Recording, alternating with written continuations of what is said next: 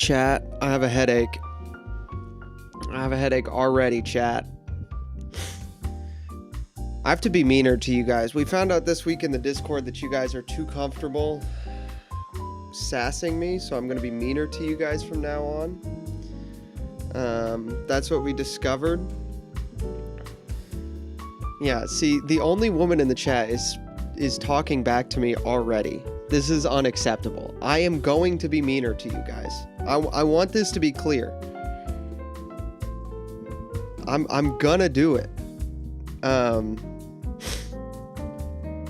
Legated Rusty said, "Do it, nerd." All right. Well, bro's a Cowboys fan and a Ferrari fan. Hasn't won anything since the '90s.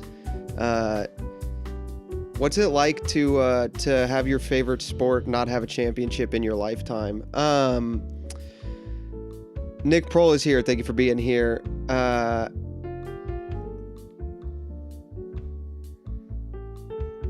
The chatbot probably censors if you put GAY in the chat. Just, I can't fix that. That's like a hard code for on their end. Bro, what's your football team then? You're in you live in Dallas. If your football team isn't the Cowboys, then you're also a traitor. You know, traitors before enemies. So either you're a weak-willed traitor or you suck. Pick one. Happy says, "Oof, Mysterion is here. Can't believe he lied to us like this." Yeah, I was a couple minutes late, boys. All right, I had to go put a caffeine and B12 patch on my arm right here, so that I could deal with you guys all night. Oh, you're not in Dallas? I thought you were in the DFW area. Anyway. Oh, you're in Austin. You're in Austin. That's worse. You live in Austin. All right. I win. You live in Austin. I win this argument. What are you talking about, dude? We're talking about the Fruit of the Loom logo in chat. Patrick Graham is here. Rivka is here. Le Monke is here. HG Moss is here. Nick Prohl is here. Was I watching the same countdown you were? Yes, but the idea of the countdown is to let people file in so that we can... That's why I'm still killing time, is for people to file in. You know, you want the first couple minutes of the stream to just be filing in. And also I have to turn my brain on, so... Xtex is here. Legate is here, Raymond is here, and John Knightington is here. We got a full night tonight, chat. We got a lot of stuff to get through tonight. We will try to get through as much of it as possible. However, I'm going to be honest with y'all. We are going to not prioritize Epstein.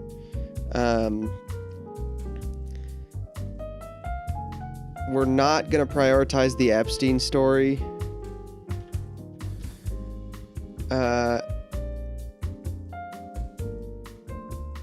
Waiting for Godot vibes. I don't know what Godot is.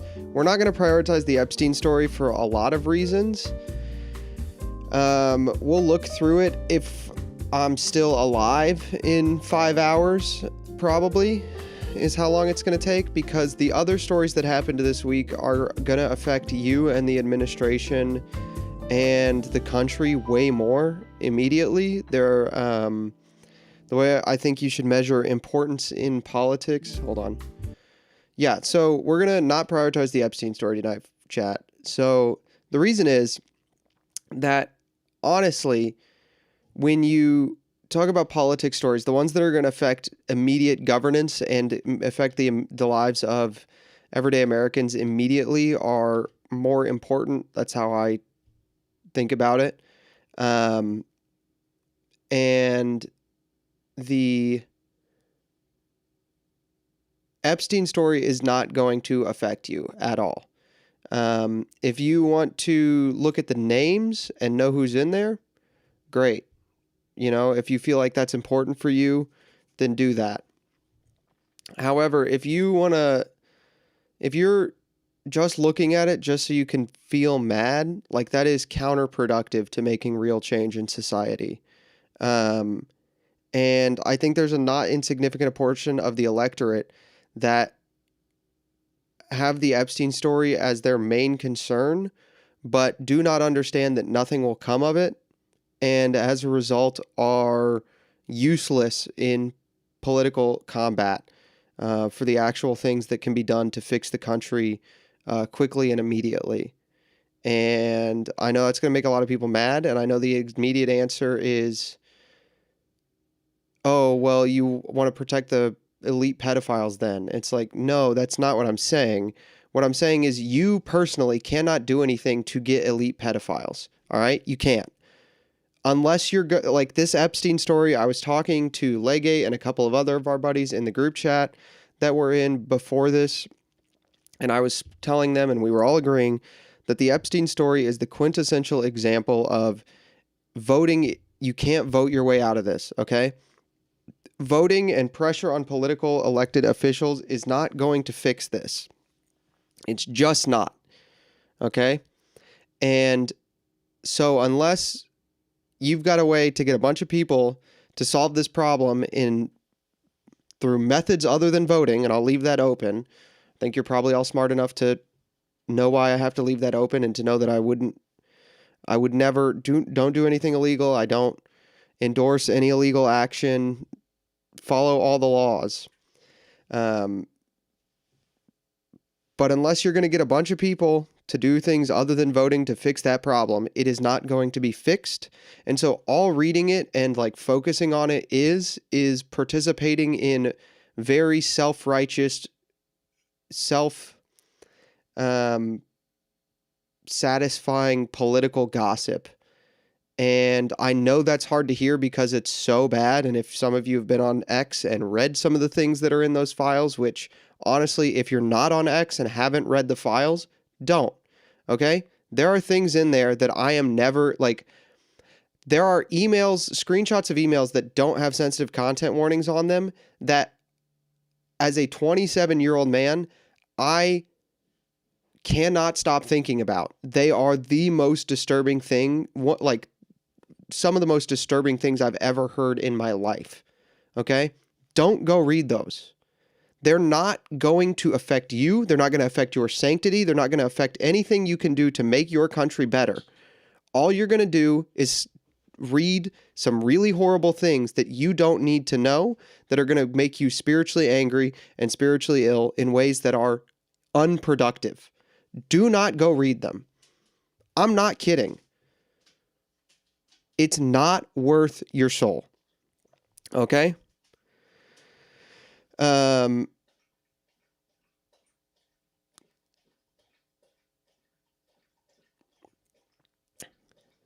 Did you eat your vegetables today? I never eat vegetables.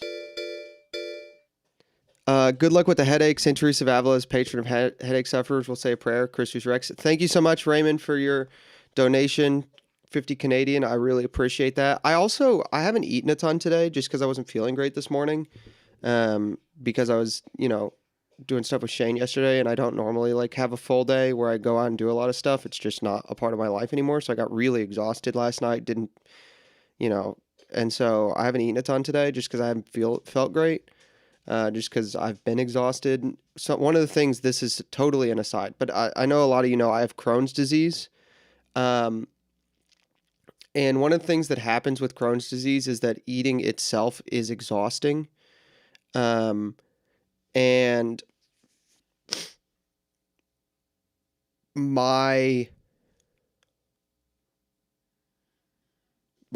when I'm already exhausted, eating is a really hard thing to do, just to get the mental and physical energy up to eat.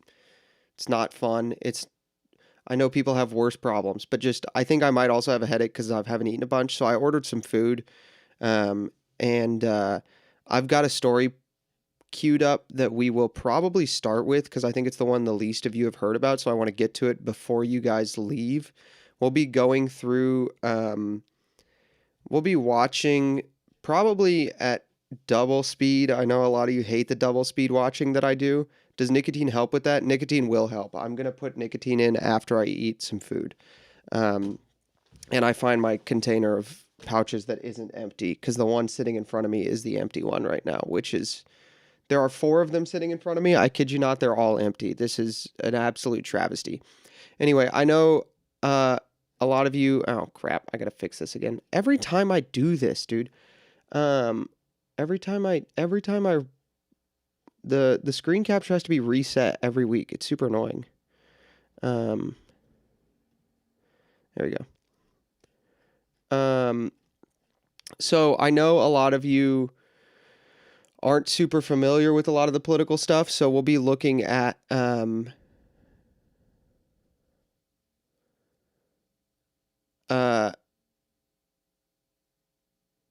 we'll be watching, or I know you're familiar with political stuff, but you don't see some of the more niche things. So we'll be watching this at double speed, even though I know a lot of you don't like double speed, just so we can get through it. Because as you can see, it is nearly 3 hours of footage. It's a hearing. Marco Rubio sat in front of the, what Senate committee was this? This is some Senate committee.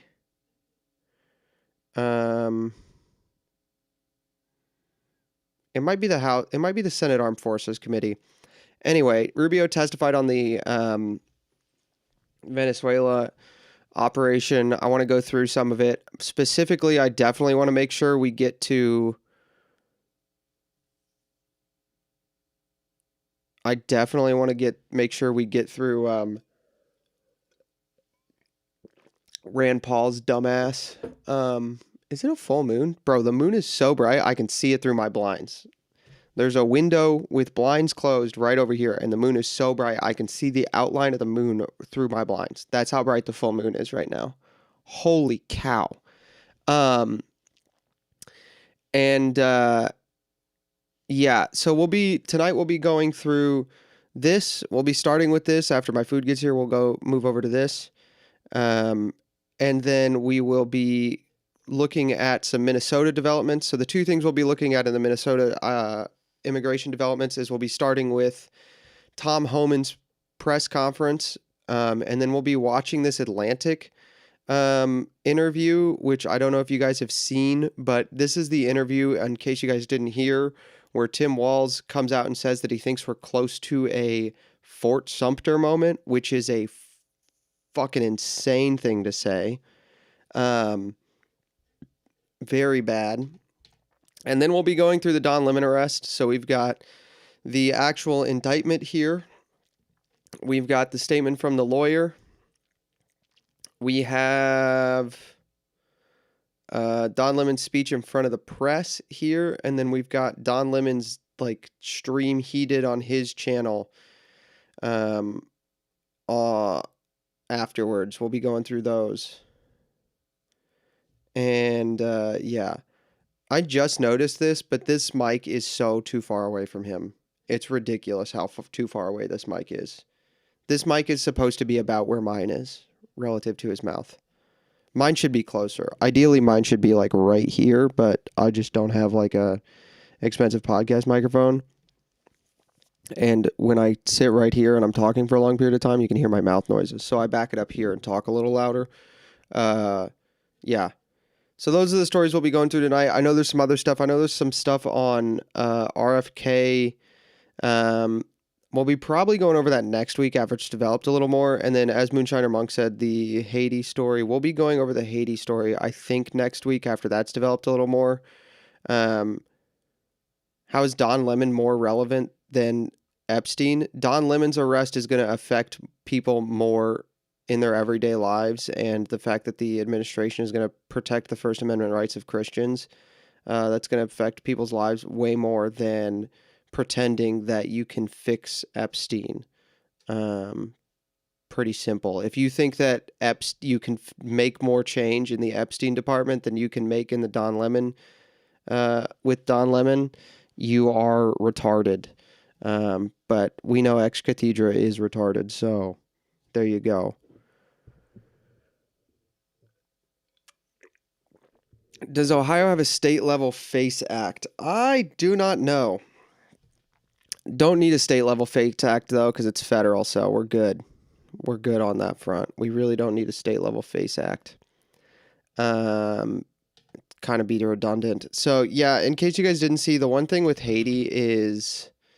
let me pull up Oren's tweet. so I can show you guys this. Yeah, here we go. This clip from End Wokeness. This is real, by the way. This looks so stupid. Like, it's so shocking. Well, if the federal judges won't enforce the FACE Act, the federal judges cannot. So this is a misconception with how the justice system works. Judges do not do enforcement. Okay? Don Lemon, we'll get to this, but Don Lemon wasn't indicted by a judge or by the he was indicted by the Justice Department, but he was indicted by the Justice Department via a grand jury. So 24 people, 24 citizens. He was indicted by a grand jury of his peers who said that there was probable cause to arrest him for FACE Act violations.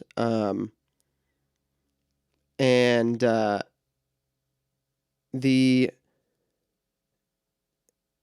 judges can't just decide not to enforce it, right? They can let him out on bail or let him out with no bail on recognizance. They can do all that, but he's still going to get a trial, and it's still going to be a jury trial. So the judge isn't going to get to decide anything, right? And if a judge starts to overstep, then the Justice Department will just get a change of venue at the Supreme Court, and then they'll get a judge who will sit on it fairly. And if a judge sits on it fairly, it's a slam dunk case. He said on video that he used the phrase we in the operation multiple times on video. The operation was designed to disrupt the practice of religion on political grounds. It's a slam dunk violation of First Amendment rights. He violated First Amendment right to worship. Slam dunk, crazy easy case. Couldn't be more obvious, frankly. So the federal judges really can't stop it. They're trying to. They're signaling that they're on his side, but frankly, it's too obvious. If he gets off for it, it's jury nullification. And if he gets off, it'll be jury nullification, and the Justice Department will appeal and win. Because you can appeal it all the way to the Supreme Court, and there's a majority on the Supreme Court right now that is going to look at that and say it's clearly a violation of the FACE Act. It could happen really, really slowly. I know that's frustrating, and I'm frustrated with how slowly it's happening, but the idea that he would even be able, ever have a chance to get off, is crazy. He's not getting off. It's not possible. He's going to prison for this. Granted, a judge has a lot of say over sentencing, so it's possible he gets the minimum. But I mean, he's going to prison for multiple years. It's just there's no way around this for him. Yeah. Judges also don't want their cases to be overturned by a higher court. Bro, what? That's crazy. Judges also don't want their cases to be overturned by a higher court. Only ideologues care. Hence, it's usually only a few judges being very ideologically speed bumps. Yeah. Judges are also career animals, they're crazy obsessed with their career and getting what they like them and looking good. And so as much as they might want to protect Don Lemon, they're more concerned with the fact that they'll never get federally promoted by any president if they get constantly overturned and embarrassed. Because here's the thing, the Supreme Court makeup isn't probably changing for another 5 to 6 years.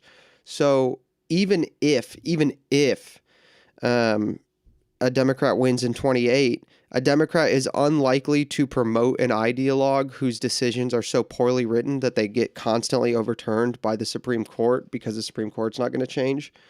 So they're just not going to stand in the way on blatantly ideological grounds. That's why it's always the same judges, right? The one who refused to grant the indictment against Don Lemon is the same one who was signing stuff for J6 protesters.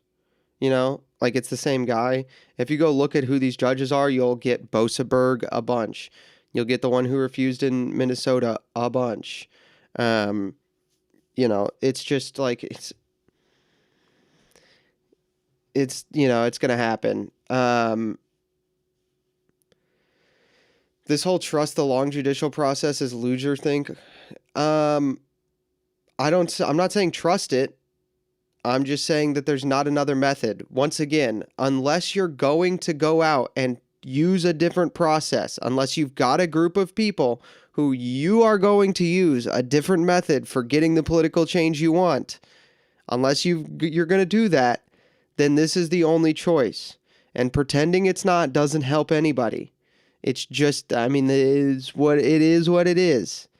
Unless you've got another way to fix it, this is what we got, so we got to operate in these rules. You play to win in these rules. You can't, I mean, I don't want to play in the rules. I think the rules are dumb. I think we should probably just say, no, we're putting him in prison. Come and get him out.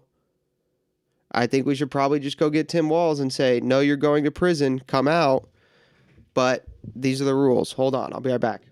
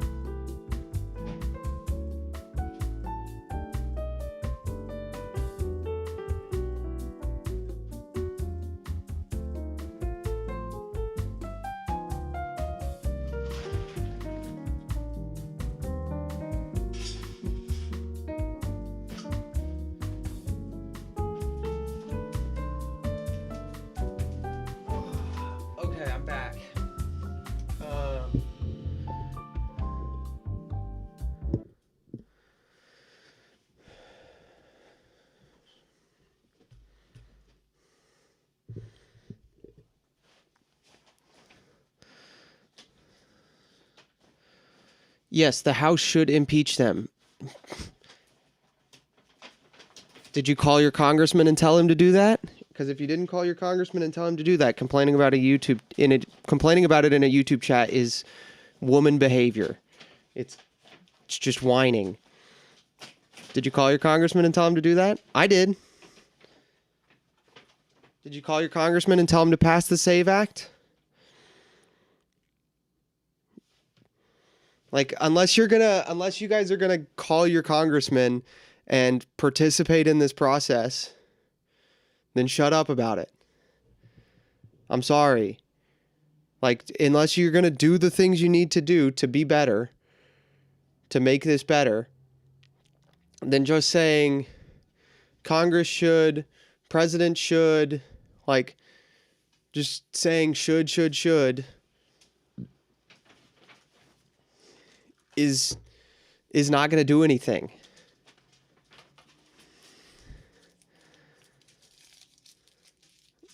I don't think you should harass the aides, because then the aides are more less likely to present your concern to the congressman in a way that is going to help you.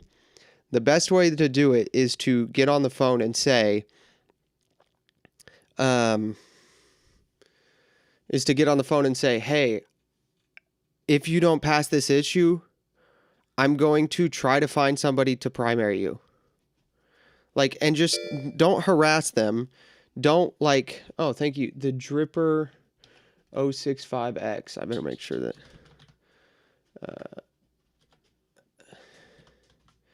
Unless you're don't harass them, but make it clear that you're use phrasing and speak in a way that makes it very clear that you are, for some reason, is Twitch not working? Can somebody check if Twitch is just not working on my end or overall? Make it very clear that you're trying to be polite and kind to the aide, but that you're very angry,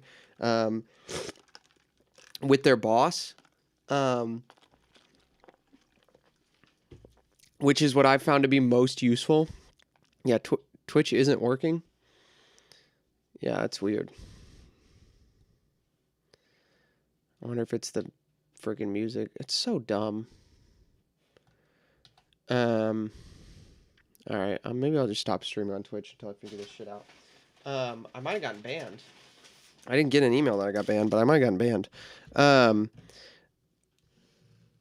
If you're going to it's like how you know how you talk to a customer service representative at a company you're really angry with, where you're like,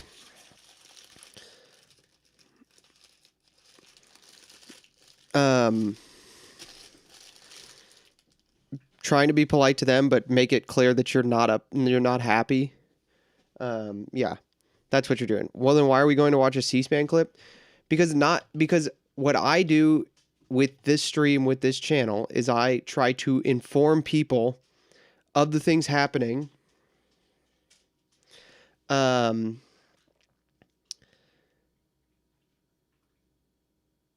that they're not aware of, or of the angles and things happening behind the scenes that they're not aware of. And I would bet you that of the 200 to 300 people that will watch this stream tonight, which is normally what we get between 200 and 300 unique viewers a night. Bro, this is an itch. I'm just itching. Get over yourself. Wah, wah, wah, wah, wah, wah, wah, wah. I don't want to do anything to change everything, so I'm gonna whine. Yeah, I see the chat, Rivka, but I can't see the video, so what we do, and I bet between the 200 to 300 people who will watch the stream tonight, because I get 200, 300 unique viewers on a stream, I bet 75% of them haven't even seen a clip from this Rubio hearing. And I bet of the 25 that have seen a clip of it, most of them haven't seen extended portions of it beyond a single question or two. And it helps to make people informed. You should be informed about what's going on and then act on it. Which is why I tell people to call their congressman. I tell them to do it all the time. And am I a VP in Chevron? Dude, if you're going to take that, like, oh, I can't change anything, then just like, who cares? Okay. Yeah. Then shut up about it. Then stop whining. Like, actually, you're being a little bitch. You're being a little bitch. Oh, I can't change anything, so I should just whine about it. Then stop paying attention to politics. Go play your video games. Go focus on your own salvation. Go focus on your soul. If that's your view on politics, then disengage with politics. Because you're useless. You're worse than useless. You're a negative asset to the conservative and reactionary movements. If your view is that they won't listen to me because I'm not a VP in Chevron, therefore I shouldn't even try, I should just whine. You're a negative asset. Shut the fuck up, leave, or reevaluate.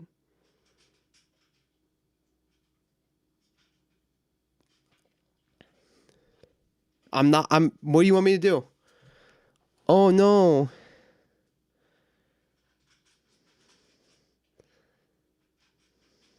Yeah, it comes to the informing you about politics stream and is upset that people are like, I'm informing people about politics and not just like burning down the house currently. Like, dude, what do you want me to do? Get on here and Fed post? Like, that's not helpful.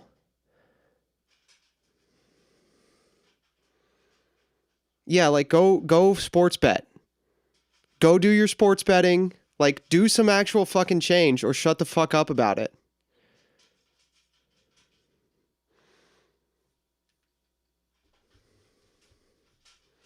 I'm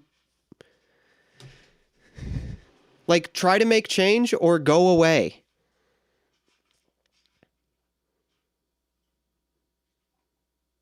Like, I unironically tell people, I don't feel bad when people aren't interested in politics. I don't try to make them interested in politics, because if somebody's not interested in politics, all them being upset about shit is going to do is make them like useless. This is the problem with like the like Evan Kilgore, like Candace Owens crowd, right? Like, I like those people, and those people are not bad people. But like, all they do is like, oh, look, let me put up some red yarn and then go, like, oh my gosh, Charlie Kirk was a time traveler who was killed by the CIA. Like, okay, you can believe that. What are you going to do about it? How's that going to make you better? How's that going to make the country better? How are you going to fix that problem? You're not? You're just going to scream into the void about it? Then shut the fuck up. No one cares.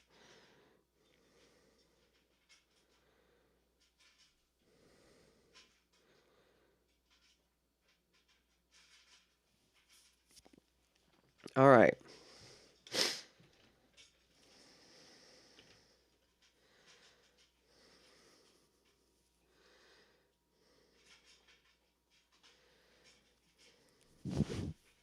Here we go. Let's watch Marco Rubio.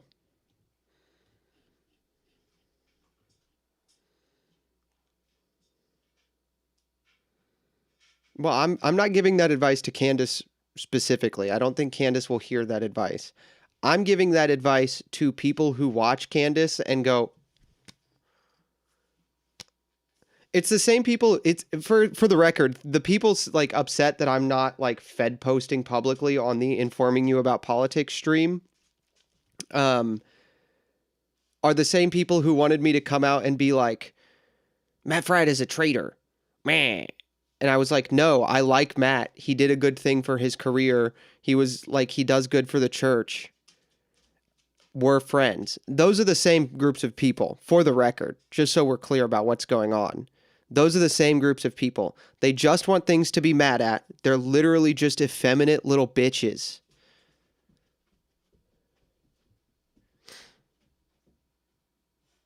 They just want things to be mad at, and they don't want like to do anything to change it.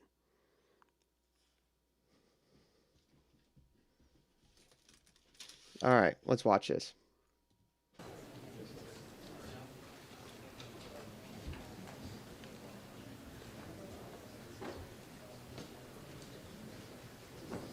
Women love gossip even if they're men. So true. Nice States Senate Foreign Relations Committee will come to order. Good morning. The Foreign Relations Committee. Dude, there's like 100 committees that all do the same shit. I wasn't going to remember the title. Good morning, everyone, and welcome, everyone. Is there a properly feminine approach to politics? No. The proper feminine approach to politics is, what does my husband tell me to do? That's the proper feminine approach to politics. As far as actually operating in the political sphere and in government, no, there's not a proper feminine approach to it. It is a uniquely masculine, it is a uniquely and exclusively masculine pursuit, and that's why there's never been a woman who's even been remotely competent at it. Every woman you think was good at politics, and I don't mean you guys or Rivka in general, I just mean every woman that everybody says was good at politics was like terrible. They were either like the worst human being or just very bad at politics. Like, if you don't believe me, go watch the like interview I did with Connor Tomlinson and watch the parts where he talks about Margaret Thatcher and how shit she was at her job. Today we have important business to do. Before I start, I will tell everyone, those of you in the audience, we're so glad to have you here. Thanks so much for coming. This is a public hearing. It is also the official business of the United States of America, and as a result of that, the committee has a zero-tolerance policy for interruptions or for attempts by anyone in the room to communicate with somebody up here or the witness. So as a result of that, if you do disrupt, you will be arrested. You'll be banned for a year. However, I'm told that we have some guests today who have completed their ban and are back with us again today. We hope you've had the time to think about your indiscretions. And bro, this sounds like, yeah, queenship. If you are like, if you have inherited the like monarchy and you're a woman, then you're the queen.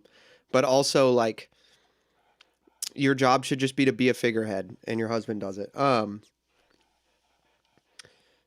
The way bro's talking about banning and unbanning people sounds like how Twitch streamers, when you ever seen one of those videos where Twitch streamers do their unbanned forums? You ever seen the videos where the Twitch streamers like read their unbanned forums and are like, oh, this guy's been banned for this long, and then he does the apology. He's like, I hope you've had time to think about what you did wrong. That's what bro sounds like right now. will behave yourself today. If you don't, as a persistent violator, you'll be banned for 3 years this time.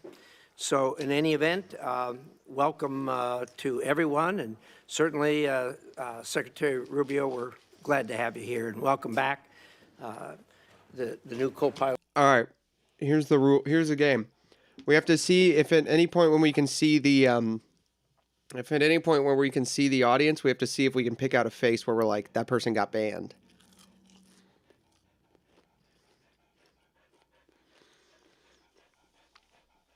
Damn, they're going to move your clip into the red zone? What red zone are you talking about? No, Levi. You just ate, you have water, you just went outside, you are fine, back off, you cannot have my dinner. What are you guys talking about, the red zone?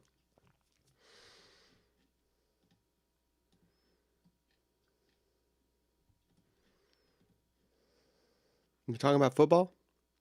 We got nuked from orbit last time we talked about football. Well, I got Pete is doing just fine in the seat you used to sit in, and I'm glad to have him. Thank you so much for being here. We were a little afraid we were going to lose you to the Miami Dolphins there for a while, but I guess that went a different direction, so it's certainly our gain. I'd like to start this hearing on the Venezuela situation by recognizing the brave men and women who participated in this operation. The intelligence gathering, planning, and execution were incredible. Only the U.S. could have pulled off this mission, and that's only because of the dedication and professionalism of each and every one of our service members. As we know, much of the work is done in secret, but I do hope these people will receive the accolades that they so rightly deserve. I also want to acknowledge the leadership of President Trump that he has shown, and also you, Secretary Rubio. It's no easy job keeping drugs and narco-terrorists off our streets and keeping Americans safe. Thank you for extraditing Nicolas Maduro and bringing him to account for his many crimes against the American people.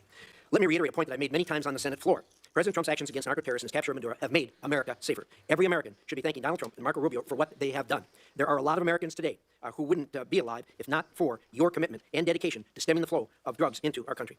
The actions in Venezuela were limited in scope, short in duration, and done to protect U.S. interests and citizens. What President Trump has done in Venezuela is the definition of the President's Article 2 constitutional authorities as Commander-in-Chief, and wholly consistent with what other presidents' efforts and what they have done and actions they have taken to protect the American people from threats in our own hemisphere. In fact, President George H.W. Bush authorized similar, but much broader and more extensive military operations to arrest and bring Panama's Manuel Noriega to the United States to stand trial for drug-related charges. In that case, President Bush deployed more than 9,000 troops into Panama for more than a month. At the time, all leaders of the Senate, including Democrats, praised that move. Unlike in Panama, President Trump authorized a much more limited military action in Venezuela, with only about 200 troops inside the country for a couple of hours, and a firefight that lasted less than 27 minutes, with no loss of life on the United States side, but significant casualties on the other side. This military action was incredibly brief, targeted, and successful. When bad guys are in the business of flying drugs into the United States, drugs that kill our children, hurt our country, violate U.S. laws, and destabilize our hemisphere, then they'll have to be held to answer for those actions, and that's what's being done now. Maduro was not recognized as a legitimate leader of Venezuela. Why is there an active door behind him? Because this is not a set.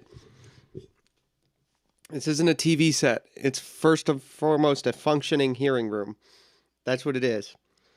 I know that we think of politics as TV, but it's not. It's not primarily a set. It's primarily a hearing room. And they need a door behind there somewhere so that the aides and the senators can get in and out easily without having to interact with the media. By President Trump, or even by President Biden, or by most of the international community. It is a service to the world that this illegitimate leader is no longer in power. Now the United States has a tremendous opportunity before us in Venezuela. Because of the complexity of this operation, there has been some confusion as to how it will be done. I've been impressed by the way you, Secretary Rubio, have explained the plan to me going forward right from the start. It is clear and it's doable.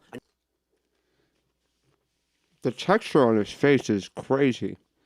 No, you will lay that out for us here today. Venezuela's natural resources have frequently been used to bolster the economy of our adversaries, especially China. Through President Trump's actions, we have effectively cut off that supply, giving the United States tremendous leverage. After our lengthy engagements in the Middle East in years past, many Americans are rightfully concerned about so-called forever wars. I know this administration is laser-focused on avoiding those experiences. With Nicolas Maduro out of power, the United States has the opportunity to better protect America by bringing stability to Venezuela. The country has a history of democracy, capitalism, and a respect for human rights. It is only during the last two dictatorships that it has lost these attributes. The Venezuelan people are not strangers to these concepts and long to have them reinstated. They have you and President Trump to thank for giving them another chance. It is all our hope that the Venezuelan people will soon be able to hold free and fair elections for their leaders. To get there, Venezuela may require U.S. and international oversight to ensure these elections are indeed free and fair, unlike their most recent elections. Secretary Rubio, thank you for being here today. I look forward to a productive discussion, and with that, I'd like to hear the distinguished ranking members' views on these matters. Senator Sheen. Thank you, Mr. Chairman. Welcome back, Secretary Rubio. Thank you for being here. I certainly agree with the chairman in terms of his comments relative to Nicolas Maduro. He was bad for Venezuela, he was bad for the region, and he was bad for the United States. I think the question we have to ask now is, was the raid to arrest him worth the cost? And I also share the chairman's admiration for the military operation that took him. What cost? What cost? What cost? What does she mean by cost? Back up. Go away. What does she mean by cost? He was free. Nobody died. We just went in and we're like, that's ours now.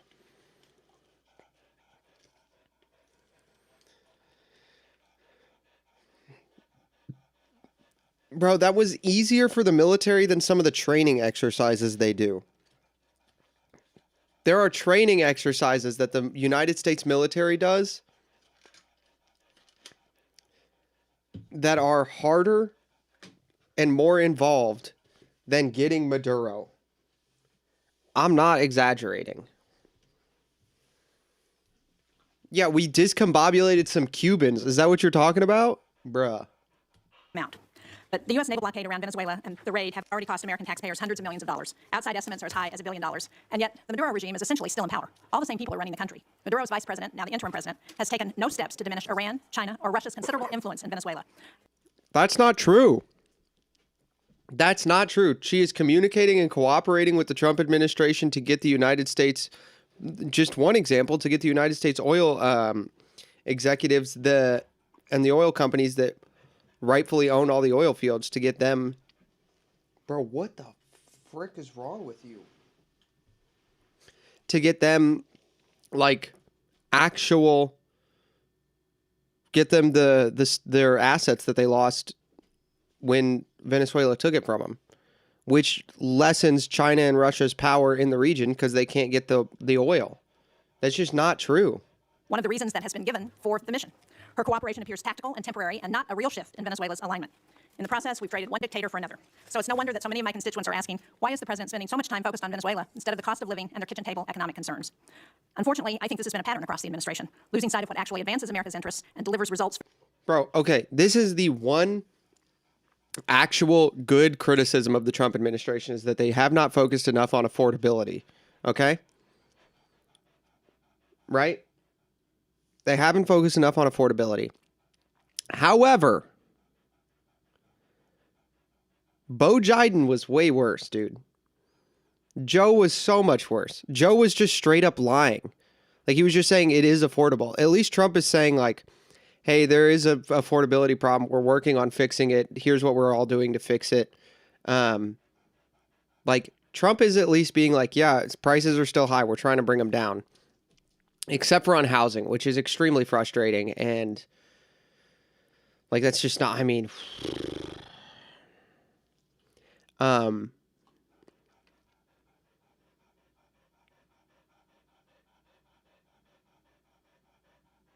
Yeah, the housing tweet was so frustrating.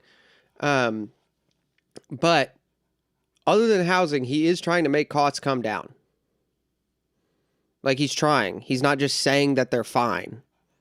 And he's also not trying to make it actively doing things to make it worse like Joe was. Like, this is just ridiculous. Trump said outright, I don't want to lower housing prices, and that is better than telling me that houses are more affordable when they aren't. Yeah, that's what I'm saying. Like, Trump is at least being honest about this, whereas the Democrats were making it worse while saying that it was fine. So will JD have the stomach to lower housing costs? Yes. And if you've never seen JD in Senate hearings, yes. JD has, yes. The people JD gets his political philosophy from are all on board with we should just disenfranchise the boomers from their wealth. Yeah. No, JD, you can come up with a lot of criticism to JD. Will JD disenfranchise the boomers so that housing prices will come down? Yeah. Yeah, he probably would. Yeah. For the American people. Take the elimination of personnel and departments that were critical to our national security, for example. These are cost-effective tools, like Voice of America, that help us advance America's interests globally. And Mr. Secretary, as you remember, you strongly supported most of these programs. Is she saying USAID is cost-effective? That's what she just said? Bro, I'm concerned because we're not wasting money on USAID anymore. Bitch, what the fuck are you saying to me? I gotta take this food bag away. Because the dog is like, he's driving me insane. He's literally underneath the chair, panting. Listen.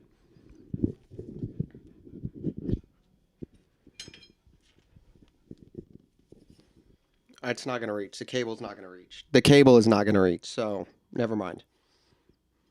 But he is underneath the chair, panting at me, trying to get some of this food. So I got to take this bag away.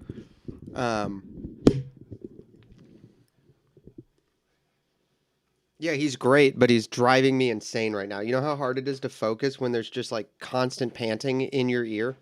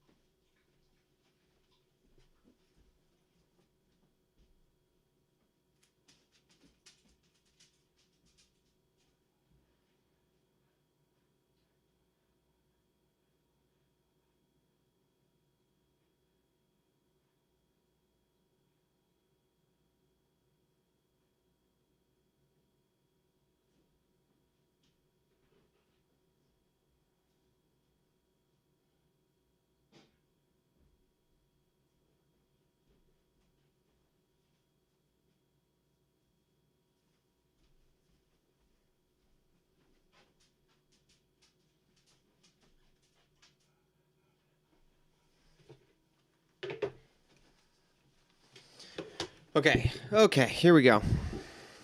Here we go. Here we go.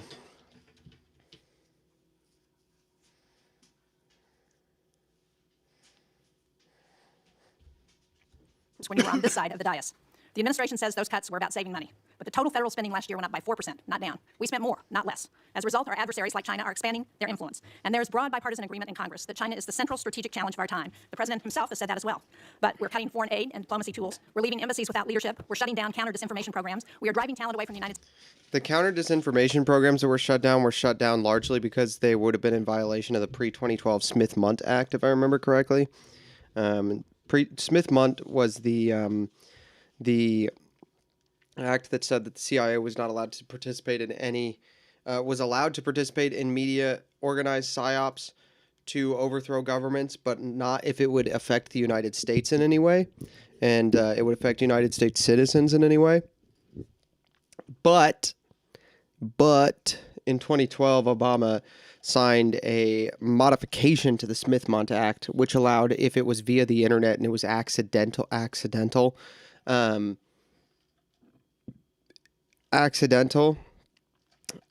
they were allowed to do it. Which meant that the United States was funding a lot of foreign journalists, which were putting out things that were not just reporting, but were rather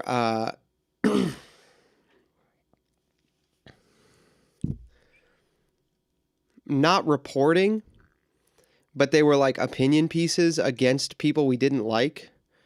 And they were just being funded by the CIA, and they were ostensibly to target the actual citizens of the country that the independent journalists or the newspapers that the CIA was funding were operating in. But in reality, because they were the internet and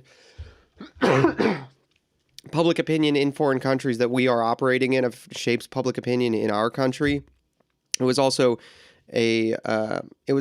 operations that were affecting public opinion in the United States in real ways.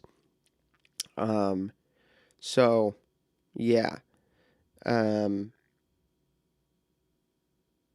All like everything. Basically, the point is what she just said is pretty much true, but it's good that we did it, not bad.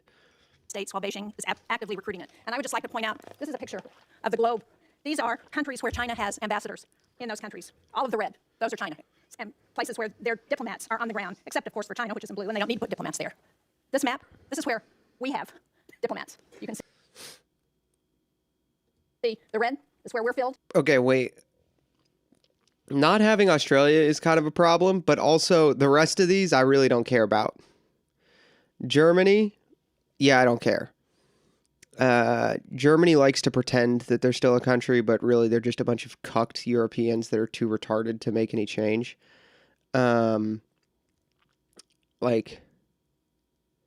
Is this Finland? I think this one's Finland. I don't remember. Finland, Sweden, Norway. I don't know which order they go in, but anyway, who cares if one of the three Norwegian area countries, who cares? I don't. Doesn't matter. And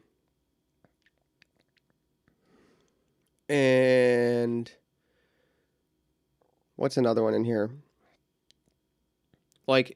Ukraine, okay, but we also are actively involved in a lot of diplomacy with them. Just because we don't have a diplomat there doesn't mean we're not involved in diplomacy with them.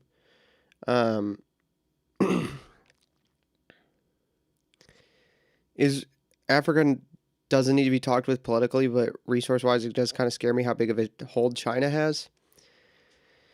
Yeah, but see, here's the thing. The things you have to do to get resources out of Africa, the American people don't have the stomach for. And I will leave that statement at that. Okay?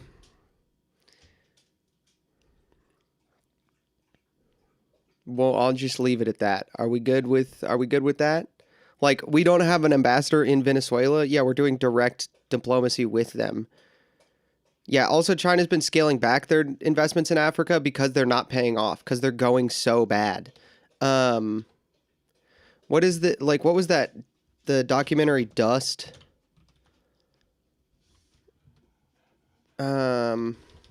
No.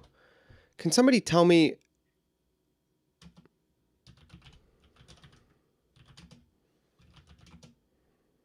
I forget what this documentary was called. Empire of Dust. Thank you. Molly Goes Blue. Thank you. I haven't seen you here before, so hello. Thank you for watching. If you have been here before, I'm sorry that I forgot you. I appreciate you watching. This is what the It's Also Tiresome GIF is from, by the way. So we'll just watch this trailer so you guys can get an idea. So this is a documentary about a Chinese company trying to build infrastructure in Africa. 政府办事的效率太厉害，我们就是跟政府谈，这都谈了，在春节左右的时候就开始谈，现在已经半年了，到现在都没有一个明确的答复。刚才说是你们受欧洲国家管理这么长时间，应该是学到了很多先进的管理经验。哪有多少时间？没有多少时间呢。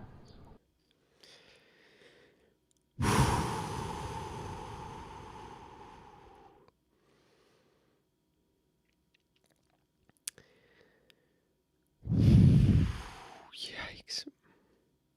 Yeah. So this guy is in charge of the project. And I think this is a translator, if I remember correctly.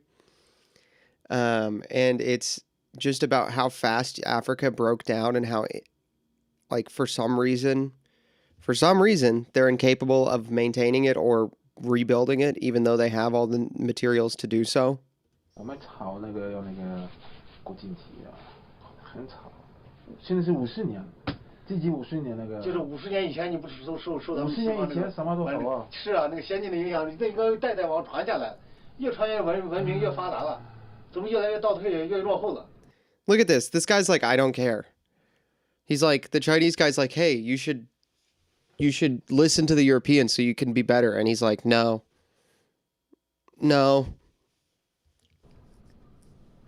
把原有留下的东西根本都没有更加的爱护保护去利用它，反而都遭到了毁灭性的重创，都成这样子的话。4 years down and 20.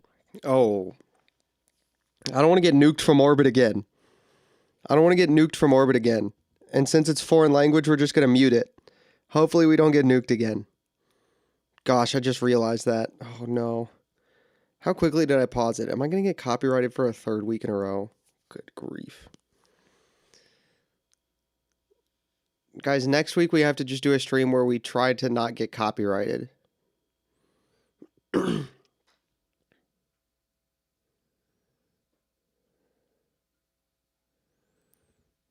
I mean, like, this movie is insane.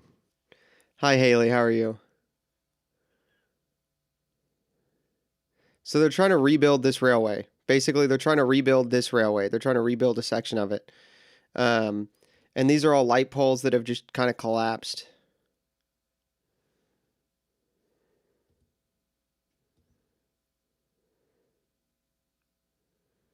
I think he's grumpy. No, I think he's grumpy. You might get the impression he's grumpy, but that's just the way he's talking. Maybe he's just grumpy all the time because you guys like are driving him insane.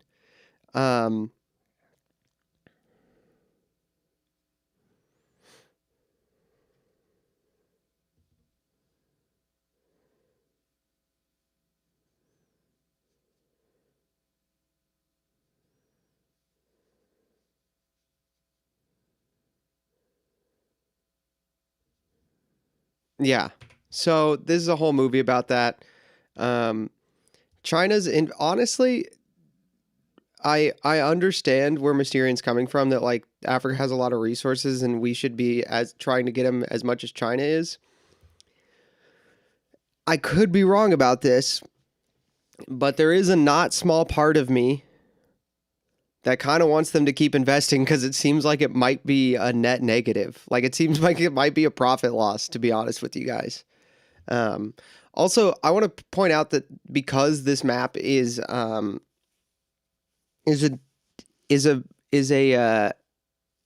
Mercator, that we don't have an ambassador in Russia, so like a third of the map is just gray. and it looks worse than it is because we don't have an ambassador here, you know? Yeah. And look at all of the white, where we do not have ambassadors on the ground. We're even giving China some of our most advanced semiconductors. And after a year of tariffs that were supposed to make us stronger, China's posted the largest trade surplus in history. And American families are paying more at a time when the prices were already... Then we need to tariff them. Do we think the same is true for South America? No, because South America was letting us do a lot of it ourselves. Hey, Catherine, how are you? I'm glad you're here. No, South America was letting just do a lot of it ourselves, specifically in Venezuela, like the example of like the oil thing. The reason that was so profitable is because they were letting American oil companies run it ourselves. And also the local workforce was more efficient than in Africa for getting a lot of the resources out. Yeah. Too high. Since the start of the tariff campaign in 2025, U.S. manufacturing employment has fallen by anywhere from 50 to 70,000 jobs, depending on whose estimates you look at. That's a trend that undercuts promises that tariffs will bring factory jobs roaring back. And instead of creating a united front against China, we're pushing our closest allies into their arms. Just look at... No, okay, here's the thing.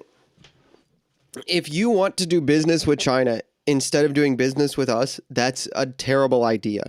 I'm going to let this go, but I think she's going to say something that can be undercut with a single sentence. Like, that can be completely refuted beyond argument with a single sentence. And I will tell you what the sentence is now. I will tell you the sentence. The sentence is, China is a net exporter, China is a net exporter, and America is a net importer. I think that single sentence will refute what she's about to say. Canada, whose business with the state of New Hampshire has been really critical. They recently cut a trade deal with China because they no longer view the United States as a reliable partner. Pushing allies away like that is not strategic competition. It is unilateral disarmament. We see the same gap between rhetoric and reality and how this... Yeah, okay, there we go. Canada teaming up with China isn't going to do anything because Canada needs to export. Canada has a lot of goods, a lot of food specifically that they need to export that they cannot do business with China in because China is not a net importer. And Canada needs to export to their main trade partner. We need food because we have more people, right? So we're a net importer because we need more goods.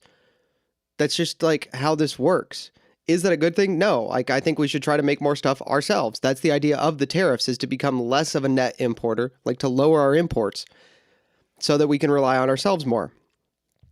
For example, I've said this on stream before, and I'm sure a lot of you know this, but for those of you who don't, yeah, Canada has a lot of iron, but China doesn't need Canada's iron, right? That's the point I'm making. But here's another example, right? All modern military and weapons platforms run on chips and computers that we need China to make. We have to import them. So we need to be tariffing Chinese computer goods, Chinese chips, you know, like this TSMC stuff. Like we need to be tariffing a lot of this to force people to manufacture it here so that if a hot conflict does pop off, we actually have the capacity already developed to support ourselves, because right now we don't.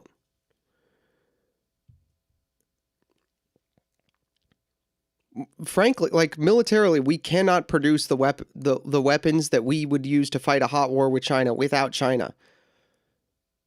And you know what's insane? You know what's crazy?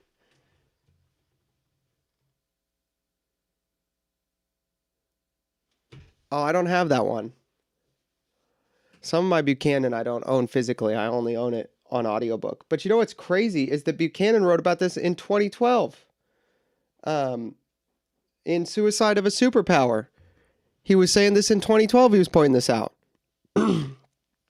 This is yeah, Canada is an economic satellite of America. One little trade deal with China is a distraction. It doesn't matter because Canada cannot get out of China what they get out of us, that they need to uphold their economy that is already in free fall. Like, who cares? Like, she's just saying words that sound scary to people who don't know what's going on. administration deals with other authoritarian regimes. At a time when Iran is violently cracking down on protests, the U.S. is coming to agreements to deport Iranians in this country back to Iran. People who will face...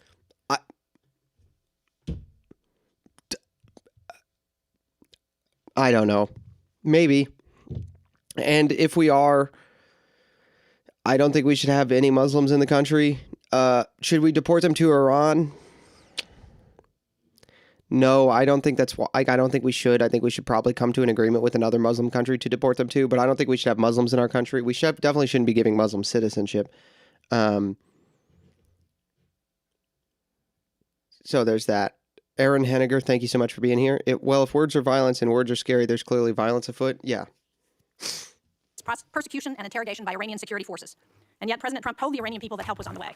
But the United States has largely stood on the sidelines as the situation has deteriorated. That's just not true. Like, we keep threatening them, and they have stopped killing protesters because Trump was just like they cleared their airspace. You know, they don't clear their airspace unless they're terrified of something coming. They were like, nobody's allowed in our airspace. No, but no country does that unless they're like, oh my gosh, we're about to die. They are terrified of us, and they stopped killing protesters. They were about to kill more, and then they didn't. It's not that they just stopped. Like, they were getting ready to kill more, and then they didn't. So this is just not true. Like, she just doesn't know what she's talking about. Americans are right in thinking that the Trump administration is tougher on our allies than on most of our adversaries. Our allies might be military allies in the sense that they would fight with us against countries like Russia, China, Venezuela, whatever, if we got invaded or if like there was a hot war. That's true. However, we don't need them to defend us. We can defend ourselves. They're literally useless. They need us more than we need them. And also, economically, they are not allies. Economically, they are adversaries. And so you can't you don't fix an economy by pretending that international economic adversaries are allies just because you have military treaties with them. IMO, the only true allies we have are the Japanese. Everyone else is a fond memory. I think the Australians are somewhat our allies. I know they do a lot of terrible things domestically in that country with a lot of their speech and gun laws. Things that I wouldn't support. Their COVID-19 restrictions were abysmal tyranny, but economically and militarily, they have actually been more helpful than a lot of people realize. So I would say it's the Australians and the Japanese.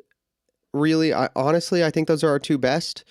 If I were to pick our actual greatest ally, which by the way, we shouldn't have a greatest ally, and at all, and Washington said as much. For as many problems as I might have with some of Washington's other philosophical and religious and theological beliefs,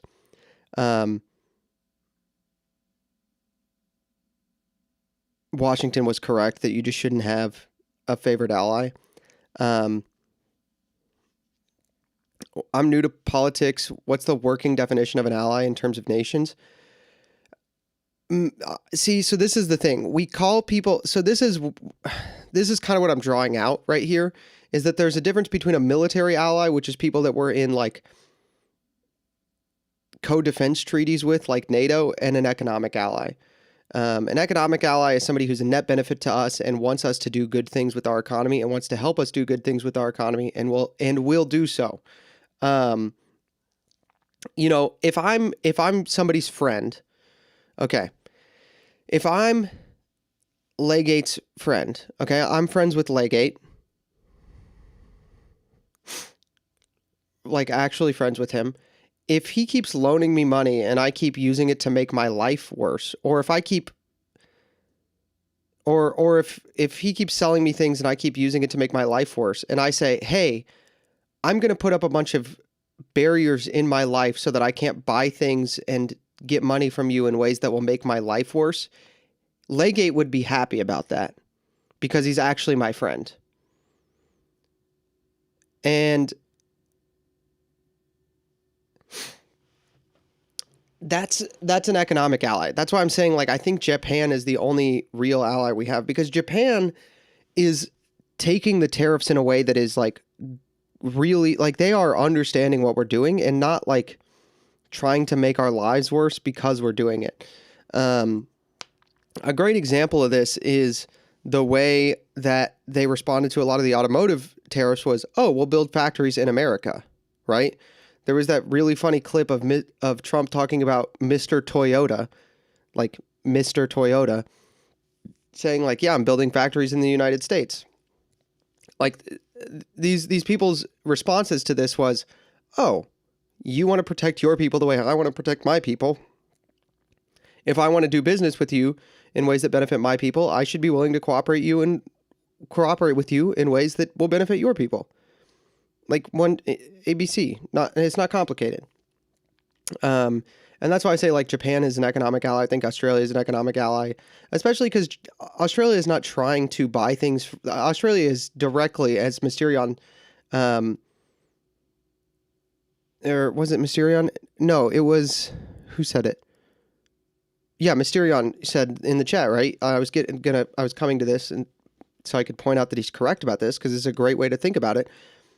Our only really staunch and really firm and really great allies are the ones who are directly dealing with Chinese encroachment, because they understand why it's dangerous. China and Japan. And hold on, I want to pull up a funny clip to show you guys because I think this clip is great. And I've been told by people from Australia that it's very real. What is that show called?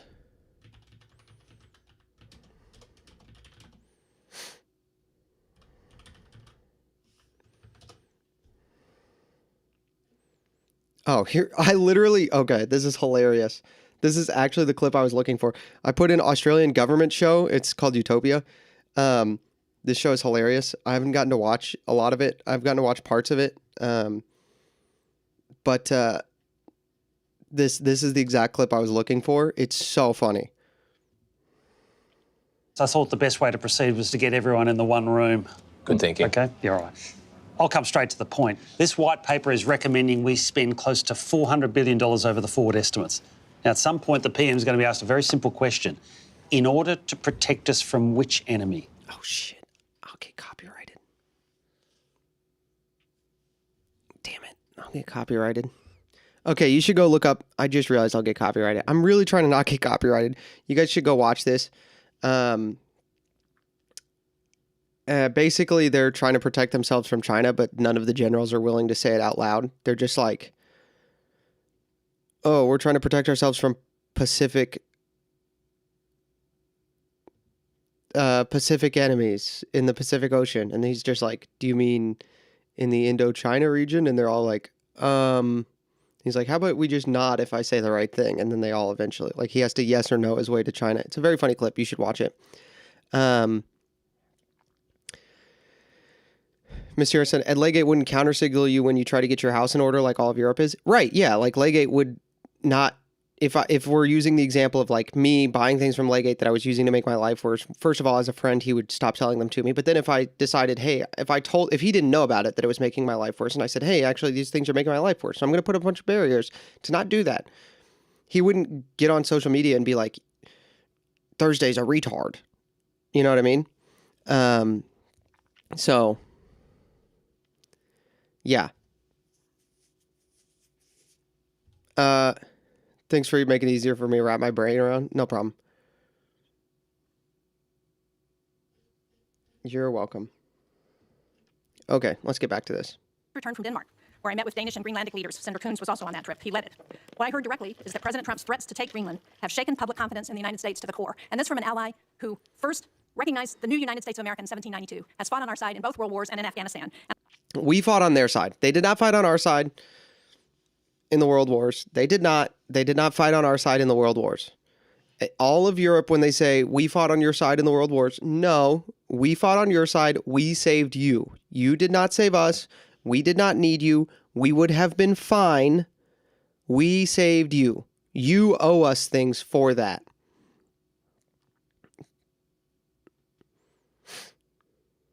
I'm sorry we got you copyright struck before. It's okay. It's not. It's all good. It's okay. It was my fault. I should have known it would have happened. I heard from one Danish-American woman whose son holds both citizenships and is approaching conscription age that she's worried that her son might one day be forced to choose between the two countries that he loves. That kind of Sorry, what did she just say to me? United States of America in 1792 has fought on our side in both world wars and in Afghanistan. And I heard from one Danish-American woman whose son holds both citizenships and is approaching conscription age that she's worried that her son might one day be forced to choose between the two countries that he loves. Then he should go back. If the decision is not I would fight for America, then leave.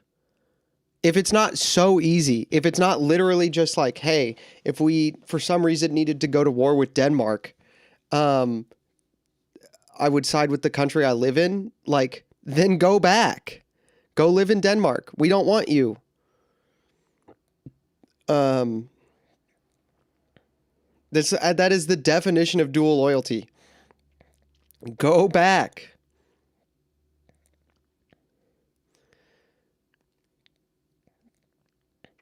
Yeah, first of all, it's not going to happen. That's terminal TDS. That is uncurable Trump derangement syndrome. But yeah, dual citizenship is inherently anti-American. It should be outlawed. You should not be allowed to hold American citizenship if you hold foreign citizenship. That kind of fear would have been unthinkable 2 years ago, or 10 years ago, or 50 years ago. There is no strategic objective in Greenland that cannot be achieved through cooperation. The only thing these threats have accomplished is weakening trust in the United States. That trust is the foundation of our alliances. And at a moment when Russia is waging the largest land war in Europe since World War II, we should be strengthening Allied unities. Instead, we're undermining it. European allies are worried about open conflict with the United States. The only land war in Europe since World War II. Canadian trading partners are turning toward China. I could be wrong about that, actually. I'm talking out my ass. I don't know. Like, tell me I'm wrong if I am. The U.S. And the constant threat of new tariffs raising prices and making it impossible for businesses to invest is ever present. So, from Venezuela to Europe, the United States is... If you're investing in a foreign country, you're disenfranchising Americans. I don't care if it's going to make it harder for you. Sorry. Not sorry. Spending more. Oh, the Balkans. Right. My bad. Risking more and achieving less. That does not project strength. It hands our adversaries exactly what they want. Thank you, Mr. Chairman. Thank you, Senator Shaheen. We're now going to hear from Secretary Rubio. After that, we'll do a round of 5-minute questions. And so with that, Secretary Rubio, welcome back to the committee. We'll hear what you have to say. Thank you. I appreciate it. And I'll be brief in my opening statement so we can leave more time for questions. I've submitted a written statement, but I'm not going to use it. I'm just going to talk to you guys for a few minutes. And All right, here we go. Suspend. You know the drill. Off to jail. That's a war crime. That's a 1-year ban from the committee. Anyone who is a persistent violator will be banned for 3 years. So don't know. You know the drill. Off to jail. Okay, I know nothing about this senator's voting record, but that is so funny. That's so funny. He knows he's in front of the largest television audience he's going to be in front of for years. And he's just like, you know the drill, off to jail. I love that guy. That's so funny. I know nothing about his voting record. This is not a blanket endorsement of him, but that is hilarious. That's so funny. The guy falls in that category, looks like it. I hope after 3 years you'll find a more productive means of employment. Secretary Rubio, we have 2 hearings a week. You know, you seem to have a more robust following than most of our witnesses that come before us. But Senator Risch. Okay. All right, chat. Let's Senator Risch. What voting report card? Rubio was trying not to laugh after off to jail. He so was. That's so funny. Vote smart. See James. Oh, here's a good one. Let's look at this. Okay. Why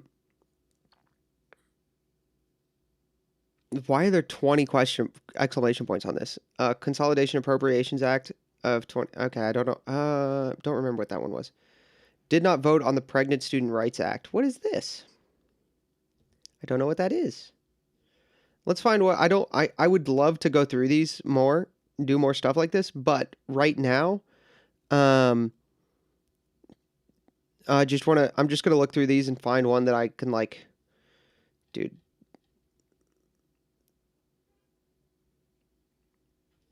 Well, he's voting right on the nominations. There's that, right?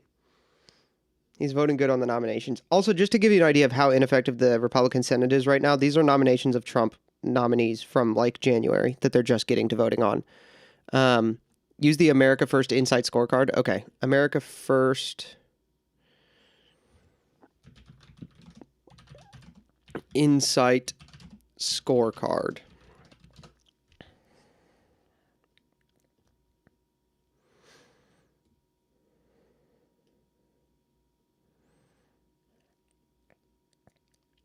I don't see him. Where is he?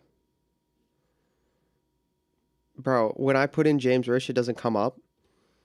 All right, that's dumb. Let's just sort it by backwards alphabetical order. Q, R, so we should be getting to the R's. Nope. Did I miss it? I did. No, I didn't.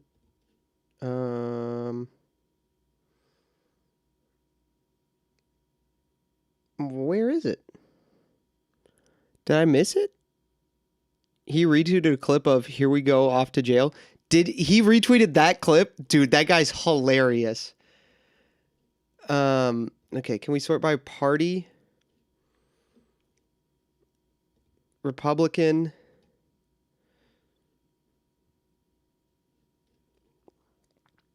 Victoria Sparks used to be my senator. She's in Indiana.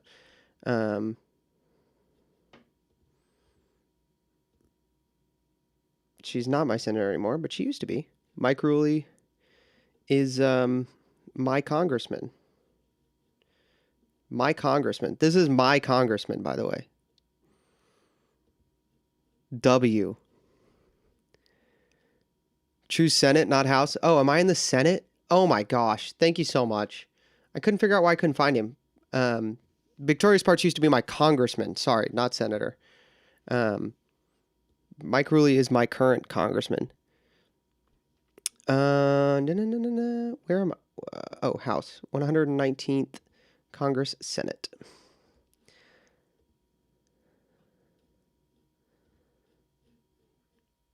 Todd Young used to be my senator. That's who used to be my senator. A++.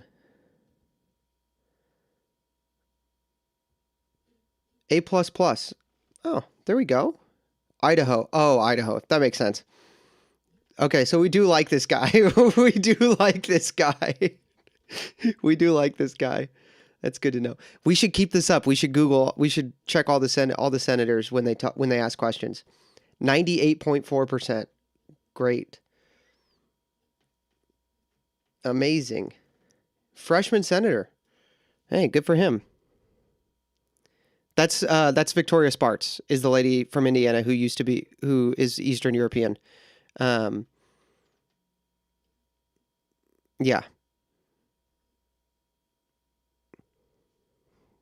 Serves Indiana in Congress. Yes, that's Victoria Sparks. What's this site again? AmericaFirstInsight.com. Okay. Let's just go back. Oh, previously he was... Okay. Let's just keep this up and we'll just check the scorecard on everybody. She's funny. I do like her. Also, the fact that she has an S on America First means that she definitionally is the quintessential example of not having dual loyalties and being foreign. I do like her. She's very funny. As much as I don't want women in Congress, she is funny. Oh gosh, there are some clips I used to see of her that I was just like, that's hilarious. That's so funny to me. Anyway, There'll be a couple more, so I'm thank you for stopping the clock, but I appreciate it. So, and I know there's a lot of other topics you're going to ask me about, so we can talk about those, including the ones that Senator Shaheen just outlined. But let me just talk about Venezuela in particular. Please. I think we can talk, if you want, I'm sure your questions will be about what happened before and led up to in the operation. I want to focus my comments this morning on what happens now moving forward, because you're going to ask about going back. And let me just say this, what is our goal going in? We had in our hemisphere a regime operated by an indicted narco-trafficker that became a base of operation for virtually every competitor, adversary, and enemy in the world. It was, for Iran, the primary spot of operation in the Western Hemisphere was Venezuela. For Russia, their primary base of operation in the Western Hemisphere, along Cuba and Nicaragua, was Venezuela. In the case of China, China was... Benedict323, thank you so much for becoming a member. I really appreciate it. All of my reps are super F. Bro, we'll get through that later. Tell me what your state you're in, and we're going to try to get through this. We're going to try to get through as much of this as possible. This is the oil of the people of Venezuela, and it was being given to the Chinese as barter at a $20 discount per barrel in some cases. And so you had basically three of our primary opponents in the world operating from our hemisphere from that spot. It was also a place where you had a narco-trafficking regime that openly cooperated with the FARC and the ELN and other drug trafficking organizations using their national territory. It was an enormous strategic risk for the United States, not halfway around the world, not in another continent, but in the hemisphere in which we all live. And it was having dramatic impacts on us, but also on Colombia and on the Caribbean basin and all sorts of other places. It was an untenable situation, and it had to be addressed. And it was addressed. And now the question becomes what happens moving forward. As I've described to you in previous settings and individual conversations, we had three objectives here. The final, I'll work it backwards, because the end state here is we want to reach a phase of transition where we are left with a friendly, stable, prosperous Venezuela, and democratic, in which all elements of society are represented in free and fair elections. By the way, you can have elections. You can have elections all day. day. But if the opposition has no access to the media, if Hey, Mar, opposition thank you for candidates being are here. routinely dismissed and unable to be on the ballot because the government, those aren't free and fair elections. That's the end state that we want: free, fair, prosperous, and friendly Venezuela. We're not going to get there in 3 weeks. It's going to take some time. And so objective number one was stability. In the aftermath of the removal of Maduro, the concern was what happens in Venezuela. Is there civil war? Do the different factions start going at each other? Are a million people crossing the border into Colombia? All of that has been avoided. And one of the primary ways that it has been avoided is the ability to establish direct, honest, respectful, but very direct and honest conversations with the people who today control the elements of that nation, meaning the law enforcement, the government apparatus, etc. And one of the tools that's available to us is the fact that we have sanctions on oil. There's oil that is sanctioned that cannot move from Venezuela because of our quarantine. And so what we did is we entered into an arrangement with them. And the arrangement is this: on the oil that is sanctioned in quarantine, we will allow you to move it to market. We will allow you to move it to market at market prices, not at the discount China was getting. In return, the funds from that will be deposited into an account that we will have oversight over. And you will spend that money for the benefit of the Venezuelan people. Why was that important? Venezuela was running out of storage capacity. Okay? They were producing oil, they were drilling, they had nowhere to put it. They had nowhere to move it, and they were facing a fiscal crunch. They needed money in the immediacy to fund the police officer, the sanitation workers, the daily operations of government. And so we've been able to create a short-term mechanism. This is not going to be the permanent mechanism, but this is a short-term mechanism in which the needs of the Venezuelan people can be met through a process that we've created, where they will submit every month a budget of this is what we need funded. We will provide for them at the front end what that money cannot be used for, and they've been very cooperative in this regard. In fact, they have.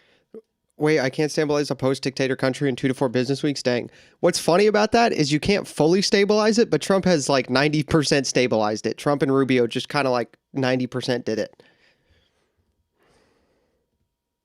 Pledged to use a substantial amount of those funds to purchase medicine and equipment directly from the United States. As in fact, one of the things they need is diluent, or dilute, depending how you want to pronounce it. And that basically is the light crude that you need to mix with their heavy crude in order for the oil to be able to be mixed and moved. They used to get 100% of that from Russia. They are now getting 100% of that from the United States. So we're using that short-term mechanism both to stabilize the country, but also to make sure that the oil proceeds that are currently being generated through the licenses we'll now begin to issue on the sanctioned oil goes to the benefit of the Venezuelan people, not to fund the system that existed in the past. The second is a period of recovery, and that is the phase in which you want to see a normalized oil industry. Again, look, we've got plenty of oil. There's plenty of oil all over the world. Canada produces heavy crude, so it's not like Venezuela's oil is unique in that regard, despite the fact they have the largest known reserves in the world. It's not irreplaceable. But we understand that that is the lifeline. They're natural resources that are going to allow Venezuela to be stable and prosperous moving forward. And so we created what we hope to do is transition to a mechanism that allows that to be sold in a normal way, a normal oil industry, not one dominated by cronies, not one dominated by graft and corruption. To that end, the authorities there deserve some credit. They have passed a new hydrocarbon law that basically eradicates many of the Chavez-era restrictions on private investment in the oil industry. It probably doesn't go far enough to attract sufficient investment, but it's a big step from where they were 3 weeks ago. So that's a major change. We can address some of the other components. 3 weeks ago. There you go, Aaron. I knew that was coming. I should have just let it cook. But yeah, no, 3 weeks ago. In 3 weeks, they passed laws that will make foreign investment in their oil industry easier so that they can actually have a working, functioning oil industry.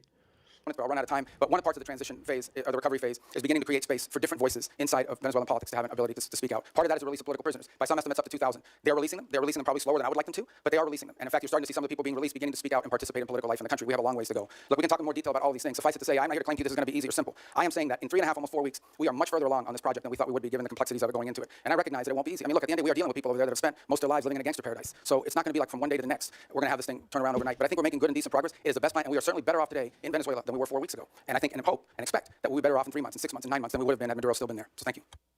Well, thank you, Secretary Rubio. We'll now do a round of questions, 5 minutes each. I'd like to start. Hi, Will. Thank you for being I here. understand we're not in a classified setting, but I think a lot of people had no understanding of the groundwork that was done before the actual action took place. I was incredibly impressed with what you told me about how you, the president, negotiated with parties there on the ground, particularly the parties who were going to be in charge after Maduro was removed. And I wonder if you could talk about that for a minute, understanding that we aren't in a classified setting. And I'd like to, if you could, say a few things about Well, one of the things I've come to maybe more fully appreciate than I didn't when I was here in the Senate was the number of contingencies that the Department of War plans for all over the world. The overwhelming vast majority of them will never come to fruition, but there's all kinds of contingencies that are planned for. And one contingency that had to be planned for is the fact that sitting in Venezuela with a $50 million reward on his head was an indicted narco-trafficker. In fact, I believe it's the largest reward we've ever issued for anybody. I remind everybody the Biden administration had a $25 million reward on an indicted narco-trafficker, the same person. And so, multiple administrations from both parties have wanted this man arrested. And one of the options the president had before him was the opportunity, if things didn't work out, to go in and remove this individual because he was wanted in a law enforcement operation. Now, obviously, a law enforcement operation against the de facto head of a regime is not as simple as going after some fugitive hiding in a closet somewhere. Bro is just describing Sicario. He's just like, yeah, we did a Sicario. It required planning and it required eliminating anything that was a threat to the forces that were going in to extract them. I want to be clear, and I'll share with you what I've shared publicly. We made multiple attempts to get Maduro to leave voluntarily and to avoid all of this because we understood that he was an impediment to progress. You couldn't make a deal with this guy. Okay? This guy's made multiple deals. He's broken every one of them. As a point of example, he made a deal with the Biden administration, and here was the deal that he made. It was a bad deal. We knew he wouldn't keep it. He made the following deal. Pardon my nephews, his nephews, who were convicted narco-traffickers, convicted already and serving time in jail. Pardon them. Pardon and release Alex Saab, who was his money man, his bag man, primarily in charge of the portfolio with Iran. Release these people. He, in turn, agreed to release some political prisoners, which he did. Many of them were subsequently exiled or rearrested. And then he would hold free and fair elections, which he did not. In fact, he basically disqualified Maria Corina Machado and any other candidate. And Edmundo Gonzalez ends up being the nominee for the opposition party simply because they forgot to ban him. And they forgot to put him on the ban list. And then despite that, he loses an election that everyone around the world recognizes as an illegitimate election. So he's made previous deals. In fact, he's broken so many deals, not even the Vatican has been willing to interact with Maduro in the past because he's broken so many of these deals. He's just simply not a guy you can make a deal with. He had no intent of keeping him. That's crazy. That's actually crazy. That's crazy. Hey, the people who are the all about forgiveness, they're just like, dude, come on. We can't trust you. We can't trust you. You got to stop. The people all about forgiveness. The country who's like the most forgiving and also is the seat of the most, like the religion of the majority of the Venezuelan people. That country was just like, you got to chill. What he wanted to do was... Oh, screen froze. Oh, screen froze. Oh, it froze. It froze.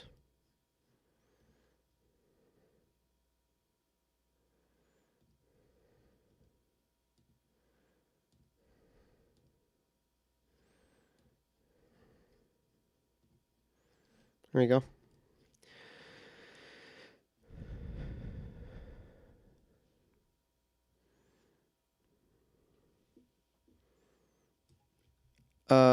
Tactical. I'm sympathetic to that. We talked about it at the beginning of the stream.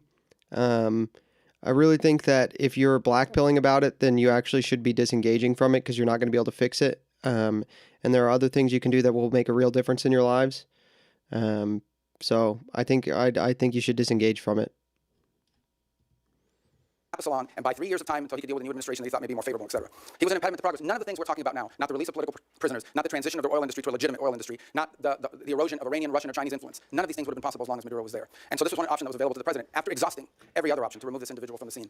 Again, I'm not here to tell you these are all going to be roses along the way and it's all going to go perfectly. But for the first time in 20 years, we are having serious counter-narcotic talks with Venezuelan authorities about going after narcotics organizations. For the first time in 20 years, we're having serious conversations about eroding and eliminating the Iranian presence, the Chinese influence, the Russian presence as well. In fact, I would tell you that there are many elements there in Venezuela that welcome a return to establishing relations to the United States on multiple fronts. We are at the end talking about a Western country that has a long history of cooperation and work with the United States. At one time, Venezuela, pre-Chavez, was a very strong U.S. ally. And we hope to get back to that point. We're not there. This thing still is in its infancy. But I certainly think a lot of progress has been made in that regard.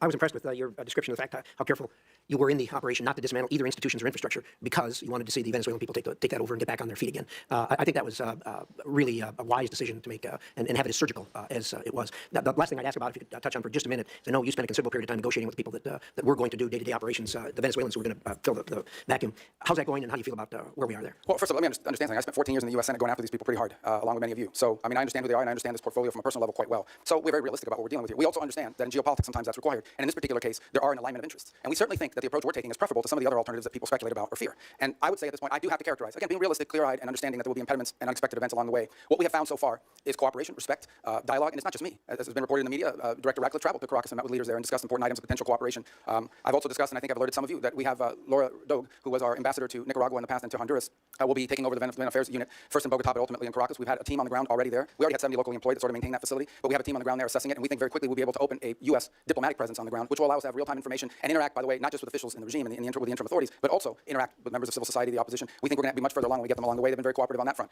Obviously, there's some hard asks along the way. We'll see what the response is to those. But whether it's General Kane with his counterpart, or Director Ratcliffe, or myself with Delcy Rodriguez, we've established what I think so far has been a very respectful and productive line of communication as we go through this stabilization phase and towards the recovery phase. But there's a lot of work to be done here, and we ultimately are going to judge actions, not words, and that's what we're hoping to work towards. Well done, Senator Sheen. Thank you. I'm pleased that we are looking at a... Okay, Shaheen.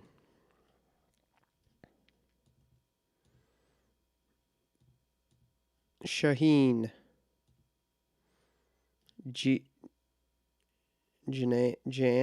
Super F. Super F.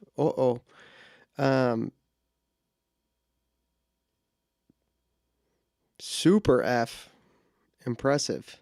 Diplomatic presence in Venezuela in the near future. I think that's very important. But the DEA has reportedly identified Delcy Rodriguez as a significant actor in the drug trade. Do you agree with that? And if you do, how are we to assure the American people that the money that's going to Venezuela is not going to any of the cartels or drug running? Yeah, and well, first of all, on the first point, I would say she's not indicted the way Maduro and his wife were. So I'm not going to speculate about newspaper articles and what law enforcement is working on. If in fact there were such an investigation, that's something that we would speculate on. Suffice it to say that this was not a normal system. We all should stipulate to that, okay? That regime, as everyone understood, was held together by corruption. The glue that kept people together was not loyalty to Maduro. It was the fact that these 5 guys had 5 separate oil fields that were assigned to them. These people No, had drug I runs. understand that. So that's I'm not defending the regime. In fact, I'm concerned that we haven't really changed the regime enough and that America's dollars are still going to drug runners and to significant organizations who we don't want to have benefit from the funding that we're selling now of oil and providing to the Venezuelan people. Yeah, look, no, I acknowledge that we are dealing with, I told you, with individuals that have been involved in things that in our system would not be acceptable to us in the long term. By no means is our policy to leave in place something permanent that's as corrupt as you described. We are in the transition stabilization phase. We are just acknowledging reality, and that is you have to work with the people that are in charge of the elements of government. Okay, but can you reassure people that that Yeah, so the money way is the- not going, Yeah, continuing to go to the drug cartels? Right, so that's the process that I outlined to you. So on the sanctioned oil, the oil that requires U.S. permission to move, that oil, the proceeds of that oil, which by the way is being sold at market price, not at the discount Venezuela was being forced to sell, is being deposited into an account that ultimately will become a U.S. Treasury blocked account here in the United States. They will at the front end say this is what this money can be spent on these things. We will submit to them, they will submit to us a budget request. We want to use this money for these things, and part of the proceeds will go to fund a audit process to make sure that that's how the money is being spent. So And that's how we intend to handle those funds in the short term. There's an actual audit process that's been set up. Who is It will be set up. And we responsible? have a couple options. One option is the XM Bank. They have expertise as bankers and being able to do some of that option. There may be some others in place. We haven't finalized what that audit process would be. We've only made one payment, and that payment we did, and retrospectively will be audited. But it was important we made that payment because they had to meet payroll. They had to keep sanitation workers, police officers, government workers on staff. Ex Cathedra, how does the Epstein thing affect everyday Americans? How does the things in the Epstein emails, how does that affect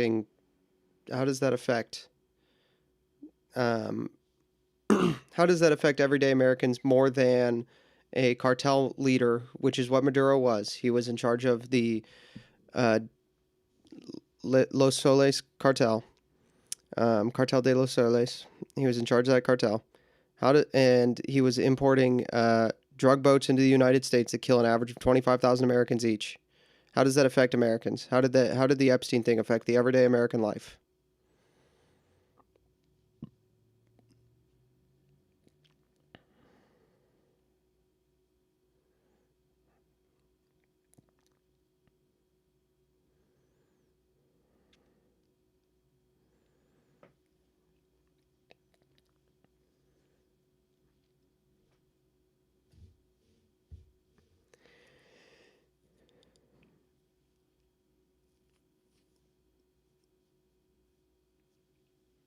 Yes, the political class was being blackmailed by Mossad. I agree. What are you going to do about it? How are you going to change it? What are things that how are you going to be able to make a difference? Who Yeah, it's things we already knew. It was a $300 million. Right, so it's been Also, I don't believe you care about children because you mocked Paul J. Kim. I think you only care about children when they agree with your political worldview, or when their parents agree with your political worldview. Rather, if their parent doesn't agree with your political worldview, I think that you don't care about the life of the child. Cope about it. Please reported keep that the- chatting. It helps my engagement, and more people see the stream, and more people hear my message. Every time you chat, Ex Cathedra, please keep coming. oil sold for $500 million. That $300 million went to the Venezuelan government. What happened to the other $200 million? It's still sitting in the account, is my understanding at this time. The account in Qatar? Well, the account, yes, but that will ultimately be that's a short-term account. Ultimately, it will be a U.S. Treasury blocked account in the United States. And will it also be audited? Correct. Well, the audit will be on the expenditures. At the front end, we'll tell them this is what the money can be spent on. Again, I'm not talking about all the other revenues that the Venezuelan government may have. We're talking about the revenues from the sanctioned oil. At the front end, we will say this is what the allowable expenses are. And then they will agree to fund, as part of the overall cost, they will pay for it and fund an audit system acceptable to us to ensure that that's how the money was spent. And can you report to this committee once that audit system is set up? Oh, absolutely, yeah. I'd like to change the topic in my short time that I have left, because when you were a member of this committee, you authored legislation to prevent President Trump from unilaterally leaving NATO, you and Senator Kaine. Do you still believe that the U.S. benefits from NATO? We do. I mean, the problem, but NATO needs to be reimagined as well in terms of the obligations. And this is not new to this president. Multiple presidents have complained about it. I think this president just complains about it louder than other presidents. Well, I'm just trying to get a clear answer on where this administration stands relative to NATO, because it's been a very fuzzy message over the last year. And do you agree that we're stronger in confronting China when we do so with like-minded partners, and that China is still the #1 threat that we face in the United States? Yeah, but our like-minded partners have to have capability, and that's been part of the problem is the erosion in European defense capabilities, because they've taken a vast amount of the money. These are rich countries, and because of the NATO umbrella, they gave them the flexibility to spend a tremendous amount of their revenues on social programs and not on defense. Now, maybe that trend line will begin to change. Well, it's already begun to change, frankly, and thanks. And I think the president deserves credit for that, for the fact that there's now a commitment for 5% of GDP to be spent on. Ex Cathedra mocked him.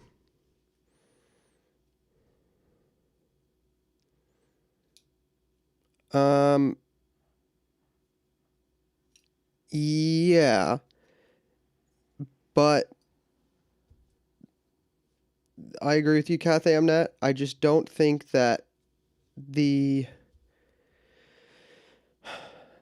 I think that listing the names is helpful, but I think delving into it really deeply and reading all the really, really depraved things that happened is actually more harmful for the soul of the individual.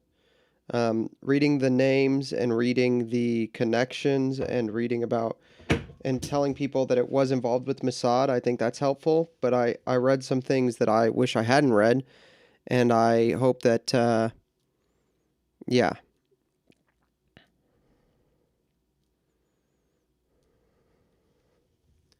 defense. But Part of that strength also comes not just from having the mechanism, the military might, but it also comes from the unity with our allies. And to the extent to which that unity is undermined, like the talk about Greenland and antagonizing Denmark, then it undermines NATO's ability, and the only people who Some of it is not necessarily true. Yeah, the stuff about Trump specifically, like the one allegation that all the leftoids keep posting on Twitter about Trump, is like in the like source thing. It says that it's a guy like with an he's unreliable.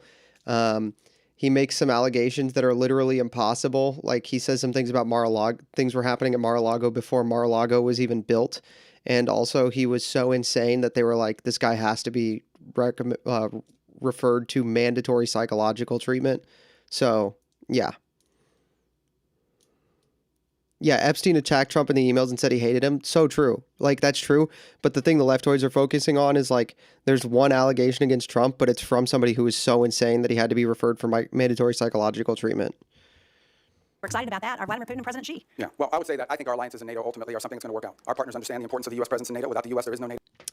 On this, Rubio's making a good point that I was making earlier on allies, that they have to be doing their fair share. And while Rubio does not support unilaterally leaving NATO like I would, and I think most of you guys would, he's saying, like, at the very least, it has to be radically reimagined. And here's the thing about this, and this is the thing about all systems. If you change a system enough, it doesn't matter if you keep calling it the same thing, it's a different system. So Rubio is saying, like, we shouldn't leave NATO, but also we should change its, completely reimagine it, which is, the same thing in effect of saying, like, hey, we should have something different than NATO. So there's that. Yeah.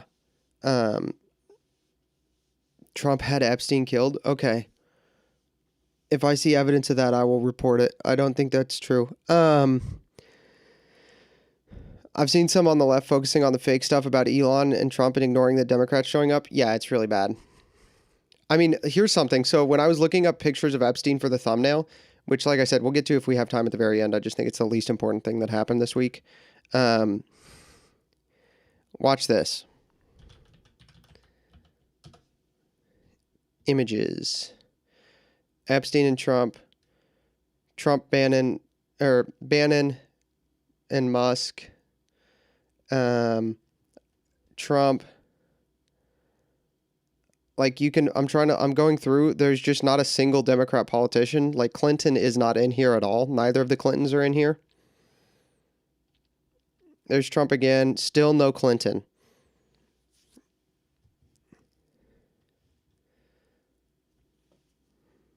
Still no Clinton.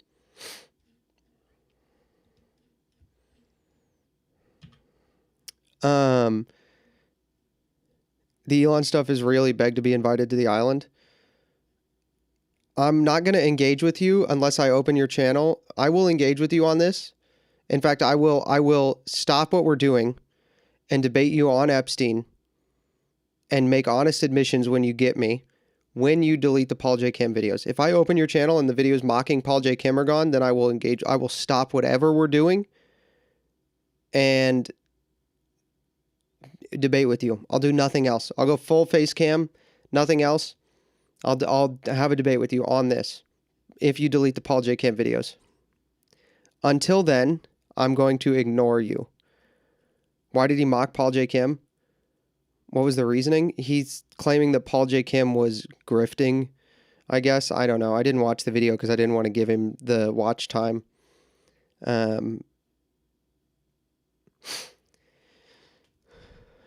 Yeah. If you delete the Paul J. Kim videos, I will stop what we're doing and engage with you. Until then, I'm going to ignore all of your comments. Yeah.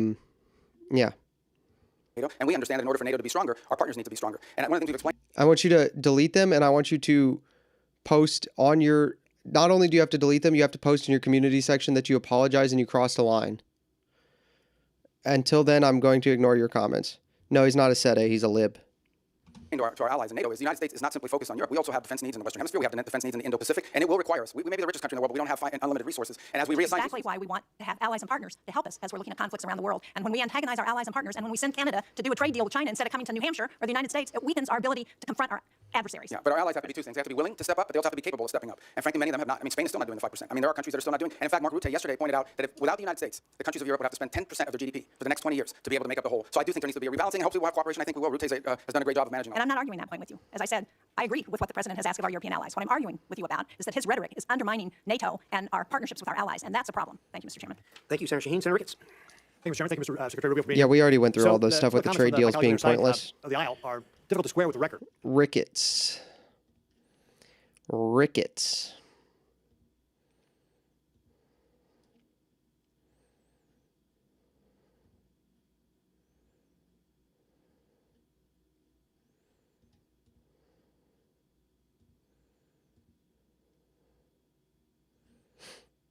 Oh, now that I have you, X Cathedral, I'm going to text Matt Frad right now and tell him to copy strike all your videos.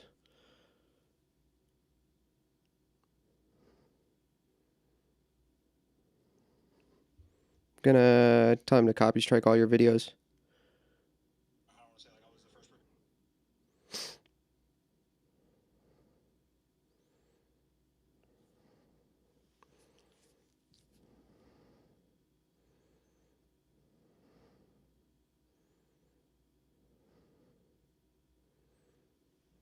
Just the audio, it froze again? Okay, thank you.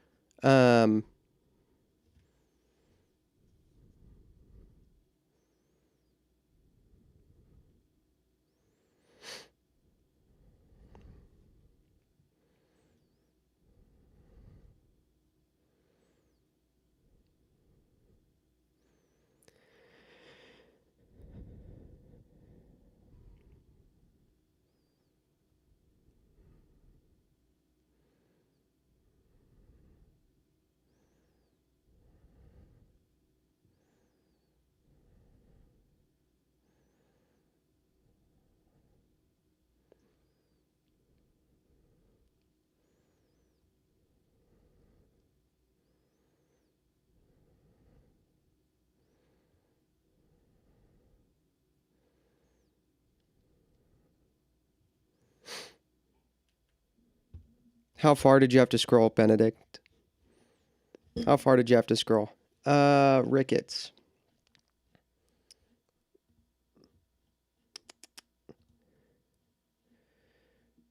Ricketts. A. Okay.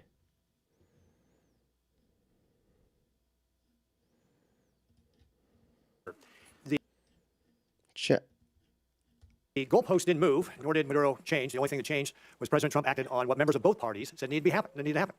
And did so, by the way, with an operation that will go down in history as one of the most impressive and tactically proficient to be ever carried out. So, Secretary Rubio, I'd like to get your response to a few yes or no questions. I know that's typically not your nature, but please bear with me here a moment, okay? All right, let's hear him first. I hate game shows. Go ahead. For years, the United States had a standing bounty on Nicolas Maduro, correct? Have what, I'm sorry? A standing bounty on Nicolas Oh, Maduro. yes. And this bounty was increased by both the Biden and Trump administrations, correct? Correct. And despite that bounty, did Maduro remain in power? Yes. Did he continue to support drug traffickers? Oh, yes. Was the Operation Absolute Resolve a law enforcement operation supported by the military? It was. Did that operation successfully remove Maduro and his wife, and they were taken into custody? Yes. Great questions. Thanks. Were any service members, law enforcement officers killed in that operation? Not any of ours. None of ours, right. Has there largely been a broad support across Latin America for Maduro's removal? Yes. And is the United States better off with Nicolas Maduro in custody? Yes, and Venezuela too. Right. I realize that you'll hear different views during this hearing, but I want to at least offer my personal congratulations to you and everybody who helped carry this out, because the world is better off without Nicolas Maduro. A few weeks ago, you briefed the Senate on your three-phase plan you've been talking about here today on stabilization, recovery, and the transition in Venezuela. Is there anything this Congress can do to be helpful in executing on that plan? There will be in time, there's no doubt about it. On the stabilization front, in order to stabilize it, for example, we're going to have to begin to provide some licenses to OFAC. So as an example, if a company wants to go down and explore the opportunity to do some economic activity in Venezuela, they will require a license from Treasury to be able to do that. And so that doesn't require congressional action, but I wanted you to be aware of it when you start to see some of these things. These are just exploratory. The second is, I think in time, look, Venezuela is a very wealthy country. This is not a country that's going to require money from the United States to rebuild, to stabilize, the transition. It really isn't. It has the ability to be, and it has been historically, the wealthiest country in the Western Hemisphere, in Latin and South America, in many cases. The problem is that the wealth of the country was being stolen. And so part of both the recovery and the transition phase is ensuring that you leave in place a prosperous, free, democratic, allied with the United States and friendly, but also prosperous Venezuela, where the resources of the country are being done responsibly, are being utilized responsibly, and to the benefit of the people and their economy. So in time, I imagine we will be coming back to you with specific legislation that may be required to assist in that function. But we don't expect that this is going to require any spending on our part. On the contrary, unlike many of the other parts of the world we've gotten involved, we're not spending any money in Venezuela right now other than whatever it costs to stand up our embassy. Let me switch gears a little bit. One of the common criticisms after Maduro's capture was that this would incentivize Communist China to take similar actions in Taiwan. In my opinion, this couldn't be further from the truth. For starters, Communist China doesn't care about international law or norms. They've demonstrated that repeatedly, just ask the Philippines. Nor does it believe in international law even applies to Taiwan. But most importantly, Xi Jinping's calculus on whether to take kinetic action against Taiwan rests solely on whether or not he believes he will be successful or not. In this sense, the tactical proficiency displayed during Operation Absolute Resolve may have actually given Xi more pause to take than in taking action in Taiwan. Because despite its massive military buildup, the PLA continues to lack the experience so clearly on display that the United States demonstrated in Maduro's capture. And the PLA leaders that do have competent experience, like General Zhang, just got purged, or at least one of them did. So, Secretary Rubio, do you believe that the operation to take Maduro into custody will have any impact on Communist China's actions or intentions toward Taiwan? No, look, the situation on Taiwan is a G legacy project that he's made very clear that that's what he intends to do, and that's going to be irrespective of anything that happens in the world. Your point, though, is well taken, and that is the U.S. in conducting this operation, I think, was certainly startling to China, to Russia, to Iran, to any adversary around the world, because the U.S. is the only country in the world that could have done this operation. Mr. Chairman, if I could just real briefly, Malay is generally kind of good, but he's also a libertarian, so, you know, libertarians are not all there. I just mentioned General Zhang getting purged here. He was obviously a very important official in China. Can you share with us your assessment on what that means, that Xi just purged one of these? Well, this is, I think, part of a pattern we've seen over the last few years, which is... Wow. Okay, here we go. Major Chinese general gets outed. He was gay. Ousted. Very important official in China. Can you share with us your assessment on what that means, that Xi just purged one of these? Well, this is, I think, part of a pattern we've seen over the last few years, which is a purge of leaders in their military. They're spending a lot of money on their military, and obviously some of these guys are stealing that money, and they're trying to address that. So it's an issue internally in their system. They're obviously not sharing with us or talking to us in depth about any of that, but it's certainly something we watch with interest. Thank you, Mr. Chairman. Thank you, Senator Ricketts. Oh, he was stealing money from the military.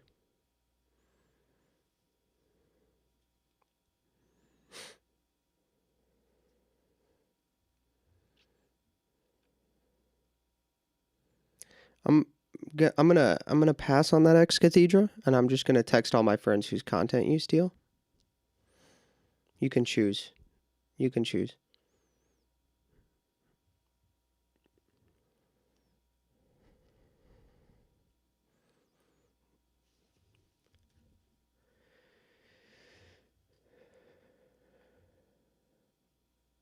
Senator Coons. Thank you, Mr. Chairman. Thank you, Secretary Rubio. Good to be with you again.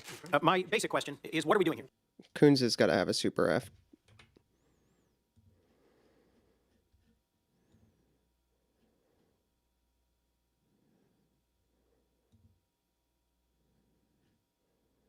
Super F. I called it. What is the point? What is the goal of this hearing? As you know well, having served on this dais alongside me for 14 years, this is an oversight hearing. And the purpose of oversight is to encourage, if necessary, to compel consultation between the administration and Congress. And I just wanted to raise with you at the outset, of course the Commander-in-Chief has, under Article 2, the power to defend the American people against an imminent threat or an incoming attack. How else could we be kept safe? But our Article 1 power requires consultation. I'll agree with all of my colleagues. Nicolas Maduro is a bad guy. He was indicted. There was a bounty on his head over several administrations. His removal, flawlessly executed by American troops, thankfully none of them hurt, did cost the lives of 75 to 100 Venezuelans and Cubans, was a dangerous and high-risk maneuver. I'm glad that it ended as well as it possibly could. But the point here that I want to make first is that it was rehearsed for months. The administration had a number of contingencies it was trying to navigate through. But over the course of months, when the administration was taking strike after strike after strike against drug trafficking boats, in several instances where senior leaders of the administration briefed this committee and others, we were told that military action to remove Maduro was not on the table, that the campaign to try and deter drug trafficking was not going to include the exact military action that followed. Yet it was being rehearsed. If there was time to... What is this pin he's wearing? Why is he wearing a foreign flag? Bro, this is unacceptable. Practice, there was time to consult. And consulting with Congress is not just some high-minded principle, not some abstract thing, not a nice to have. It's a got to have. And look, the chairman opened by saying that this was limited in scope and duration, that it was executed flawlessly, and we should all be happy about the result. That much I agree with. But our president continues to threaten Delcy Rodriguez and the remnant of the Maduro regime with military force if they don't comply. We should know what are the policies, what is the path, what is the plan forward. You and I both know the long and painful history of wars that began and seemed to be resolved and then opened up into excruciating, expensive, years-long conflicts. In Iraq in particular, in Libya and elsewhere, things do not always go as planned. And so consultation with Congress that is truthful and forthcoming. This hand gesture, by the way, is specifically focus grouped. It's seen as like more less like crass than a point, but more less angry than a fist. It's like this is a focus grouped hand gesture, by the way. I don't know if you know that about political history. When all politicians use it, but this hand gesture is a focus grouped hand gesture. He's flying the Danish flag because of Greenland. Gay. I'm gonna use the restroom. I'll be back.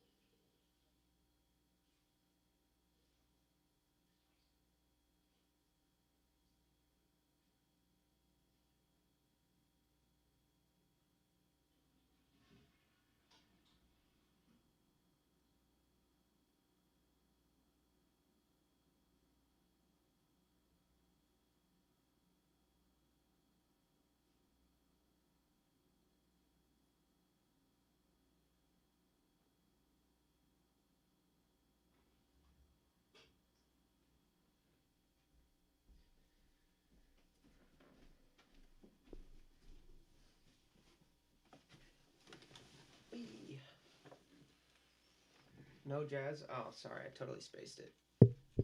I forgot the jazz.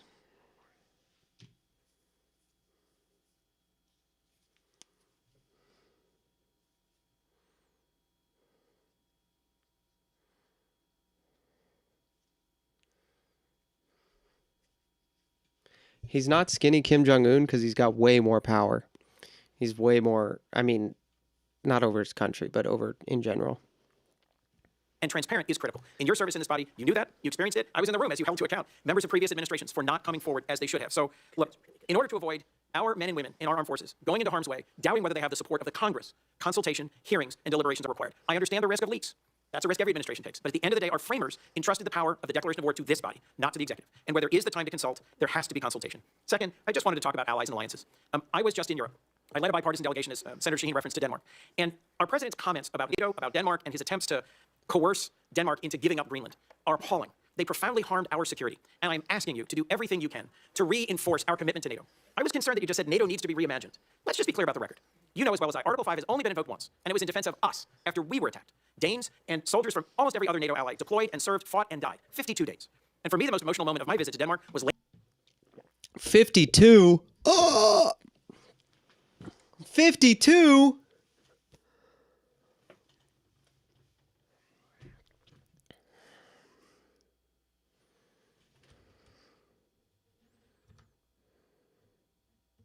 from almost every other NATO ally deployed and served, fought, and died. 52 days. And for me, the most emotional moment of my visit to Denmark was laying a wreath at the memorial to the Danes who served, fought, and died alongside Americans. So when our president says we never asked for anything from NATO, and they never gave us anything, and you suggest that they aren't carrying their weight, whether it's in bases or in...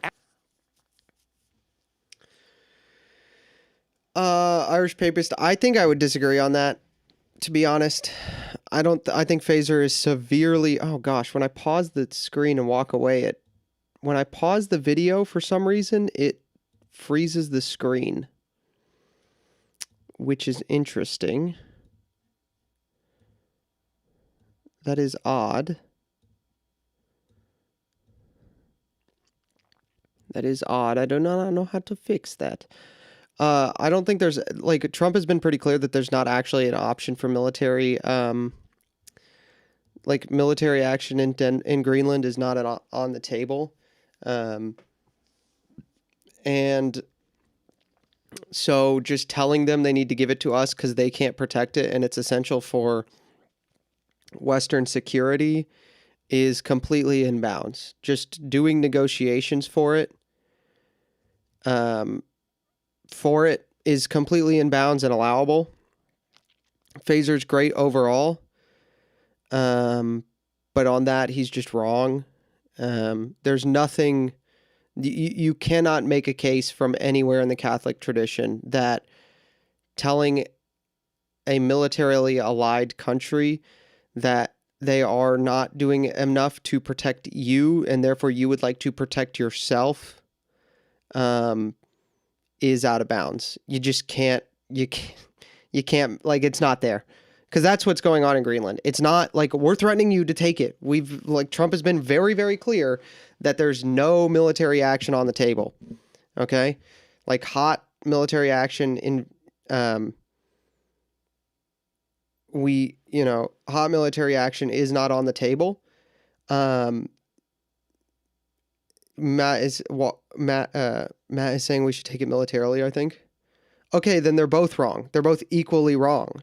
Right? Because Walsh is advocating for a thing that's not going to happen, and Phaser is advocating advocating against something else that's not going to happen. Like they're both operating in a fantasy land that's just not going to happen. Politically, it matters what's going to happen on the ground, and they're arguing over something that's not going to happen. So, like, they're both just having a useless argument. It's not one's better than the other. It's just that they should just move on and talk about something useful. Yeah.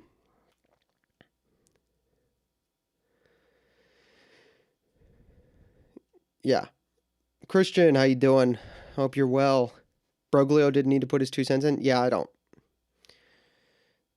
know. The American bishops have some of the worst political instincts in the history of mankind.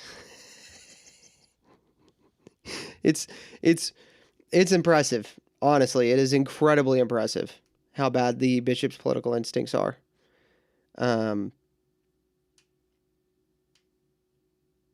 Yeah. access, or in troops, or in service. It is allies that will keep us safe in the Indo-Pacific. Our treaty allies, Korea and Japan and Australia and the Philippines, are going to be critical to Indo-Pacific. You should be loyal and obey your bishop, but when they voice personal opinions on politics, they're bad at it. That's all I'm saying. You should obey your bishops, by the way, just to be clear. Security against our principal threat, China, and in Europe. I'm worried that the very foundations of trust are being shaken. Our democracy depends on consultation with Congress that is truthful and timely, and the confidence of our allies depends on them knowing where we're going. Our democracy depends on something that is not democracy. What? What? Keep in mind, and Orrin McIntyre is great about this. He wrote a whole book about it. Actually, he didn't write a whole book about this one thing, but one of the points he makes in his book, The Total State, is that when the left says democracy, they just mean how things are, you know?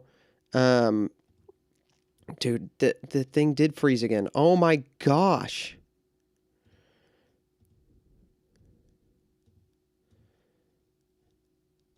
That's crazy. Next. Today, our Armada is steaming towards Iran. Our president is on social media threatening Iran, and I hope I can count on you, Mr. Secretary, to consult with us and inform us before our next actions, whether against Nigeria, Colombia, Cuba, Iran, or anywhere else. And I hope and believe that I can count on you to reinforce the sanctity of NATO, not to reimagine it, but to reinforce it. Thank you. Well, let me unpack the 3 points you touched upon: consultation, NATO, Greenland, alliances in Greenland. Let me talk on consultation. Look, this has been a point of tension, not just in this administration and Congress, but in multiple administrations, as you rightly pointed out. I was a big fan of consultation when I was sitting over there. Now, it's a different job, different time. But that's not necessarily the point. This is a very unique situation that we face here.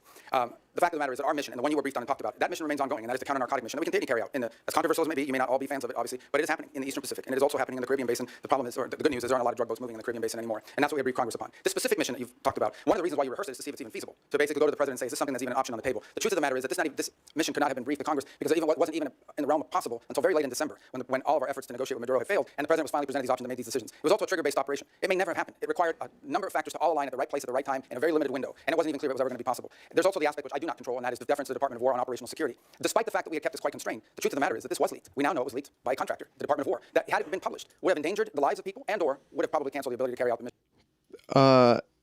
That's a great, when you say this is a thing that can happen, and then you point to it literally happening in this instance, you win the argument. You just win. Sanctity of NATO is crazy. Sanctity of NATO is wild. I mean, do I even have to break down why that's insane?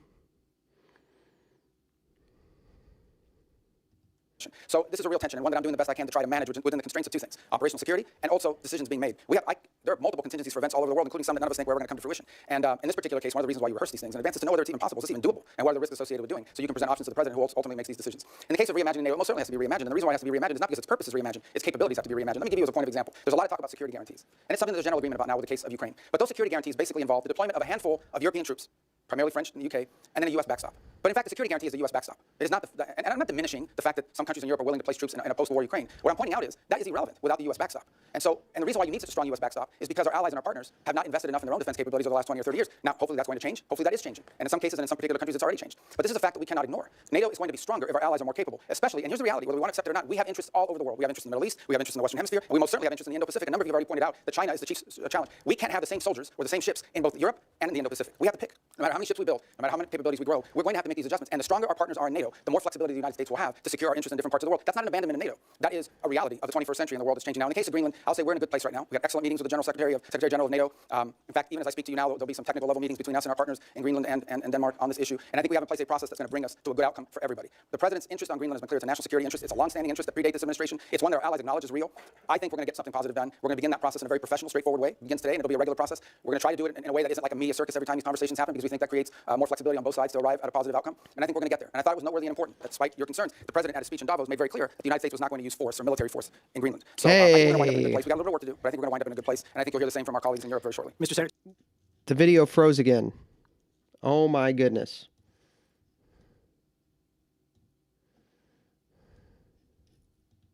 The Gang of Eight has never leaked. It is critical that you consult with Congress. For us to be safe, our allies have to trust us, and for this committee to do our work, we have to trust you. Let's work together to restore that. Senator Corman. Mr. Secretary, thank you for being here. Defending American interests in the face of Russian, Iranian, and Chinese. Corman. All right, Corman. How do you spell Corman? He doesn't have a name card.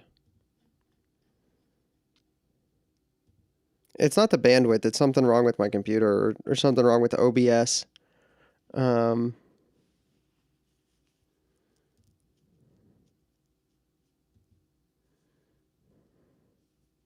do you spell Corman? I'm frozen? I'm not frozen. I'm looking at my screen.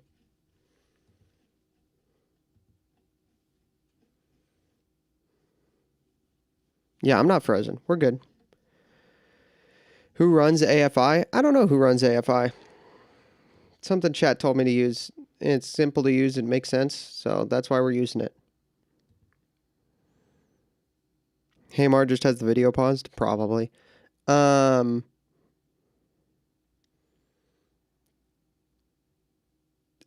not Cornyn. That is not John Cornyn. I don't know who this is. All right, we're just going to get through the video. We're just going to get through the video. It's a key to the Trump corollary of the Monroe Doctrine. But Venezuela's new interim leader, in her public commentary at least, defends their ties to Russia, Iran, and the PRC, and had said this week had enough of U.S. interference. So beyond the oil leverage, which you talked about in your testimony, what steps is the administration taking to demand from the interim government to put incentives in place to ensure that they prevent malign actors, foreign terror organizations, and so forth from continuing to have influence and safe haven in Venezuela? Yeah, it's too, I mean, yes, there's leverage. And I heard say, Corman for some reason. In order for them to normalize it, will require cooperation with the United States. But it's not just leverage, it's also their national interest. It's an alignment of their interests. The truth of the matter is that the United States will be a far better partner for a future Venezuelan government that's free and democratic, and even for the current authorities, than some of the partners they've signed up with now.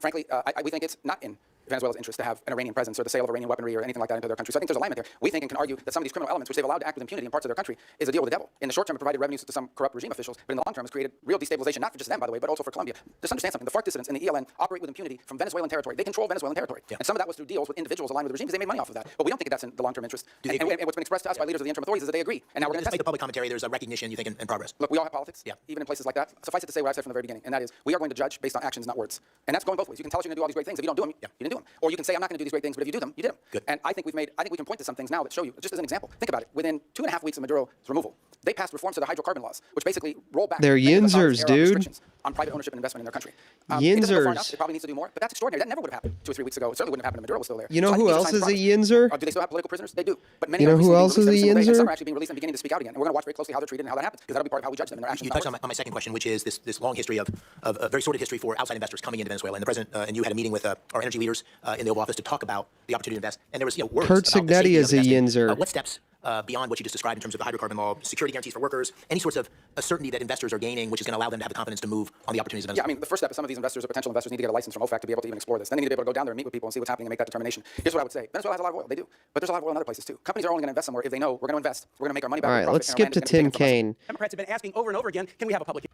Because Tim Kaine is wild. Tim Kaine crazy. And the third is critical. Thanks, Chairman. Senator Kaine, thank you. We started this operation Tim Kaine was Hillary's VP nom. on September 2nd with the attack on Venezuelans in boats in open waters. And now we are nearly 5 months in. Next week is 5 months. Finally, a public hearing. Wow, how novel. Finally, a public hearing in the Senate or House. This is the first public hearing we've had. 200 folks who are on secret designated combatant lists have been killed. U.S. troops have been injured. Hundreds of millions of dollars have been spent. An armada amassed. The announcement of a new Monroe Doctrine, which does not land well in the Americas. Democrats have been asking over and over again, can we have a public hearing? Can we share what we know with the American public? Finally, a public hearing. But even that hearing is constrained. I'd like to talk about the complete weakness of the legal rationale about the strikes on boats in international waters, but I can't because the administration has only shared it with members in a classified setting. I can't tell you why the domestic rationale is hollow and the international rationale is hollow. I can't tell you why the rationale for attacking Venezuela is hollow because, again, the rationale has been shared with us in a closed setting. I can't share with you the grim details of the murder of shipwrecked survivors in open waters that we all know because we've seen the videos, and we've questioned the U.S. military officials involved about legality because the administration will not release that publicly. They released the boat strike videos publicly, but they hid the second strike that killed struggling shipwrecked survivors, even from Congress, for nearly 3 months, but I can't really talk to you about it. I can't talk to you about the weakness of the targeting criteria being used to attack boats in the Caribbean and Pacific. I would encourage any colleague, if you have not, go to the classified setting and ask for a briefing on each strike and ask this question, what was the evidence that there were narcotics on that craft? You will be very surprised if you ask that question about every strike. And so even in this first public hearing, 5 months in, there's a lot we can't talk about. If it was such a righteous operation, why is the administration and the majority in the Senate so jealously protecting the details about it from being revealed to the American public? I have Virginians deployed in this. I can answer that. This is Tim Kaine. He was Hillary's VP nom in 2016. I can answer that. I can tell you why it was classified. Because we don't want our enemies and the drug traffickers to know our operational processes so that they can sneak drugs past us better. Bum bum. Wow, that was hard. Dude, couldn't figure that one. I mean, man, good thing I was here. Good thing I was here. That one's hard to figure out. Definitely not easy. Is my screen frozen operation, I again? can't answer My screen froze again. Wild. Keeps freezing. I don't know what to do with that. their families' questions. Thank God we're having a public hearing 5 months in. This is supposed to be the greatest deliberative body in the world. Mr. Secretary, who won the July 2024 Venezuelan presidential election? Well, I think the whole world would acknowledge it was Mundo Gonzalez. Who lost that election? Maduro. And his vice president, Delcy Rodriguez. Now, you have made the decision, the administration has made the decision in the aftermath of the attack that Delcy Rodriguez should be leading the country. Let me read something that President Trump said about her on January 14 about Delcy Rodriguez, who lost the election with Maduro. We just had a great conversation today, and she's a terrific person. I mean, she's somebody that we have worked with very well. Let me tell you what Delcy Rodriguez said the day after Venezuela was attacked. Governments around the world are simply shocked that the Bolivarian Republic of Venezuela is the victim and target of an attack of this nature, which undoubtedly has Zionist undertones. What the hell did Delcy Rodriguez mean when she said this attack No, had it's Zionist not. undertones? It's my computer with I'm assuming you have something no with idea. OBS. Oh, I have no idea what she meant. I mean, what's the question? What does she mean when she says this attack has Zionist undertones? Look, I have to answer, but let me understand in a broader context. No one here is telling you this is what we want to see in the long term. Okay. This is not a camp. But she's just saying that so that the Iranians will support her. The Iranians are the equivalent of like the liberal Palestinian, like Palestine supporters, where they're just like, they just go,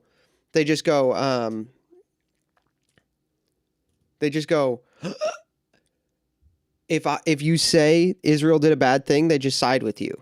So all she's doing is just like being like, this was actually Israel. Then Iran's going to be like, we're on your team. They don't look at it any further. Campaign to leave in place the system that's currently in place. Let me switch. But we either have, no, but I mean, the criticism of us is, go ahead. I'm ready to switch now to talk about somebody thought that you raised an important point. If I can get back to it, I will. you know well and you respect well, Maria Corina Machado. Here's what President Trump said about her. Won the Nobel Prize in the aftermath of the attack on Venezuela. I think it would be very tough for her to be the leader. She doesn't have the support within or the respect within the country. She's a very nice woman, but she doesn't have the respect. What did President Trump mean by that? Yeah. First of all, I've known Maria Corina for probably 12 years, 13 years. Have dealt with her probably more than anybody, as much as anybody on this committee has for certain. And I'll be meeting with her today, in fact. And we met with her a couple weeks ago. So here's the reality, though, and I think what the president was pointing to. And I think Maria Corina would acknowledge this. She only way for her last week. Well, just very disappointed in those comments, and so were Venezuelans in my state. Okay, well, she didn't share that with me or with us, but I would sell this to you. You don't represent Venezuelans. You represent Americans. In that country. The people with the guns, the people that control the guns, and the institutions of government there are in the hands of this regime. So either, on the one hand, we're getting criticized, some people are saying we don't want regime change. On the other hand, we're being criticized for not undertaking regime change. What we're trying to trigger here is a process of stabilization, recovery, and transition to something where Maria Corina and others can be a part of. You have respect for her, don't you? Sure. Okay, great. My last question is this. And so does the president, by the way. He met with her, they had a great meeting. And he actually spoke to her last week. Here's what he said after that meeting. We're talking to her, and maybe we can get her involved in some way. I'd love to be able to do that. Maybe we can do that. We'll set the terms for this Nobel Prize winner having a leadership role. Last question is this. You talked about the She speech gave him her Nobel Prize. That's how much she likes I'm helping him. NATO until the last few days when I told them about Iceland. They loved me. They're not here for us on Iceland. That I can tell you. Our stock market took the first dip yesterday because of Iceland, so Iceland has already cost us a lot of money. The president repeatedly mistook Iceland for Greenland, right? We're not mad at Iceland. They haven't cost us any money. The president just mistook the two countries for each other, correct? Yeah, he meant this. So he did not say Iceland all those times. I think he said Iceland once, and so Kane is misquoting him on purpose. Say Greenland, but I think we're all familiar with presidents that have verbal stumbles. We've had presidents like that before. Some made a lot more than this one. Nice try. Thanks. All right, thank you. I thought you did well. Let's see. We got Senator Paul. Hold up. What app you on there, dog? What app you on? What app? What you scrolling, Cornyn? What you scrolling, Cornyn? Some made a lot more than this one. Nice try. Thanks. All right, thank you. I thought you did well. What is Senator, that? Senator Paul. It looks kind of like the calendar app. What is it? Is he on Facebook? No, there's a web browser. He's on the internet. There's literally, like, you can see the Safari bar right here.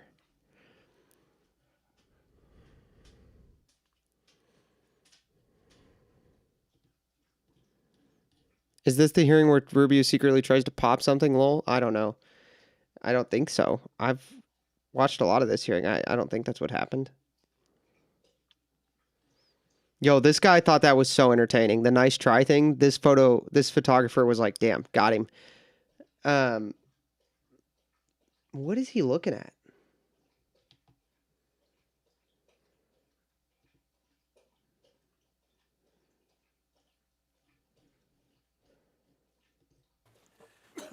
Our founders debated extensively over which branch of government should have the power to declare or initiate war. Virtually unanimously, they decided what was entered into the Oh, good thing we skip right to Tim Kaine, because this is what we want. Constitution was that the declaration or initiation of war would be the power of Congress. Now, we have many advocates, many of them are here today, who have been advocates for an expansive notion of presidential power. What do you think Rand Paul's AFI is? What do you think Rand Paul's AFI is?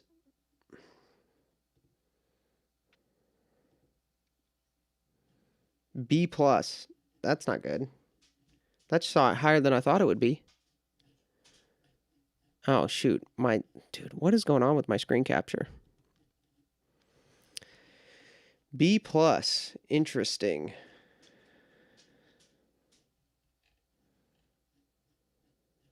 Interesting. It's higher than I thought it would be. I thought it would be like a C. They often argue that wars are not really wars, that they're kinetic actions or drug busts. I think, though, if you reverse the circumstances, it becomes very difficult for these arguments to hold up. So I would ask you, if a foreign country bombed our air defense missiles, captured and removed our president, and blockaded our country, would that be considered an act of war? Well, I think your question is about... Yes, because our president isn't in charge of a literal cartel. Rand Paul is dumb.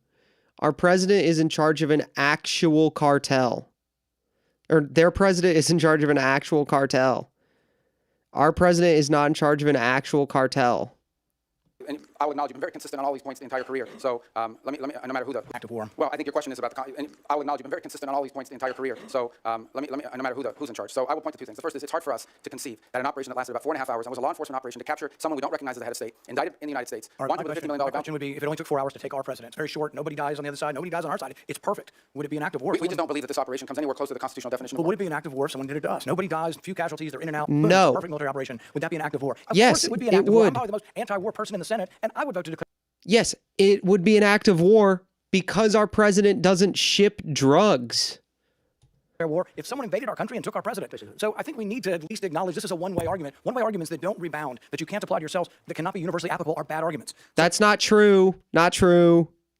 False. Fake news. Fake news. My next question would be, let's say it's not a war. We're just going to define it away and say it's not a war. That's one of the arguments. So it's a drug bust. What if a foreign country indicts our president for violating a foreign law? Should we extradite our president, or should we be okay if they come in and get him by force? Look, I think ultimately we're always going to act in our national interest. And so if somebody comes after our national interest, like the case you've described, which obviously does not exist at this time, but the case you've described, the U.S. always has the right to act in its national interest and to protect itself. So I don't know about this equivalency. Does this justify them doing it? We're always going to do what's best for the United States and America. We're always going to protect our system.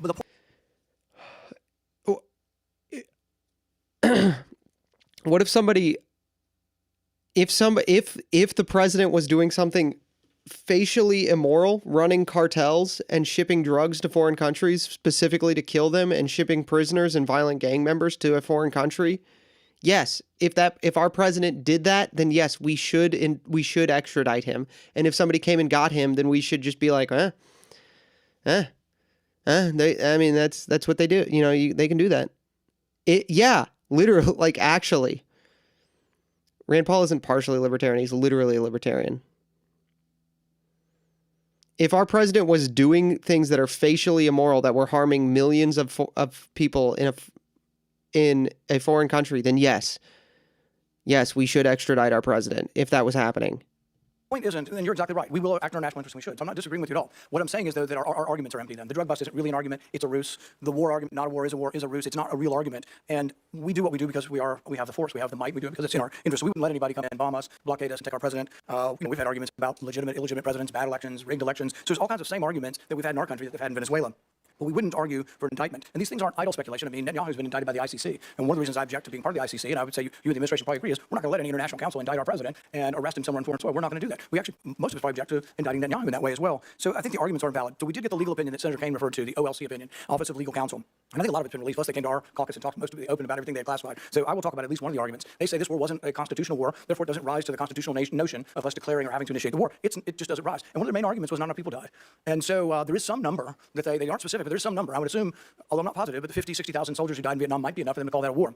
But here's the problem. It isn't the number. It's that it happens in retrospect. So our founders gave us the power to initiate or declare war. They didn't give us other powers to execute the war. Those are left to the president. But if we have to wait to see how many people are killed, we have to wait, as they describe it, as the scope, nature, and extent. If we have to wait to see the scope, nature, and extent, the war's been going on for some time. It's hard to vote to initiate a war that's been going on. And we can say this war's over, but we're still blockading it, and we may go back in. But there are no clear answers. You know, we put 2,000, we lose 2,000 troops in. Are we going to call that war and initiate it? So the definition of war is very important. And I think we have to acknowledge the problems with our argument. Calling things kinetic action is a disservice to our soldiers. Oh, you weren't really wounded in war. You don't have a Medal of Honor for war. You have a Medal of Honor for a kinetic action. So I think let's call it what it is, and let's vote on these things. But I think we're in violation of both the spirit and the law of the Constitution by bombing a capital, blockading a country, and removing.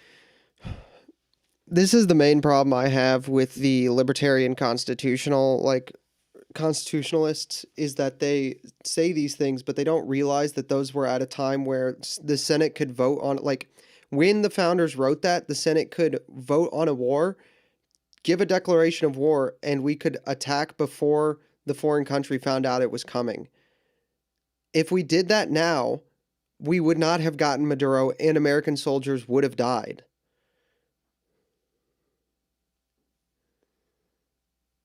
Like, this is, you can't, this is the problem with, you know, this is the problem with writing out, this is one of the problems with having a written constitution, okay? In its very like theory, okay? So there's this concept that, and de Maistre writes about this, and de Maistre says that the written constitution is just a representation of the actual constitution, in the other sense, of the people of the country, okay? And you only have to write it down, once you've written it down, you only have to write it down when it's challenged. And so when we write down the Constitution, we write it down because it's challenged. But when our Constitution ceases to be a representation of the Constitution of our people or of reality, then it's not beneficial to us to follow it. It's a hindrance. It doesn't help us govern better. It doesn't help us govern more morally. It doesn't make us more moral. It doesn't make us a holier people. It doesn't help us achieve the common good better. It makes all those things worse. And so Rand Paul is, rather than thinking about what's best for the common good, is more obsessed with following this piece of paper that no longer represents us as a people, right? For example, I mean, and we talk about this, the founders also believe constitutions were not infallible. This is true. Legate points this out. We talk about this all the time on the right, how we quote the Constitution was made for a moral and religious people and is wholly inadequate to the governance of any other. Well, unless, Senator Paul, you're going to support a law which bans atheists from holding office, unless, Senator Paul, you're going to support a law which bans Muslims from holding public office, then the Constitution is irrelevant. You don't actually care about the Constitution. You care about the idea of what it might represent, and it did represent 250 years ago, but you don't care about the people. You don't care about doing what's best. You care about following an abstract set of rules for the sake of the rules, which is not the common good. The common good is that good which can only be had in common. And that cannot and will never be able to be wholly described in a set of writings, okay? It's just not possible. So he's completely correct about all of this. He's just an idiot. He's just like, yes, they did maybe, I mean, yeah, they violated the Constitution. So what? Who cares?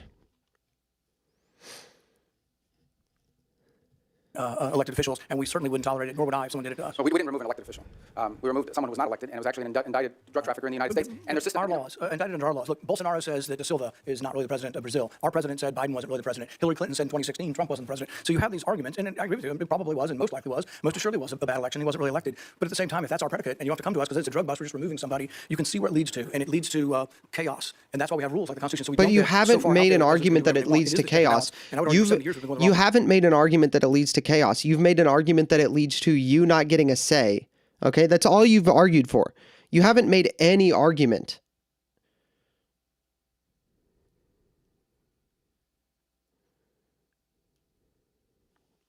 You've said that you're just saying you can see it leads to chaos, but you haven't made an argument for how it leads to chaos, because objectively, there is less chaos in Venezuela than before we did this. Objectively, there's less chaos in the Caribbean Sea than before we did this. So you can't just say it leads to chaos. You would have to make an argument for why it does that. But he hasn't. He won't. It isn't just this president, but it's a debate that I think is worth having. Thank you, Mr. Chairman. And I want to associate myself with the comments of Tim Kaine. The fact that we're 5 months into this and this is the first oversight hearing is really a complete failure of the responsibility of Congress. Failure of this committee to demand oversight, but also a reflection of the reluctance. All right. Let's see. I don't really care about him. Does Booker talk? Do we get Booker? Oh, we're going to get Booker. We're going to get some Booker. with the recognition that more work needs to be done. Thanks for your hard work. Senator Booker.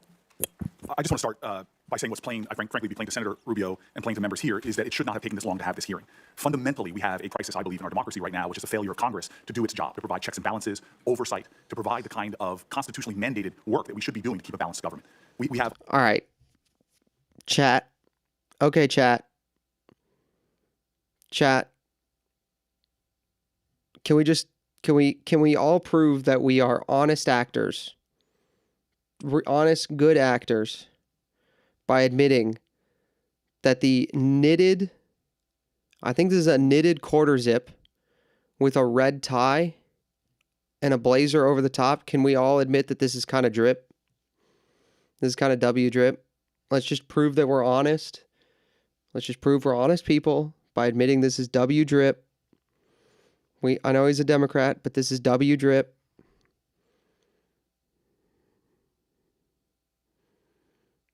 Operations right now that are literally costing the American taxpayer tens of millions of dollars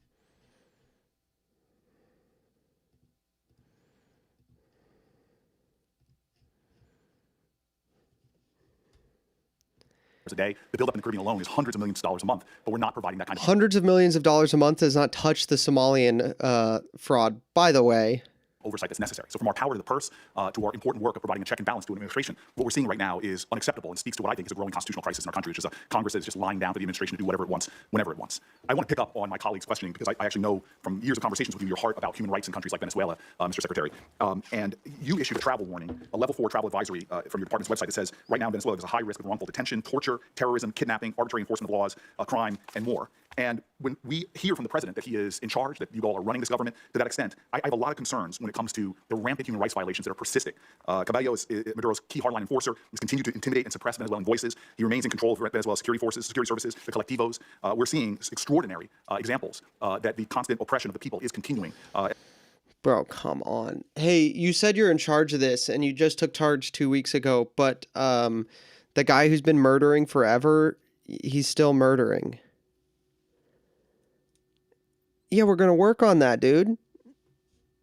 As these folks are remaining in control of the country. So I just want to know what is the plan to address in a much more aggressive manner these severe human rights violations and to try to stop these armed militias. Because if we are doing things to stabilize their government, if we're turning over resources and money to the very groups that are creating these horrors, that seems to me against America's values, and it seems to me something that should be unacceptable to Congress on both sides. Yeah, well, absolutely. The Venezuela I described that we want to see emerge from this is one in which none of that is happening. If you think about travel, yeah, why did you fix this country we don't want you to be fixing? A place that does have a history of Americans being arrested, of Americans being taken, and they may be taken by deliberate action of a government or entity related to the regime. They may be taken by criminal gangs that control parts of that society. For example, you have these collectivos, as they're called, which basically are these armed motorcycle gangs that are allowed to act with impunity in return for their support for the Maduro regime in the past. You have the ELN and the FARC and other drug trafficking organizations, including Train Agua, that are involved. So these are real risks that we have a duty to warn Americans. Well, here's what we didn't want to see. Let me interrupt you. We have this announcement that Maduro's been taken. All of a sudden, people conclude, oh, he's gone. Let's fly over there. Let's all go over there, and we could expose people to danger. But this is the hypocrisy that I see. At the same time that you're issuing the human rights cautions about what's going on there for Americans, you have a president that's lifting temporary protected status for Venezuelans. Many of them are individuals that have lived in our country for years, if not decades. When I hear from the Venezuelan community, I hear an outrage that at the very same time that you are affirming here that these armed militias are running around suppressing voices, we have an administration that has said very clearly that they're not only going to be lifting temporary protected status for Venezuelans living in the U.S., but instead of protecting longtime American residents, they're, quote, the administration is putting people back on deportation flights and sending them into that. Yeah, that's the idea. We fix the country, we send them back. What's wrong with that? You can see Rubio being like, "What? How do you not understand that this is?" Yeah, perfectly. The Democrats already don't follow the Constitution. Neither party has since at least the Civil War. The problem with Trump is that he isn't breaking the laws enough for things to matter. That's true. Yeah, like what the idea here is we fix the problem. Look, if you have a bunch of people coming into your country, you give them asylum, you fix the problem, and then you send them back. Was the attack unconstitutional for sure? I don't know. The point I'm making is that it doesn't matter. It literally doesn't matter. Like, if you have a bunch of people seeking protected status and asylum in your country, and you can't send them back, therefore they're a burden on your citizens, you go fix that problem, you send those people back, you help your citizens. Like, what are we doing?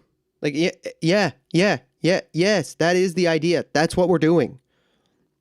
Madness. Does that make sense to you? Well, first of all, the travel advisories for American citizens traveling there and the threats posed to Americans. Well, you're why lift temporary protected status? Well, the problem with temporary protected status was it was granted to so many people in such a vast numbers so quickly without proper vetting by the previous administration that there's a real concern that there were gang members that had received TPS simply because of the nation they came from and the time in which they came. It became so big and so massive. The overwhelming majority of Venezuelans are not members of Train Agua, but there were Train Agua and other criminal elements embedded in the TPS system. And the numbers were so large that the administration felt it had to cancel the program in order to appropriately vet it through on the individual cases. Mr. Secretary, this might not surprise you. I don't trust this administration. And the way they use terms like terrorist, I've seen them calling American citizens domestic terrorists who are people trying to peacefully protest. So here's the problem, right? The Democrats are going to go, what is the answer to this question? When you answer it, they're going to go, well, I don't believe you. And then what do we, okay. What do you want us to do about it? We don't care that you don't believe us. We still have to do our job. problem we have right now is the administration continues to make policies that seem to contradict their words, and yet we don't have a process in place for Congress to do its job because people are not calling folks in for these hearings and not providing the kind of oversight that we need. It is very frustrating to me that we still have a repressive regime in power in Venezuela suppressing human rights, yet we are cooperating with them, we are funding them, and we're not calling out the ridiculousness of the violence that's going on there. At the same time, we're taking people who have lived in our country for years and years and years and sending them back into that hell where they can be targeted, where they can be abducted, where they can be held for hostage because they know they have American family members that are still here. This is a situation ripe for where we are being complicit in continuing human rights violations, and that needs to stop. Just on 2 points. We're not cooperating with them to continue doing what they're doing now. We're cooperating with them to transition away from what's happening now. And as I said, we're not even 4 weeks into this thing. And if it continues to look like this in 6 months, 9 months, a year from now, if progress isn't being made, we'll have very different feelings about it. But what we're cooperating on is not the continuation of what's happening. It's a movement away from all this and transitioning ultimately to something that looks nothing like this. That's the goal. But it's been less than 4 weeks. I mean, we think we've made substantial progress in a very short period of time. But I acknowledge we want to make a lot more progress. This is not the end state that we want. Senator Cornyn. Mr. Secretary, I want to expand a little bit on the question that Senator Barrasso raised about Venezuelan oil. But primarily what I want to do is focus on something that's come to be known as the shadow fleet or ghost fleet of Russian and Iranian oil that's been used, that's subject to sanctions, which has, with the complicity of Venezuela, been used to evade sanctions to help fund the Russian war against Ukraine and help Iran remain. This is really cool. We're going to watch this because this is a really cool which has been part. responsible for so much death and misery in the Middle East. So it strikes me that Venezuela, even though it has a lot of oil, has been more involved in trying to assist its allies, namely Iran and Russia, in circumventing these sanctions to help them fund their nefarious activities, both in the Middle East and in Ukraine. But obviously, they're also a source of additional energy which is needed by China. Can you help us understand that better? And is the law enforcement operation to arrest Nicolas Maduro and the current status of our engagement with Venezuela helping us deal with that ghost fleet or the evasion of sanctions? Yeah, on the first point. On the second point, absolutely, it's helping us deal with it because it's a complex situation to describe. The oil in Venezuela, we all think is under control of one entity, and some of it is. But you literally have a place in which certain individuals, the glue that held the regime together was corruption and graft. Like people said, I'm supportive of this regime, and they didn't, not because they like Nicolas Maduro, but because Nicolas Maduro set up a system that guaranteed them a profit. Some people were making that profit from drugs. Some of them were making it from stealing money from their food program called CLAP. Some of them were making their money from an oil field that was literally given to them in exchange for buying them their loyalty. Some were making their profits from all three. So and other activities. So there's no doubt that his removal has created the conditions to begin to move away from that. That's why we sanction their oil. The ghost fleet exists for the following reason. When something is sanctioned, when we say it is illegal for them to move this oil, none of the traditional legitimate tankers will carry that oil. They won't touch it because they don't want to be sanctioned by the United States. So you have to turn to these pirates. You have to basically turn to these ships that are either falsely flagged, meaning they're flying the flag of Liberia, but they don't really have a Liberian flag, or are stateless in their capacity. And they have to turn to them, and they turn to these vessels. And these vessels are made up of crews from all over the world. We seized one where the majority of the crew members were Ukrainian.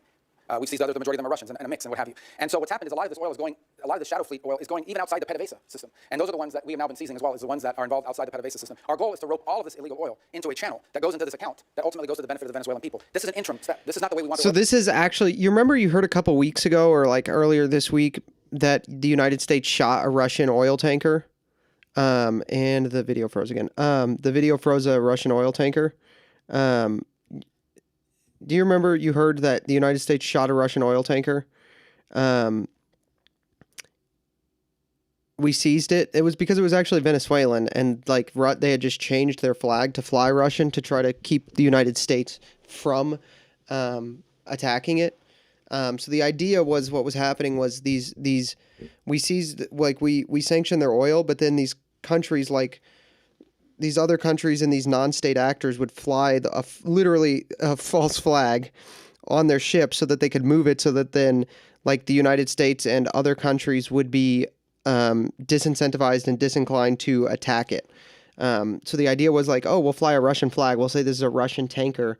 And when we say it's a Russian tanker, what'll happen is that the United States won't attack it because the United States doesn't want to go to Russia. It's literally a piracy move. Yeah, it's actually piracy, right? Have you guys seen the movie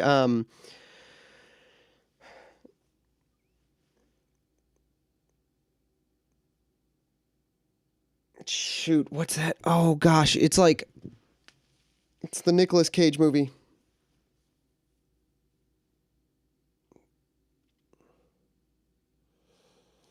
The Nicolas Cage movie about being an arms dealer. Lord of War. You guys seen Lord of War? You know the scene where they change the flag? That's literally what happened. National Treasure. Yeah, that's what I'm talking about. Lord of War. Lord of War. You know the scene where they change the flag so that that when it's checked, there's nothing bad about like the flag. Like when they check the flag, they go, "Oh, it's the Kono." And it's under the flag of like France, it's fine. That's what's happening, but with oil. And the idea is that we would fix that by. That's what the shadow fleet is. Should we end the Senate hearings being televised? It seems like It's now about getting a soundbite rather than actually informing the population of these things.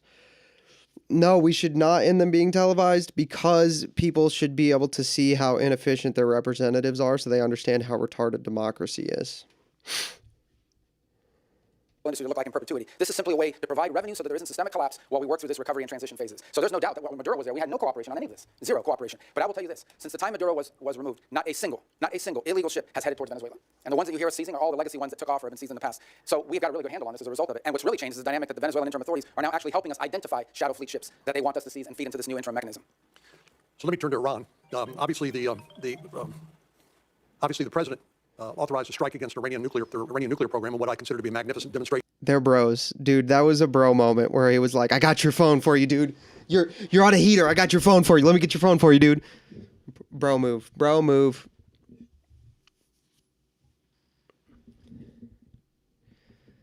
Republics with elected legislators always behave this way. That's why we should not have a republic. Or anything with elections. People should not have a say in how they're ruled. Of American military power. And even though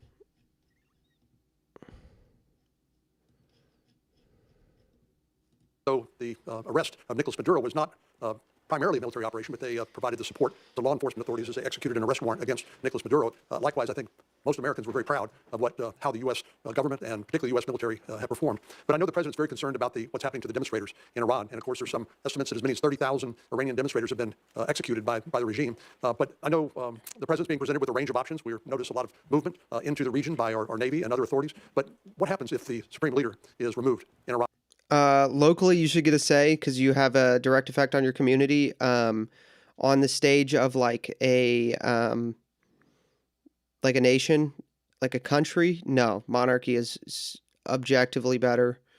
I don't think you can make an argument for anything having to do with democracy, unless you're going to make religious belief a prerequisite for voting.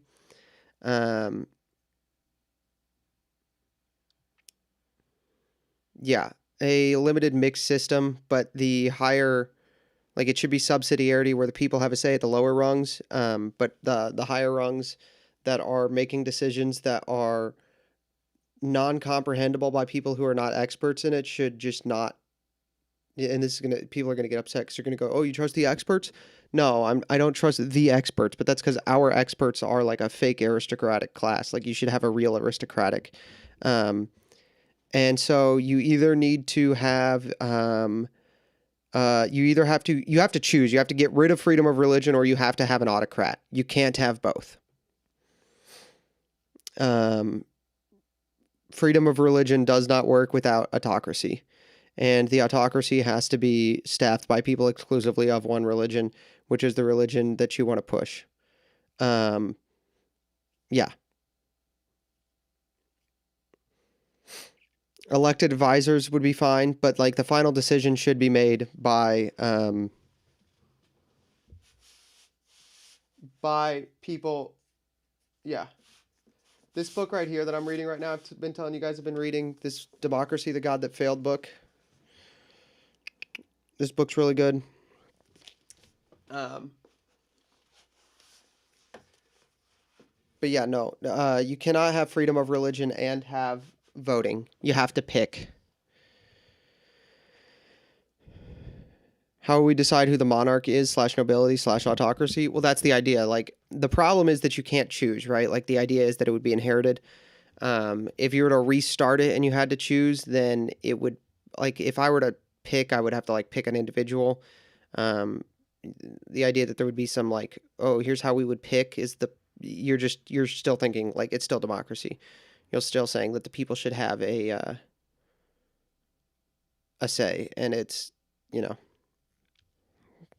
like on the scale of an empire like the okay, here's another thing. Okay, I guess it's not on the scale of the United States. First of all, I'm going to say a thing that I know there's more people. We've been growing recently, which I'm very thankful for. If you've started watching recently, I appreciate you. I'm going to say a thing that some of you may not have heard me say before, but I love the United States, I love America, and I love her people. However, because I love her people and I love her heritage, you cannot, from a Catholic perspective, a nation which is ruled, a nation, a government which rules a country the size of the United States is, it's not possible to, it's literally, it's just not, it's not like physically possible to follow all of the Catholic social teaching on the way government should be run and the way governments should function and the way the people should relate to their government. It's not possible to have that with an empire the size of the United States as we perceive it. If you wanted to keep something which represented the United States with her borders, which I think is a good idea for heritage reasons, it would have to be broken up in a way that the person on top is so powerless as to almost be a figurehead. Or only making military decisions, basically. And you'd have to break it up into a lot of smaller regions.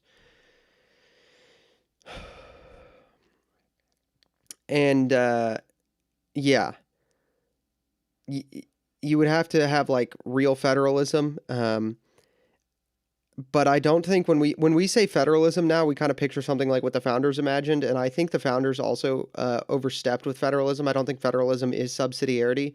I know there are other Catholic influencers and people who will recoil at that when I say that, but I do not think federalism is actual subsidiarity. And this is a thing that I say a lot because I came up with this. I came up with this phrase that's like kind of a boiling down of subsidiarity for people who might have a problem understanding it, which if you do, no problem. It can be a difficult concept to understand. Subsidiarity should mean that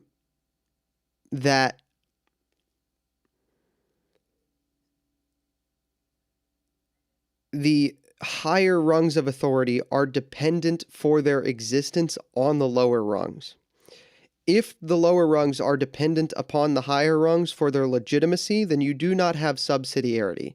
And I think federalism falls into that trap where the states necessarily were dependent upon the federal government for their existence and their authority. Yeah.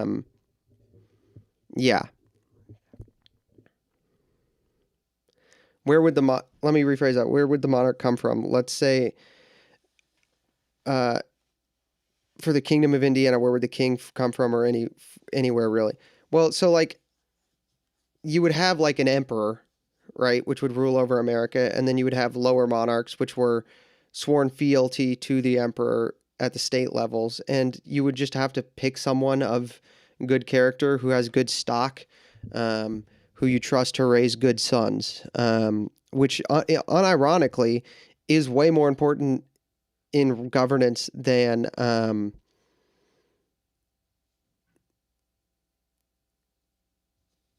is way more important in government than intelligence or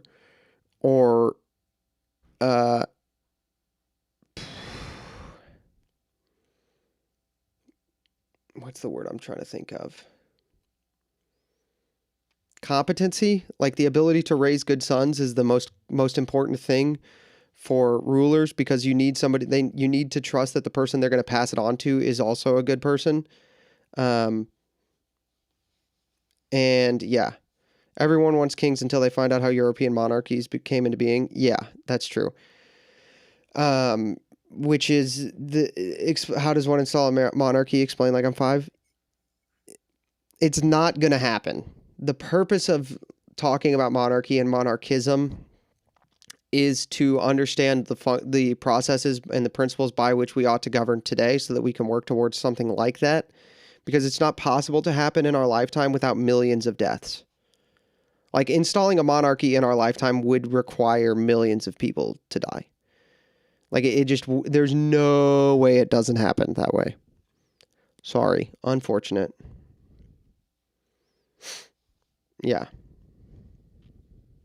But yeah.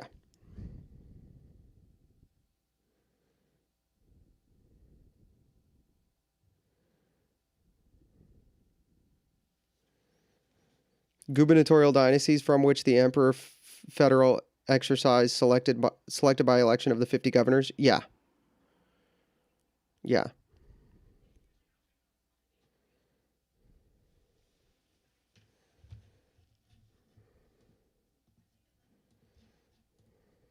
What happens next? Well, that's an open question. I mean, no one knows who would take over. Obviously, their system is divided between the supreme leader and the IRGC that responds directly to him. And then you've got these quasi-elected individuals, the ones that wear the suits on television, who are part of their political branches, but ultimately have to run everything they do by the supreme leader. So I don't think anyone can give you a simple answer as to what happens next in Iran if the supreme leader and the regime were to fall, other than the hope that there would be some ability to have somebody within their systems that you could work towards a similar transition. I would imagine it would be even far more complex than the one we're describing now, because you're talking about a regime that's in place for a very long time. So that's going to require a lot of careful thinking if that eventuality ever presents itself. On the issue of our presence in the region, here's the baseline I want to set for everybody. The baseline is this. We have 30 to 40,000 American troops stationed across 8 or 9 facilities in that region. All are within the reach, theoretically, not theoretically, in reality, all are within the reach of an array of thousands of Iranian one-way UAVs and Iranian short-term ballistic missiles, short-range ballistic missiles that threaten our troop presence. We have to have enough force and power in the region, just on a baseline, to defend against that possibility. That at some point, as a result of something, the Iranian regime decides to strike at our troop presence in the region. The president always reserves the preemptive defensive option. In essence, if we have indications that in fact they're going to attack our troops in the region, to defend our personnel in the region. We also have security agreements, the Defense of Israel plan and others, that require us to have a force posture in the region to defend against that. And so I think it's wise and prudent to have a force posture within the region that could respond and potentially, not necessarily what's going to happen, but if necessary, preemptively prevent the attack against thousands of American servicemen and other facilities in the region and our allies. I hope it doesn't come to that, but that's I think what you're seeing now is the ability to posture assets in the region to defend against what could be an Iranian threat against our personnel. They certainly have the capability to do it because they've amassed thousands and thousands of ballistic missiles that they built, despite the fact that their economy is collapsing. They keep spending money on that. Thank you. Gentlemen. All right, we're gonna call it there. That's pretty much everything. So that's the Marco Rubio stuff. I hope that was helpful or interesting to all of you. So.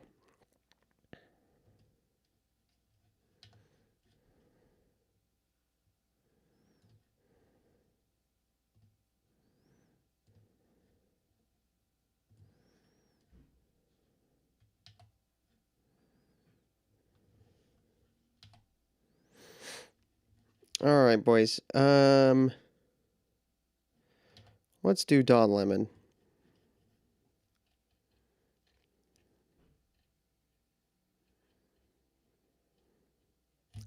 So,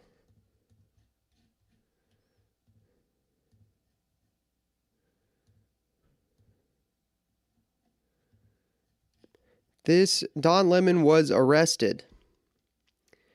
And this is the indictment. It's unsealed. You can see it all here. So, we're going to read through this. I have not read this one yet.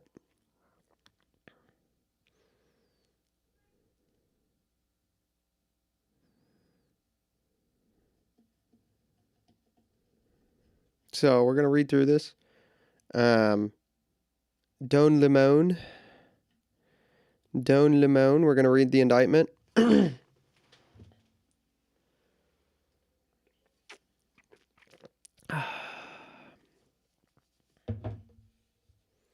Here we go. At all times relevant to this indictment, the city's church is a Christian house of worship located in St. Paul, Minnesota, heretofore referred to as The Church. On the morning of Sunday, January 18th, 2026, at approximately 10:30 a.m., the church's pastor was leading congregation in liturgical service. In that service, the church's pastor and congregation were then exercising and seeking to exercise the First Amendment right of religious freedom at a place of religious worship, a right that is also protected by federal statute Title 18, United States Code, Section 248. After the service commenced, a group of approximately 20 to 40 agitators, including all of the defendants named in this indictment, entered... Oh, yeah, defendants. Nakima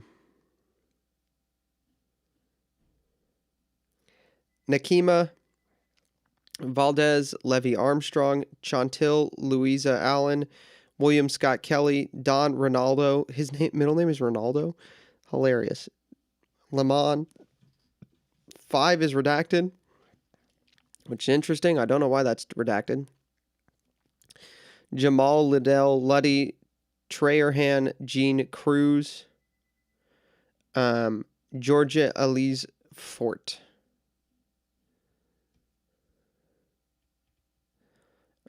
This is the guy, if you saw the guy with the fuck Trump beanie with the beard who was very loud and weird and became famous, that's this guy, I think. I think that's this guy. No, it's not this guy.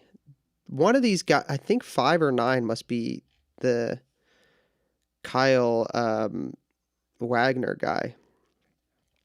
No, Kyle Wagner was the... No, it is William Scott Kelly. Kyle Wagner was the Antifa guy with all the tattoos who was saying that people should do violent things.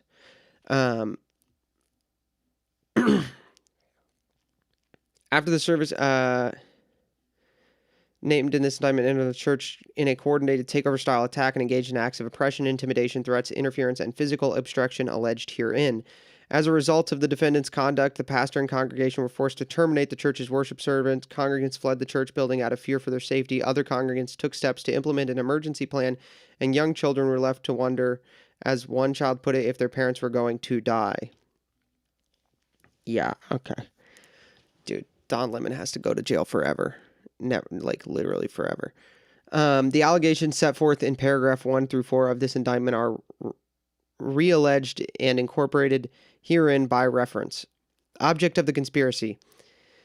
Beginning on an unknown date and continuing to or on about January 18, 2026, in the state and district of Minnesota, defendants conspired and agreed with one another and with other persons known and unknown to the grand jury to injure, oppress, threaten, and intimidate multiple persons, including the clergy, staff, and congregants of the city's church, in the free exercise, enjoyment of the right and privileges secured to them by the laws of the United States, and because of such persons having exercised such rights, namely exercise of First Amendment right of religious freedom and a place of religious worship as secured by Title 18 U.S.C. Section 248C, all in violation of Title 18 U.S.C. 241. In order to achieve the object of the conspiracy, defendants Armstrong and Allen, together with other persons unknown to the grand jury, organized the operation targeting the church, which they dubbed Operation Pull Up, and promoted it on the internet via Instagram accounts. All defendants met at a shopping center for pre-op briefings, during which Armstrong and Allen advised other co-conspirators, including defendants Kelly, Lemon, Lundy, Cruz, and Fort, and blank and redacted, about the target of their operation, and provided the instructions on how the operation would be conducted once they arrived at the church. Once at the church, all of the defendants entered the church to conduct a takeover-style attack and engage in various acts in furtherance of the conspiracy.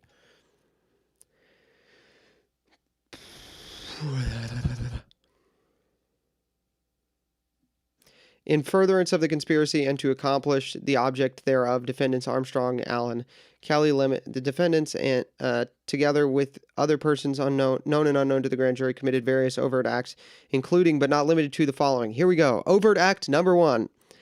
On or about January 17th, 2026, Armstrong posted a flyer on 2 Instagram accounts controlled by her, at Neck Imal and at Racial Justice Minnesota, advertising an anti-ICE operation dubbed Operation Pull-Up, telling fellow agitators where to meet to prepare for the operation and exhorting them to be ready to mobilize. ICE refers to Immigration and Customs Enforcement. On or about January 7, 2026, defendant Allen posted a similar flyer on her personal Instagram account at Chantil. On the morning of January 18, 2026, all of the named defendants gathered with approximately 20 to 30 other co-conspirators for pre-operation briefing led by Armstrong and Allen at the parking lot. At the pre-operation briefings, defendants Armstrong and Allen advised the other co-conspirators about the target of their operation and provided instructions on how the operation would be conducted once they arrived at the church. On the morning of January 18th, defendant Lemon began live streaming on his internet-based show, The Don Lemon Show, where he explained to his audience that he was in Minnesota with the organization that was gearing up for quote-unquote resistance operation against the federal government's immigration policies, and he took steps to maintain operational secrecy by reminding certain co-conspirators not to disclose the target of the operation, and stepped away momentarily so his mic would not accidentally divulge certain portions of the planning session. During the discussion with Armstrong at pre-op briefing, defendant Lemon thanked defendant Armstrong for what she was doing and assured her that he was, quote, not saying what was going on, unquote, i.e. was not disclosing the target of the operation. Defendant Armstrong explained that Operation Pull-Up was a, quote, clandestine operation, unquote, in which she and other agitators would show up somewhere that is a key location where targets don't expect us and we disrupt business as usual. That's what we're all about to go do right now, and defendant Lemon said he would see her there.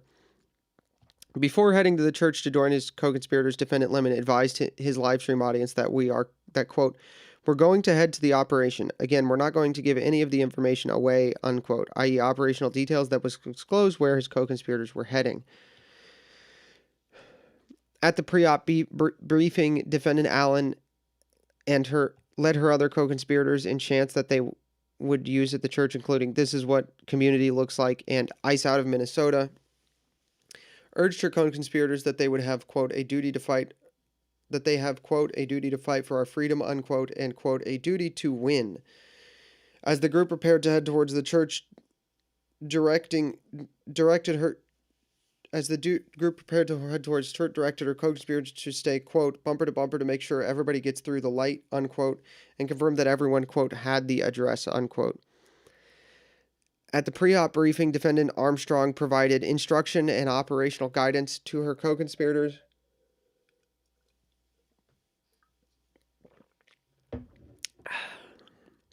including the following. The first wave of agitators should enter a church essentially in an undercover capacity and position themselves around the church sanctuary. They should not sit together and should not wear anything that is activist identifying. Those who had anything activist identifying should wait and come in with the second wave. Continuing on the morning of January 18th, all of the defendants got into vehicles, traveled with their co-conspirators to the church to engage in the planned takeover-style operation.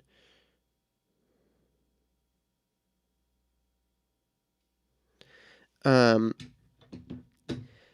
en route to the church, Defendant Redacted told Defendant Lemon that they had to, quote, catch up with the others, unquote, and that Defendant Lemon replied, quote, let's go catch up, unquote, and because he was still live streaming, Lemon instructed Blank and an unidentified male, don't give anything away, i.e. don't divulge information about the operation, and advised his audience, we can't say too much, we don't want to give it up. Continuing on the morning of January 18, 2026, all of the defendants, together with other co-conspirators, entered the church sanctuary, with the first wave positioning themselves among the congregants, and the second wave, led by defendants Armstrong and Allen, commenced the disruptive takeover operation, which the first stage agitators actively joined in. As the pastor was beginning his sermon, Defendant Armstrong interrupted the service with loud declarations about the church harboring a, quote, director of ICE, unquote, and indicating that the time for judgment had come, and other co-conspirators immediately joined in by yelling and blowing whistles in a takeover attack on the church, all of which quickly caused the situation in the church to become chaotic, menacing, and traumatizing to church members. While inside the church, defendants Armstrong, Allen, Kelly, Redacted, Lundy, Cruz, and Redacted, and others led or joined their co-conspirators in various chants, including ice out, hands up, don't shoot, stand up, fight back, while gesturing in aggressive and hostile manner, which congregants and the pastor perceived as threats of violence and a potential prelude to a mass shooting. While inside the church, defendants Armstrong, Allen, Kelly, Lemon, Redacted, Lundy, Cruz, Fort, and Redacted oppressed and threatened and intimidated the church's congregants and pastor by physically occupying most of the main aisle and rows of chairs. Near the front of the church, engaging in menacing and threatening behavior, for some chanting and yelling loudly at the pastor, congregants, and or physically obstructing them as they attempted to exit or move about within the church. While inside the church, Defendant Redacted stood with other agitators in and around the main aisles in the church to intimidate the church members and obstruct and interfere with their freedom of movement, approached the pastor and congregants in a menacing manner, and near the end of the operation loudly berated the pastor with questions about Christian nationalism and Christians wanting to have their faith be the law of the land. While inside the church, Defendant Lundy personally participated in the disruptive takeover operation with other defendants by standing in the main aisle with and others contributing to physical obstruction and intimidation of the congregants, participating loudly in some of the chants, e.g. one saying that targeted ICE agent must be out, and punching his fist in the air. While inside the church, Defendant Cruz personally participated in the disruptive takeover operation with other defendants by standing in and around the main aisle, with the others contributing to physically obstructing and intimidation of the congregants and participating in some of the chants. While inside the church, Defendant Kelly disrupted the service by chanting, "This ain't God's house, this is the house of the devil." Approached one female congregant who was with two young children and demanded to know in a hostile manner why she was not involved in and supportive of the takeover operation, screamed Nazi in the congregant's face, and asked the child congregants, "Do you know your parents are Nazis? They're going to burn in hell." Dude, they just have to, oh my gosh.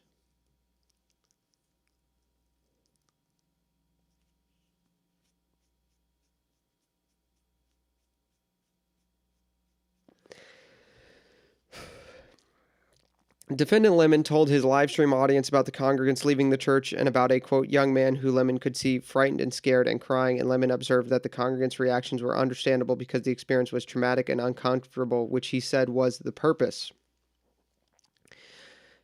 This is the one where they're going to get Don Lemon. He's just done. He's just done because of this right here. He says that the purpose, says the purpose of the operation was to make people traumatized and uncomfortable, and he's participating in it by covering it up and going to the pre-op. So, yeah, he's just done. As the operation continued, Defendant Lemon acknowledged the nature of it by expressing surprise that the police hadn't arrived at the church and admitted knowing that the whole point of the operation is to disrupt. While the takeover operation was underway, Defendant Lemon asked Defendant Armstrong, who is the person we should talk to? Is there a pastor or something? And she pointed toward the front of the church, but noted the pastor might have run away. With other co-conspirators standing nearby the defendants, Lemon and Fort approached the pastor and largely surrounded him to his front and both sides, stood in close proximity to the pastor in an attempt to oppress and intimidate him, and physically obstructed his freedom of movement, while Lemon peppered him with questions to promote the operation's message. While talking to the pastor, Defendant Lemon stood so close to the pastor that Lemon caused the pastor's right hand to graze Lemon and then to admonish the pastor, please don't push me. Dude, I hate this guy. Although the pastor told Defendant Lemon and others to leave the church, Defendant Lemon and the other defendants ignored the pastor's request and did not immediately leave the church. After causing most of the congregants to flee, some of the defendants and other agitators in chants proclaiming, who shut this down? We shut this down. Ooh. That is an admission to a federal felony. That is... Oh. Yeah. Yeah, you can't do that. So, yeah, that's an admission to federal felony of conspiracy to deprive rights. This is not good. As one congregant reported to responding police officers, some of the agitators blocked the stairs leading to the church's child care area and made it difficult and hazardous for parents to retrieve their children, causing some to take alternative routes in or around the church. This is kidnapping. I feel like this might be kidnapping. That might be kidnapping. That feels like kidnapping to me. Oh, my screen froze.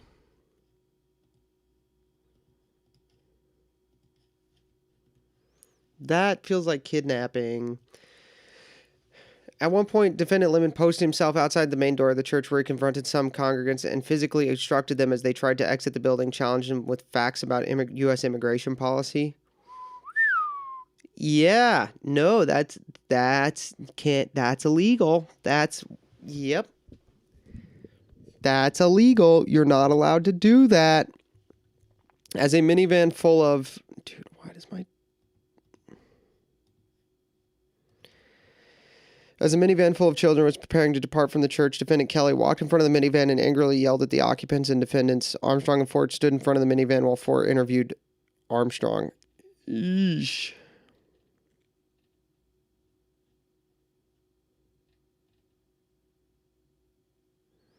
And immoral. Yeah, it's illegal and immoral. You can't do that.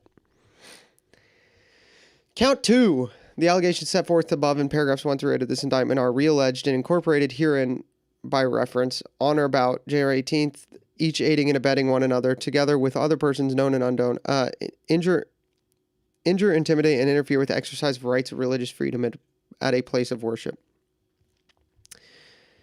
Intimidated, interfered with, and attempted to injure and intimidate, interfere with multiple persons, including the church's congregant, clergy, and staff, who were then lawfully exercising and seeking to exercise the First Amendment right of religious freedom at a place of religious worship, which resulted in bodily injury to one of the congregants. Ooh, I didn't know that. All violations of Title 18 U.S.C. 248 A2B and 2A. Yeah. No, that's very illegal. That is very illegal. So, this... That is very illegal. Conspiracy against rights of religious freedom and conspiracy to injure... yeah. So this was the Don Lemon was arrested. This is a statement from Don Lemon's attorney. Don Lemon was taken into custody by federal agents last night in Los Angeles, where he was covering the Grammy Awards. Don has been a journalist for 30 years, and his constantly protected work in Minneapolis was no different than what he's always done. He's never invaded a church before. That's for dang sure. The First Amendment exists to protect journalists whose role is to shine a light on the truth and hold those in power accountable. There is no more important role for people like Don to be doing this work. That is not why the First Amendment exists. The First Amendment exists for everyday people, not specifically for journalists. Journalists are not... The First Amendment is not some special amendment to make journalists a protected class. Instead of investigating federal agents who killed 2 peaceful protesters in Minnesota, the Trump Justice Department is devoting its time and attention and resources to this arrest that is the real indictment of wrongdoing in this case. No, they're doing both. They are investigating whether or not those were peaceful protesters. Oh, excuse you, Levi. This unprecedented attack on the First Amendment and transparency attempts to distract attention from the many crises facing this administration will not stand. Don will fight these charges vigorously, thoroughly in court. Yeah, okay. I mean, talk about a nothing burger, right? Okay, so here's Don Lemon after... We see Don Lemon walking out. Let's listen right now.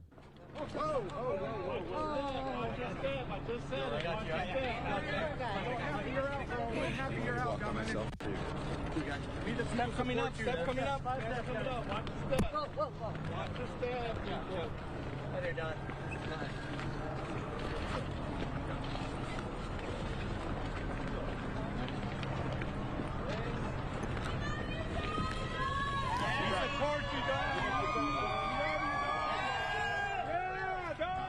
There's a stand. There's a mic stand right over there.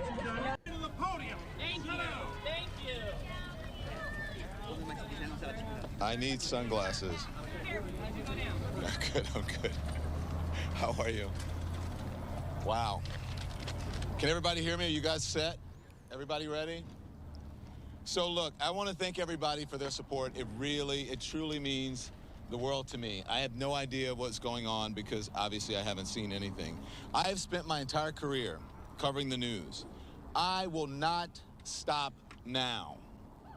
In fact, there is no more important time than right now, this very moment, for a free and independent media that shines a light on the truth and holds those in power accountable. Again, I will not stop now. I will...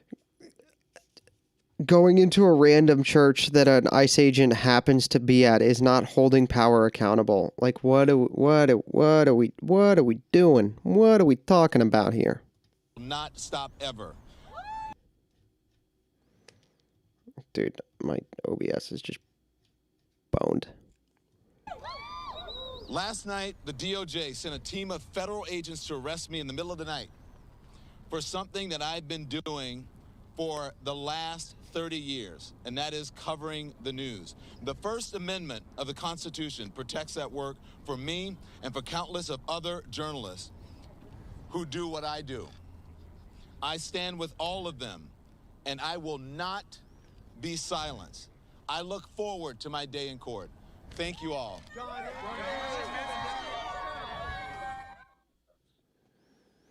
So he was released without bail, which is obviously a travesty. But there you go. All right, we're gonna watch Don's YouTube stream here. Should we watch? Oh gosh, should we watch this, guys? It's probably gonna be a nothing burger, and it might get the stream copyrighted.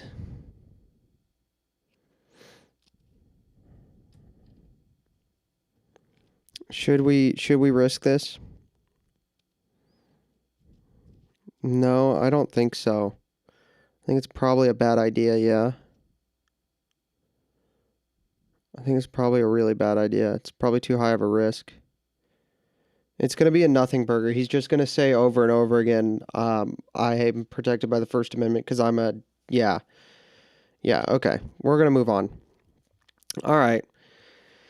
This one, we're going to risk getting the VOD. I don't think they'll nuke us midstream for this. I really doubt the Atlantic will nuke us in the middle of the stream for this.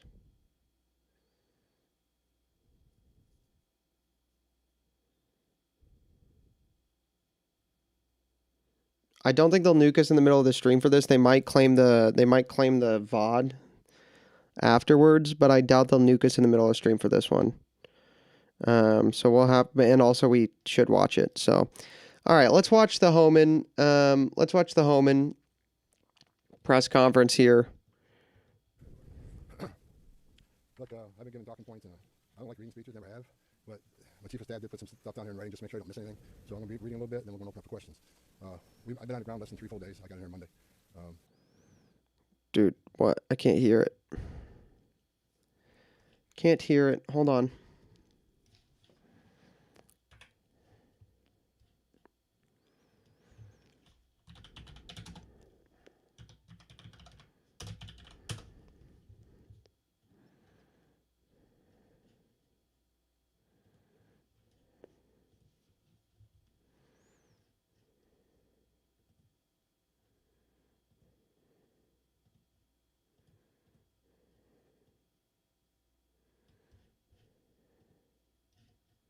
President of the United States called me Monday morning and asked me to deploy here. Got here Monday evening, and I'm staying till the problem's gone. But we made a lot of progress in the last 3 days.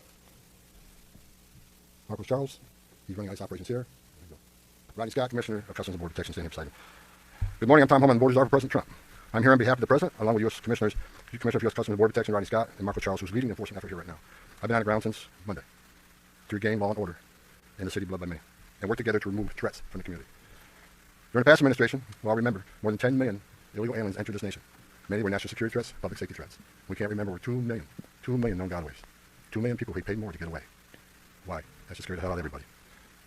President Trump promised American people, including the residents of Minnesota, that he would work to ensure our communities are safe. And with that, this administration is absolutely focused on identifying removal aliens that pose a public safety threat and national security threats. And the numbers prove it. The data proves it. In the past few days, I've met with Governor Walz, Attorney General Ellison, Mayor Fry, numerous police chiefs and sheriffs, and I have more to meet. I'll also be continuing the dialogue with business and religious leaders in partnership with Minnesota, your communities. I'll be meeting with them too. I want to hear what they have to say. In my meetings with folks so far, most importantly the governor and the AG and Mayor Fry, we didn't agree on everything. I didn't expect to agree on anything. I've heard many people want to know why we're talking to people who they don't consider friends to the administration. Bottom line is you can't fix problems if you don't have discussions. I didn't come to Minnesota for photo ops or headlines. You haven't seen me. I came here to seek solutions, and that's what we're going to do. And we come a long way, and we got some good wins for the people of Minnesota, I think, and for the administration and for the safety and security of the city. One thing we did agree on, though, everybody I thought we agreed on, was that community safety is paramount. One thing we all agreed on was U.S. Immigration and Customs Enforcement is a legitimate law enforcement agency that has a duty to enforce the laws enacted by Congress and keep this community safe. Like I've said many times for the last several years, even before this administration, jurisdictions that refuse to cooperate with federal immigration authorities are sanctuaries for criminals. Sanctuary cities are sanctuaries for criminals and endangers the residents of the community. To be clear, we did not agree with Minnesota state and local officials that they would be involved in immigration enforcement. I didn't ask them to be immigration officers. I'm asking them to be cops working with cops to help state criminal aliens up the street. Based. What we did agree upon is not to release public safety arrests back in the community, and they could be lawfully transferred to ICE. I'll speak more about that.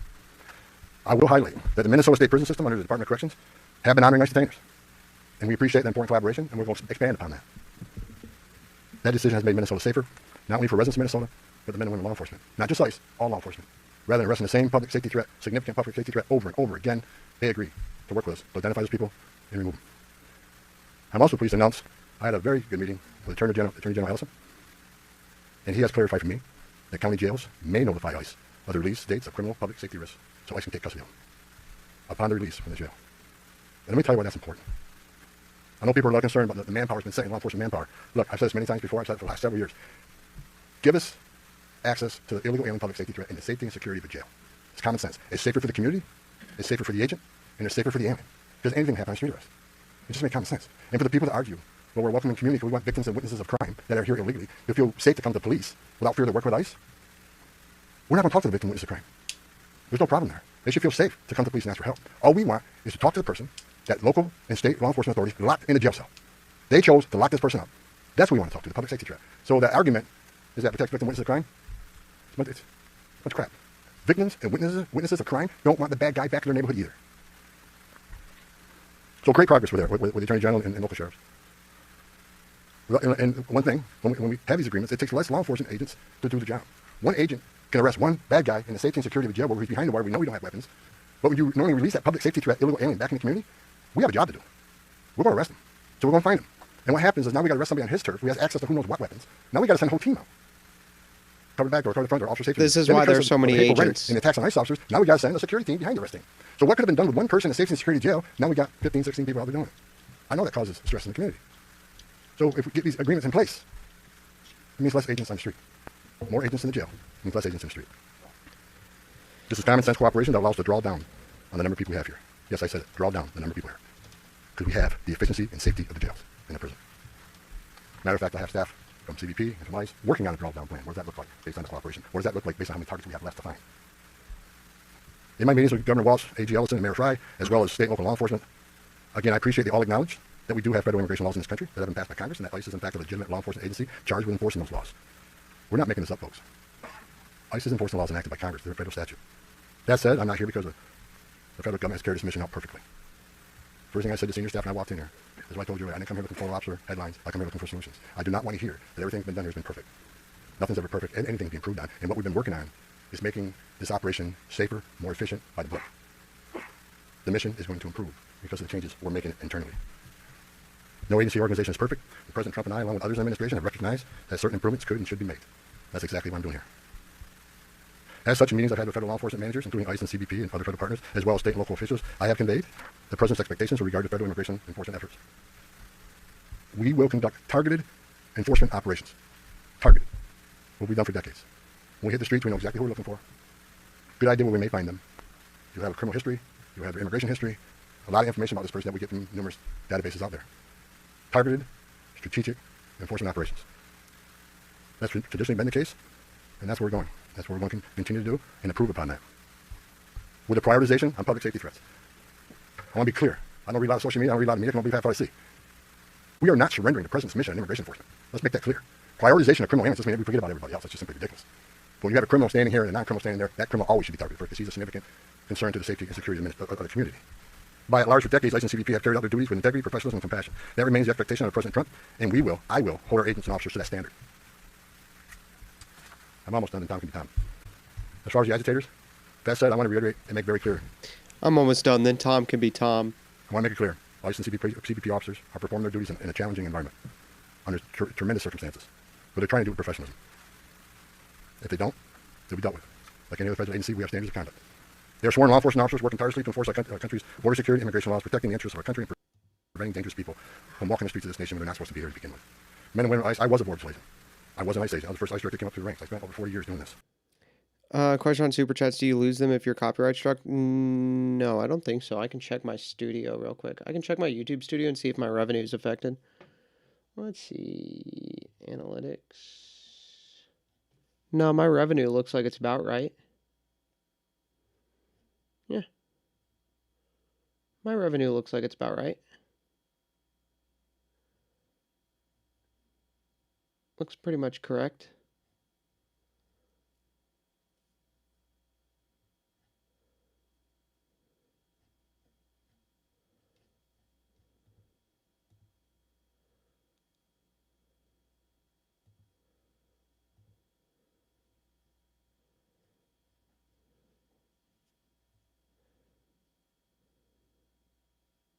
Yeah, my revenue looks correct.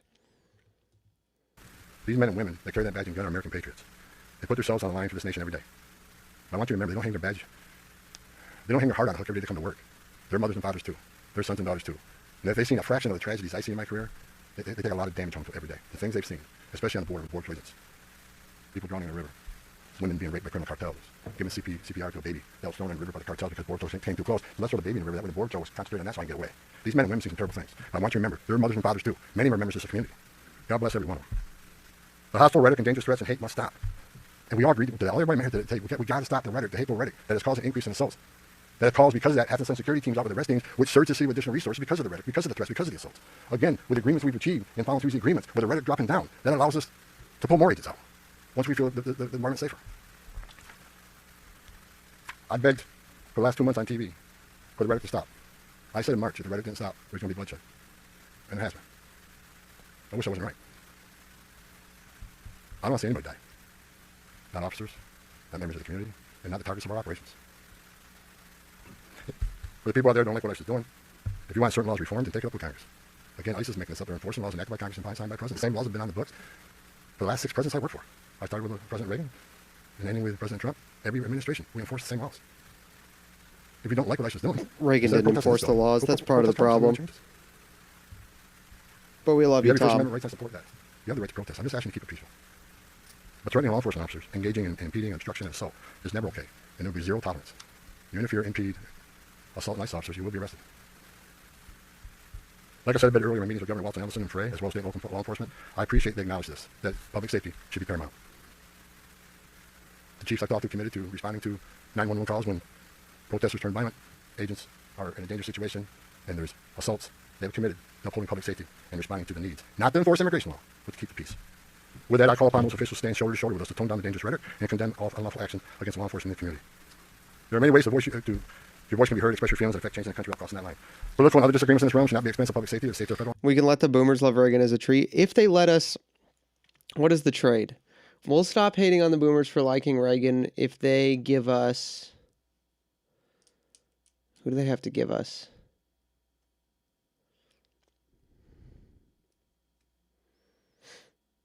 They have to give us Nixon. They have to let us like Nixon without complaining. Law enforcement officers. In closing, I want to thank the state and local officials here in Minnesota that I met with and the many I'm going to meet with. We've had meaningful dialogue. And look, again, we didn't agree on everything, but we agreed on things. If we get rid of Social Security. I've got many more community leaders to talk to. I've got many more sheriffs to meet. President. If they are okay with their houses going down 50%. Trump wants this fixed. And I'm going to fix it. With your help. I want to thank President Trump for his unwavering commitment to public safety and prosperity of every American. Under the President's leadership, we have the most secure border in the history of this nation, which means less women are being raped, less children are dying crossing that border, less fentanyl is getting in this country to kill Americans, less non-suspected terrorists are crossing the country, and we don't have 2 million unknown godly, we don't know who the hell they are. A secure border, we have stronger national security. A secure border saves lives. When 96% less people come in, how many women are being sexually assaulted by members of the cartel? How many people aren't dying making that journey? How many Americans aren't dying of fentanyl overdoses? How many women and children aren't being sex trafficked in this nation? The data proves it. Anybody can find that data. So God bless this great nation. God bless Minnesota. We can do better. And I think the local and state leaders meeting with me, we made some significant gains, significant coordination and cooperation, and you're going to see some massive changes occurring here in the city. Thank you. Right here. Thank you so much. Officer Roland Giovanna, the Associated Press. Based on how you have described these changes in the mission, can you be more specific about the objectives of Operation After Surge with what you have described changes the parameters for interior enforcement only in Minnesota or also in Maine and other places? And finally, when would you consider that those objectives will be achieved and this operation will end? Is it in terms of agents on the ground, in terms of who you are targeting for arrest? The withdrawal of law enforcement resources here is dependent upon cooperation. Like I said, one agent arrests one bad guy in jail means less agents on the street. We have some agreements. We got more to talk about how we're going to implement those agreements. But as we see that cooperation happen, then the redeployment will happen. Look, target enforcement operations should happen across the nation. That's what we've done for decades. And with target enforcement operations, I've done many of them. It just makes it safer for everybody. When we know exactly what we're looking for, what is his criminal history, what is his immigration history, where's he live, is he in an apartment complex versus a house, he's got no record for having weapons. It's safer for everybody. Then we know what type of resources we need to go. And it just makes the operation cleaner, more efficient, and it's proven less violence. When we know exactly what we're getting into, and we can take the necessary precautions to keep everybody safe. Some of the operations I've been involved in, we know there's children in the house based on surveillance. So we know you got to be a little bit different when you go in the house because there's going to be children present. So target enforcement operations, we've always done it. I think we got to wait for a little bit. And we're going to make sure we do target enforcement operations. And look, I'll say it again, we are not surrendering our mission at all. I think this is his nice way of saying this is what's different between what they were doing when Noam was in charge of Minnesota and what he's wanting to do is that Noam was just sending him out with go find people, and he's saying that he's going to do targeted enforcement operations. Smart. I don't know that for sure, but just as much stuff as I've watched him talking about, there's this subtle way he's talking about targeted enforcement operation. He keeps using that term and talking about going back to it. That little, I think that little linguistic I don't even know what to call it, but that little linguistic piece seems to be that seems to me like what he's probably referring to. In terms of, you had Greg Bovino, who was the face of this immigration operation. The mission, as you say, to having border patrol agents in the interior of this country, stopping U.S. citizens, asking them for ID, creating this fear in places like Chicago, and now here. And then finally, it took really the death of Alex Petty for us to get here. How did that happen? Who made the decision to allow this journalist doesn't even know his name. this way and to create such fear? Well, look, Border Patrol, Libs pretend to care, challenge impossible. 10, 12,000 people a day coming across the border. Border Patrol got overwhelmed, which means we sent thousands of ICE agents down there to help deal with that humanitarian crisis, to help secure the border. Now we have millions of people released in this nation. Many unvetted. Now we got to find them. Linguistic tell, yeah. Before the big beautiful bill, we had a total just under 5,000 deportation officers looking for millions of people, many in public safety threats. So yes, we need the Border Patrol to come and help on our mission now. And the reason for the massive deployment is because of the threats, because of the violence. Our officers need to be protected. If I'm on operation arresting, I'm going to a house. I got to be busy with that guy, the dangerous guy, and I can't keep looking over my shoulder what's happening outside the house. So we brought extra resources in to provide that security. And as I said, as we drill down on these great agreements we got, this great understanding we have means less. So we can draw down those resources. When the violence decreases, we can draw down those resources. But based on the discussions I've had with the governor and the AG, we can start drawing down those resources as far as those looking for public safety threats being released and doing it in jail with much less people. So the drawdown is going to happen based on these agreements. But the drawdown can happen even more if the hateful rhetoric and the impediment interference will stop. So Border Patrol, I was a Border Patrol agent, these men and women are patriots. God bless them, they're here to help us. And the drawdown will come soon depending on when this actually, I see this in play. But the agreements have alone is going to cause a significant drawdown. So you're going to see a drawdown. You've been doing this for 40 years. Just follow up. First off, Ben Burke on Real American Voice News. On behalf of the American people, I just want to say thank you to you and to all the agents that are putting their lives on the line to go after the people that were allowed in the last administration. We watched that happen in the media, the honest media, covered up by many of the media that are behind me. We want to say thank you, and all the men and women that are out there. Can you talk to us about what's being done with the leadership on these signal chats, on these WhatsApp chats that are organizing the attacks against you, the obstruction against you? Are we going to be arresting those individuals as well? And to the folks out there in America that voted for this, that want mass deportations because they saw mass invasion under Joe Biden, what would you say to them? How are we going to get to that point? Well, first of all, about the organization and the funding of the attacks on ICE. I'm not going to answer a lot about that, because I'm not going to show our hand, but they'll be held accountable. Justice is coming.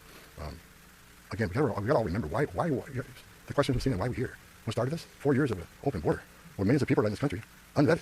Remember, let's not forget, for 4 years we were told border secure. 4 years we were told border secure, and we all knew it wasn't. And I want this to be a positive thing we're doing here today. I also want to remember the politicians are continually attacking us. Where were they the last 4 years? When the number of women and children sex trafficked went all-time high? Where were they when 250,000 Americans died from fentanyl coming across the border? Where were they when women and children are dying making that journey? Where were they when over 4,000 families making that journey died, historic record? Where were they? Not a word. Now we're just trying to respond to what happened the last 4 years and keep this country safe. And we're arresting a lot of public safety threats taken off the streets, which make this country safer. President Trump promised to make this country safe again, and that's what we're doing. But my 2.5 days up here, we made a lot of progress. I think everybody agrees on the criminal and public safety threats. They agree it's much safer and easier to arrest an alien in a facility than send a whole team out in the field that's going to draw anger. Because now we got to send a bunch of people to do something that could have been done by 1 or 2 people. And I've said this for years. I have no ill will to anybody. I mean, all the people I talk to, we're never going to agree on everything. We have different philosophies. Yeah, so this going back, like he's saying, this going back to, we can now, if we're doing targeted, we can send 2 or 3 people. If we get cooperation, all that stuff seems to be language that's specifically phrased as a linguistic tell that Bovino and Noam had him just going out and doing whatever. And he's talking about targeting specific people as a start to get public safety under control and then moving on from there. Yeah. Opinions on immigration, but we all agree this is the way to go to reduce safety, reduce crime, not reduce safety, reduce crime and increase safety for our operations. More people in the jail means less people on the street. It's simple math. Everybody I've spoken with agrees that if somebody has a violent criminal history and is a fugitive, they don't want them as their neighbor. But when you're talking about a targeted operation, are you talking about targeting people whose crime is coming to this country, or is it a more specific definition now? All operations will be targeted, but the prioritization are going to be criminal aliens, public safety threats, and national security threats. I met with Marcos and his staff. We got a lot of people busy, so that would be our focus. Is that enough that there's not going to be a focus on people who have no other crimes except for their status? If you're in the country, you're never off the table.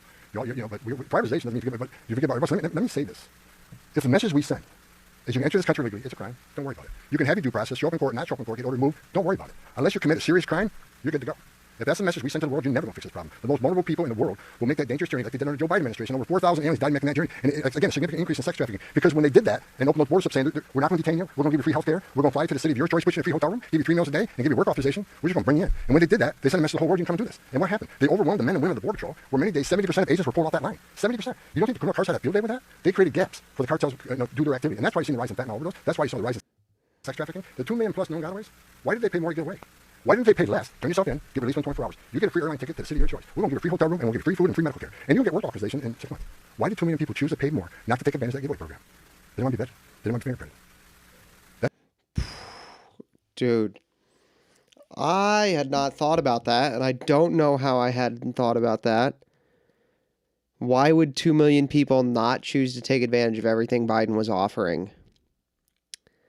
Because if you vetted them, only if you didn't want to be vetted. Dude, that's tough. That's rough, dude. That scares the hell out of me, and it does still. The Trump administration with ICE and Secretary Noem and Marco Rubio and the intelligence community, Tulsi Gabbard, we're all working together to try to identify who these people are, and we've already found many of them. That's hard work to do, but there are national security threats walking this nation because of the last administration, and they are one of our main priorities too. Thank you. Can you please be specific about how many ICE and how many Border Patrol agents are currently operating in the state? I think we're near 3. There's been some rotations. Another thing I witnessed when I came here, I'll share this with you. I met with a lot of people, a lot of agents. They've been in theater. Some of these people have been in theater for 8 months. So there's going to be rotations of personnel. Hopefully less now that we have some agreements, maybe we can make it more efficient and safe. But they've been in theater a long time. So, there's rotations happen all the time to get people out and go home, get some rest and see their families. Day after day, can't eat in restaurants, day after day, having people spit on you, blow whistles at you, day after day, having all these threats at you, day after day, having people trying to interfere with you, day after day. They're human. So, we've got to rotate these people, and we've already rotated. That's interesting. That's interesting that the operation is so long and so dangerous that they have to rotate them just for mental.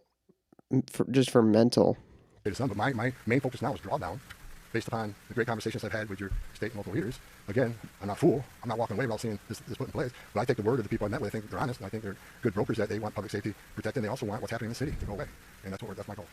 Last question about Mueller News next. The new video of Alex Preddy is now circulating. Your reaction to that? Do you think law enforcement could play a role, like the Minneapolis police were able to respond to that? Have those top law enforcement officials said they'll help or do anything to help these agents around here? I'm not going to comment on any shootings. I said from day one, I said on any of these shootings, as a career law enforcement officer, we'll let the investigation roll out, let the investigation play out, and let it go where it goes. I'm not going to come out and make any comments I think is right, wrong. Do I have an opinion? Yeah, my personal opinion, but I'm not going to share that with you.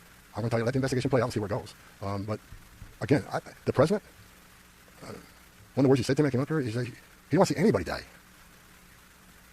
Unless interference, unless rhetoric, unless, I have buried Border Patrol agents, and I buried ICE agents throughout my career, and the saddest thing I ever done is hand a folded flag to a wife or a child. I don't want to see anybody die, even the people we're looking for. I don't want to see anybody die. And despite what people think of Tom Homan, I say a prayer every night that everybody goes home safe. This isn't good. But I think my conversations the last 2.5 days are leading us to a safer community. Let ICE officers operate in the safety and security of a jail more than on the street. I think anybody here with common sense would say it's safer to arrest a public safety threat in the safety and security of a jail. And let me tell you, what is that going to result in? Less collateral arrests. When we go find that bad guy, when we find that bad guy, many times it's with others. Well, guess what? They're in the country illegally. We're going to enforce immigration law. They're coming too. You want less collateral arrests? Let's in the jail. But we're going to enforce immigration law. For the people saying we're here to surrender our authority and the mission of enforcing immigration law, you are wrong. We're going to do target enforcement operations, and we're going to prioritize the public safety threats and national security threats. That is what we're here to do. No more questions. Yeah. Great job, Homan. I really like Homan. He does a great job. Every time he talks, he gets in front of a microphone. It's legendarily good. What's the new video? Does it change anything? I don't know what new video you're referring to. If you clarify, I will tell you if I think it changes anything.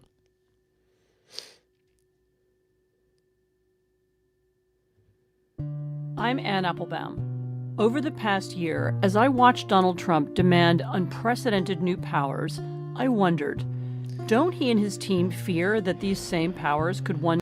New Preddy video. Okay.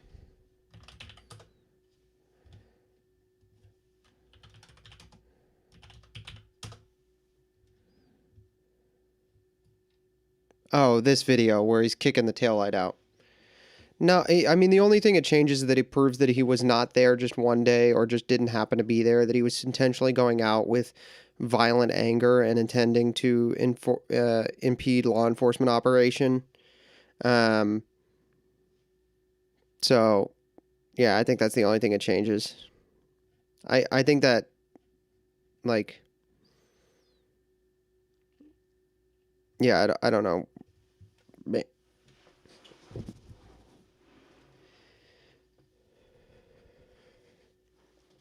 Yeah.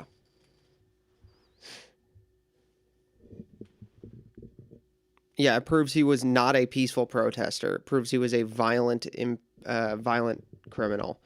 I mean, honestly, here's the thing. If anything, this proves that if ICE had arrested, like, he would be alive if ICE had just arrested him right here, right? Or if the Minnesota police were helping with the protests so that there was like, because probably what's going on here is they at this current moment don't have the capacity to do another arrest. But if Minnesota police were doing their job enforcing the law, then he would be arrested, he'd be in jail right now, and he'd be alive, which would be better than him being dead. So if anything, it proves that Jacob Fry and Tim Wall's policy of police not assisting federal law enforcement is resulting in people dying. I mean, that's the only thing that proves. Yeah, he'd gotten like a 3rd-degree felony, and like he'd be alive. He'd be in jail, but he'd be alive. One day be used by a different administration and a different president to achieve very different goals? Bro, she's not doing... Dude, the left is so broken that they're actually like... they're the libertarian in the Stone Toss comic.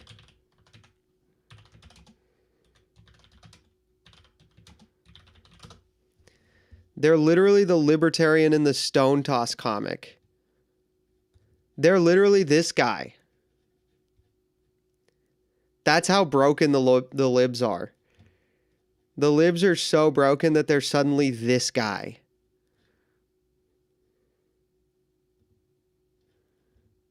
Well, maybe they are afraid. And maybe that's why they're using their new tools to change our institutions, even to alter the playing field in advance of midterm elections later this year, to make sure their opponents can't win. Ultimately, destroying trust is...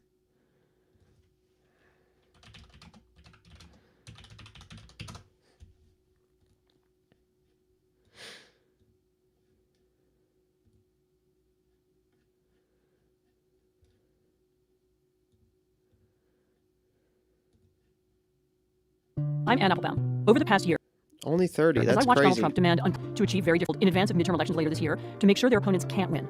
If we keep treating this as business as usual. Reporting on the sweeping changes unfolding in our country and preparing you to think about what might happen next.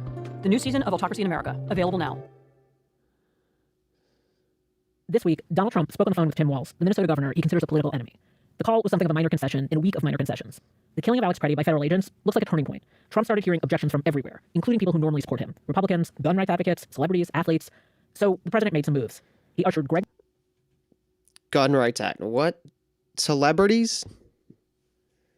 Republicans? Bro, Republicans do not... Like, the Republican establishment, especially, like, senatorial and congressional GOP, does not normally support Trump. They just, like, pretend to because they know they have to. Bovino, out of Minnesota, the Department of Homeland Security said they put the 2 agents involved in Preddy's shooting on administrative leave, and Trump called for a, quote, big investigation. That's not a concession. Saying we're going to take him out of the country is not a saying we're going to put the agents on administrative leave is not a concession. It's normal practice. This is just lying. It's just lying. And into the shooting. I'm Connor Rosen. This is Radio Atlantic. In this episode, an interview with Walz. I was out reporting in and around Minneapolis, and this interview with Governor Walz had been set for 3 o'clock, so make my way over to the... Atlantic staff writer Isaac Stanley Becker interviewed the governor on Wednesday to get a sense of whether he thinks the promises Trump is making will make a difference on the ground in Minnesota. Isaac, welcome to the show. Thanks, Hannah. So going into this interview with Tim Walz, what was the main thing that you were wondering about? I think I had some practical questions for him about how much he knew about certain really basic details, or I guess details that one would assume under ordinary circumstances the governor of a state would know, such as what exactly are federal agents doing in his state, how many of them are there, what are they up to, and then also what are the names and identities of federal agents who had just killed a resident of his state. And just right off the bat, one of the striking things was that he had little information, and in the second case, no information about these questions. So that was a rather striking finding, and I think part of what I then... Because it's a federal investigation, and federal law enforcement does not share information in ongoing investigations with anyone. It's not, that's standard practice. Like, these people know these things are standard practice. They are just lying. Wanted to understand from him related to that is what that's like for a governor in this moment to be in that kind of situation. So you said that Minnesotans don't let their guard down. It seemed for a moment like there was a real risk that things were unraveling in terms of what's unfolded here. Have we kind of gotten past that? Have we moved into a somewhat better place, or is there still a risk of things really spinning out of control in your mind?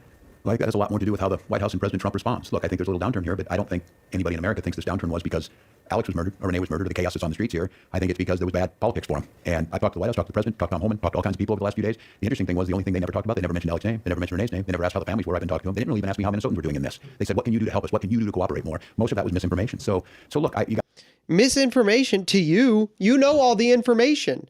Bro, if somebody disagrees with you and says to you the thing that you disagree on, that's not what misinformation is. You can't just use a word because it sounds good. Words mean real things. Dog, you gotta be retarded. You have to be stupid. How dumb can you be? got to be hopeful. I've got to figure out how to deal with this. This is a very transactional White House. That's probably the understatement of the world. I go from being called a communist and the person who started this to we're on the same wavelength to fix this. We're on the same wavelength. We want this to end, but I don't know if the White House end state looks the same as mine, because my end state is you need to get these people out of here. You need to quit the assault on the state. And look, you're seeing it in the streets. It's a physical assault. It's an armed forces assault. It's killing my constituents, my citizens. But there is an all-out attack on all of state government, all the things that make Minnesota great. Did you see what Pete had? There's no military on the ground. There's no military on the ground. Retarded, call it.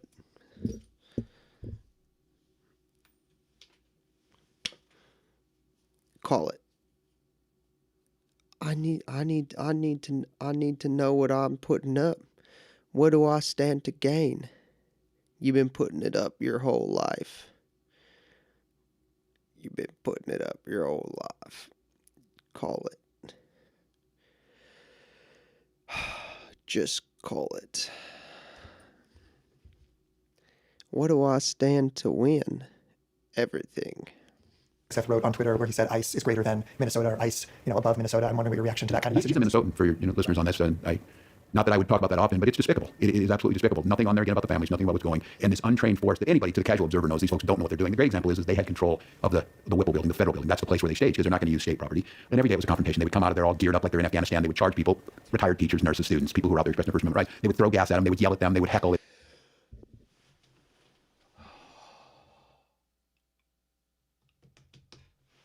When you're in the street trying to stop federal agents, that's your lucky. Don't put that anywhere. That's your lucky quarter. When you're in the street trying to stop federal agents from enforcing federal law, you are no longer a peaceful protester. You are doing illegal. You are doing a crime. Getting gassed is the nice thing. Getting gassed is the nice thing to do. They would do all that. Well, to try and ease this tension, we took that over, we being the state. And I sent National Guard. Folks I served alongside for the years I was in. And my first directive to them was, as I said, when you get up there, I said, you deliver donuts, you deliver hot chocolate, you deliver coffee, and you learn the names of those people who are there, because they're human beings, they're your neighbors. Oh my gosh. Hey, go help these people commit crime. How is using the state National Guard in furtherance of a crime not criminal conspiracy and sedition?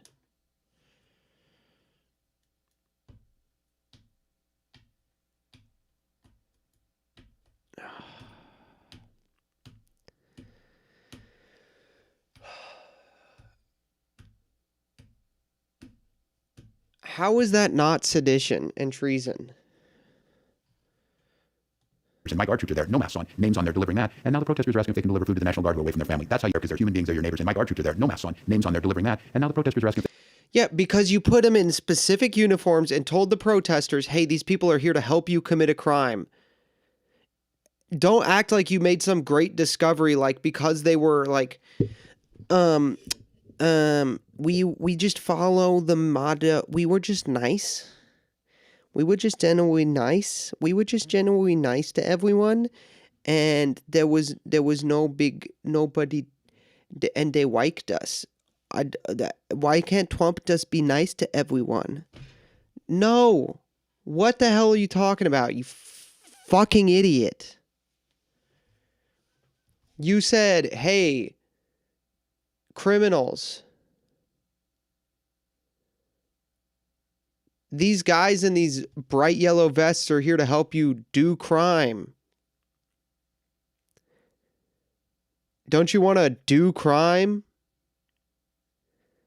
well, here's some donuts so you can do more crime. And then the criminals were like, oh, thank you. And then you stood there and let them do crime, and they didn't fight back because you were telling them that you were chill with them doing crime. And then you get on the radio and you're like, I was just nice to everyone, and now they're being nice back.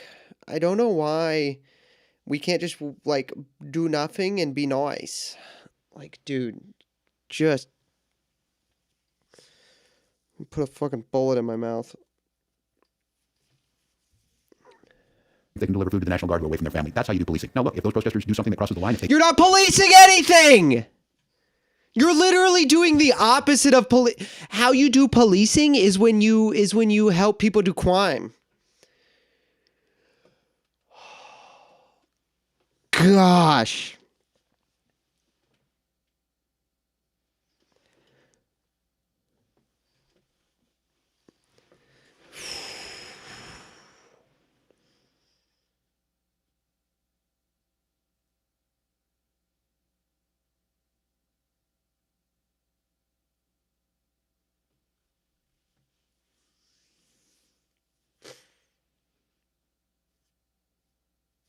Bro, this guy should spend the rest of his life in prison. They throw something, or if they would cross that line from nonviolence, we will arrest them because we're rule of law. But rule of law means we respect the right to protest. So there's a resiliency here, but there's just deep frustration. And I keep hearing from the White House that we need to cooperate. Rule of law means we respect the protesters do something that crosses the line. If they throw something, or if they would cross that line from nonviolence, we will arrest them because we're rule of law. But that's not true. That's not true. Hold on. What? Watch this. Watch this. Watch this. Minnesota police drive away from hotel.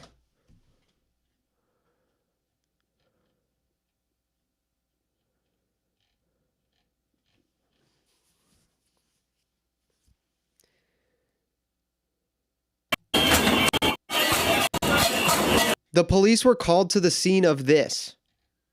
I know they were. Here, look. Yeah, here it is. Here it is. Here it is. Here it is.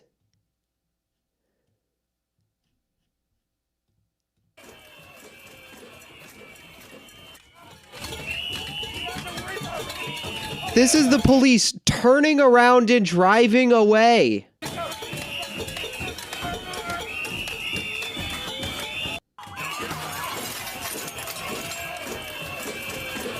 Right there. This is the police turning around and driving away down the street from this after they were called to it when they found out it was a protest of ICE.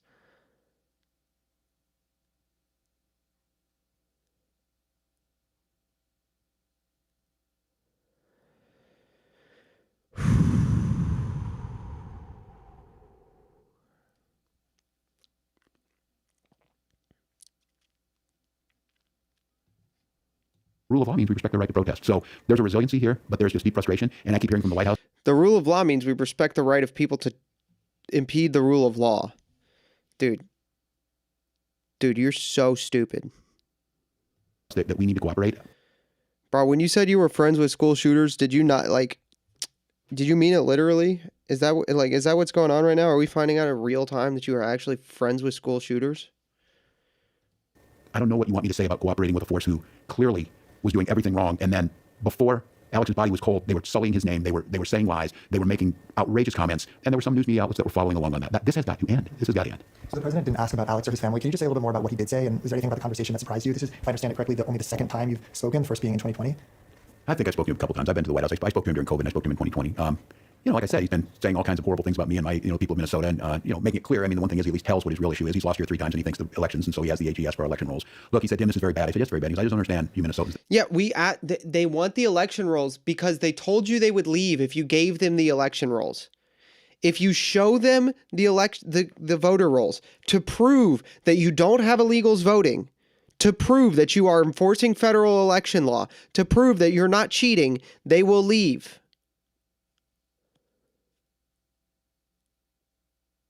And you're not willing to do it. That doesn't prove anything besides the fact that you've got something to hide, dude. Hey, show us the voter rolls and we'll leave. This is why this stuff matters, by the way. For people who think this, because I don't live in Minnesota, this doesn't affect me.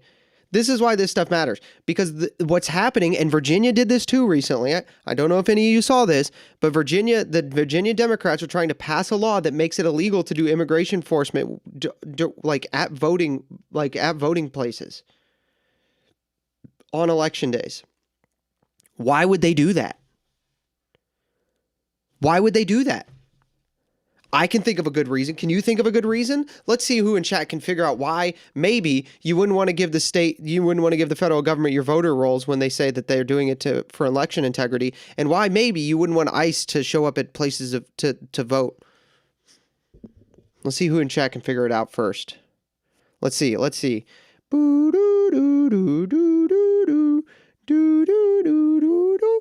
Do do do do do do do do do do do do do do do do do do. Has anybody got it? No, I mean Rivka's close. Maybe it's because you have illegals voting. That could be why. Maybe it's because I mean, what the hell are we doing anymore? We used to have a country. We used to be a country. Can you believe that?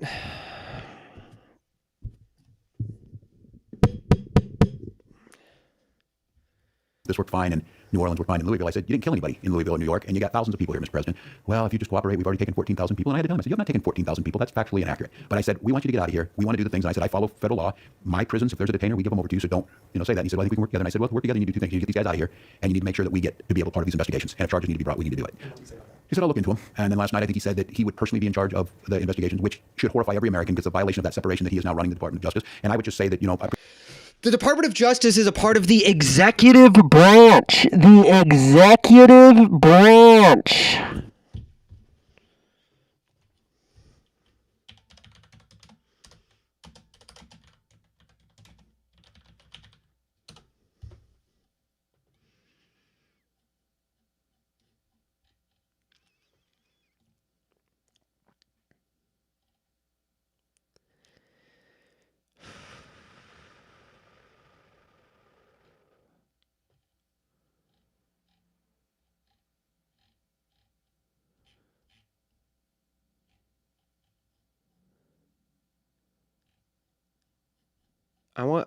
This is section. I want article.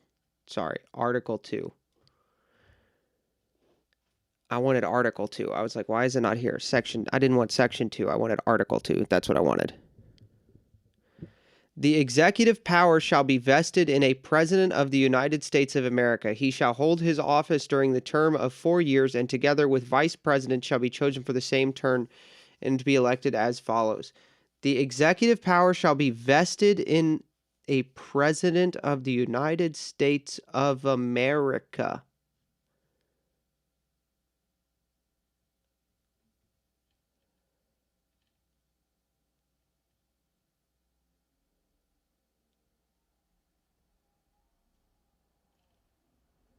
And the DOJ is a part of the executive branch.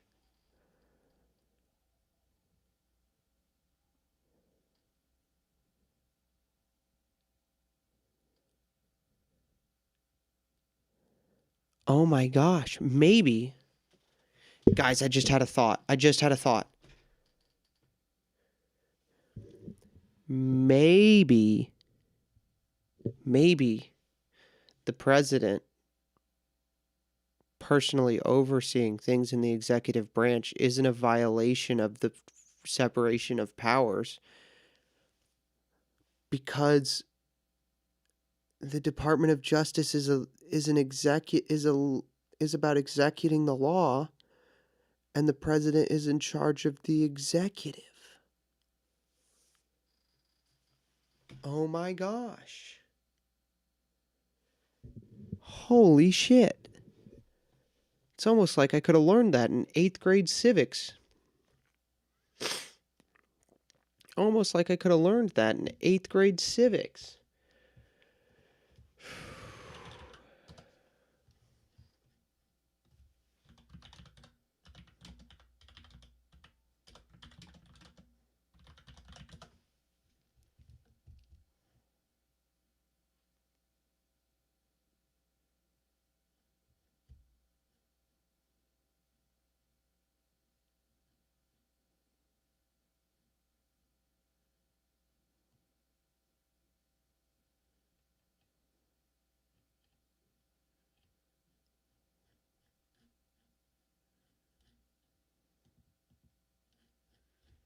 crazy.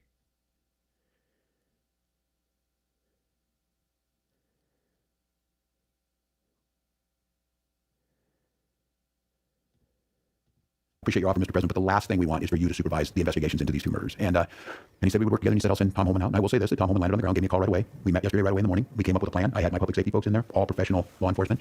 And we're going to get back together. He's meeting with them, some of them today, them being corrections, BCA, State Patrol. And then tomorrow I'm going to expect that he's able to tell me how many of these forces are gone and what the next step is.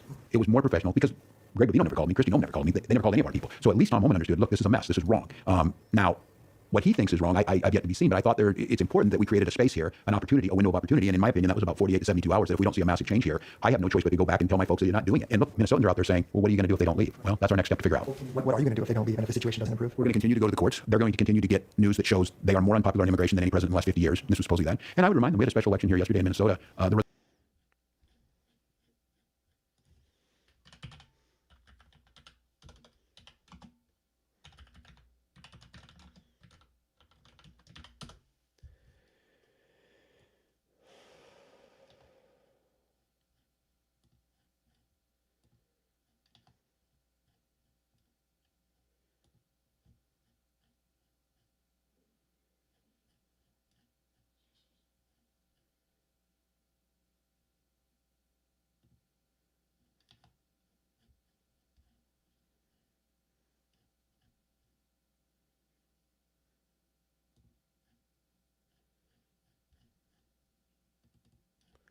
Yeah, Trump is not more unpopular. The polling is, I couldn't find it, but the polling is like split. It's pretty even. The result of that race was 95-5. The Democrat won. It's a pretty blue district, but I think you see what's happening here.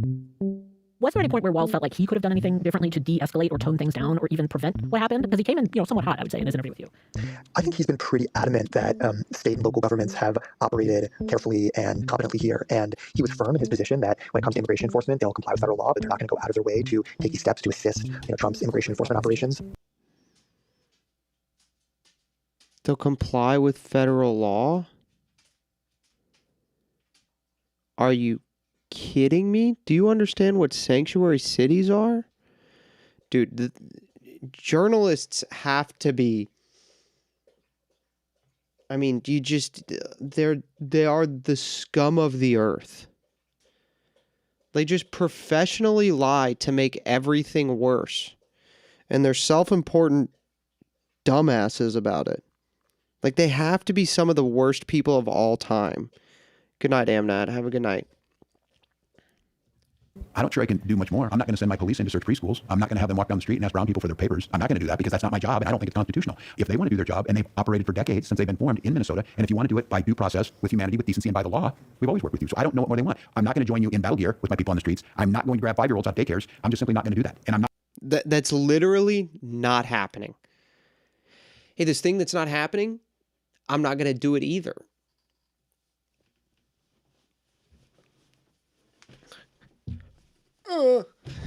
What an idiot. Not going to not hold you accountable when you do this. I mean, can we all just ground ourselves again that after the first murder, the Vice President of the United States said you have absolute immunity? I don't know if I'm Yale. I'm embarrassed. You get a law degree for that. I don't have one, and I know that's not true. But look.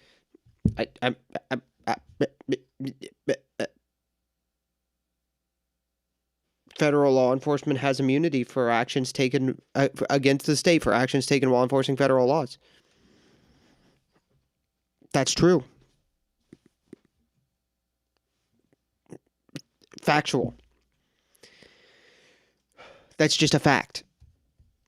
Look at what he said. And I'm telling you, the attitude and the aggressiveness and the interactions of this, countless things. Reporters have been there, these guys joking like it's a video game and things like that. The disruption and the moral harm that they have done to our state is unimaginable. And I would just say, if you're watching this from the outside and you see some of this, it's worse than you think. It's deeper than you think. And that assault I said on, I think they hate us because we have low childhood poverty rates. I think they hate us because we have high home ownership rates. I think they hate us because we have. What?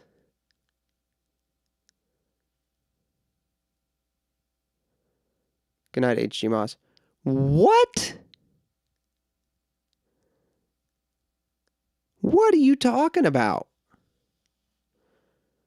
What is he smoking? And where can I get some? That's insane.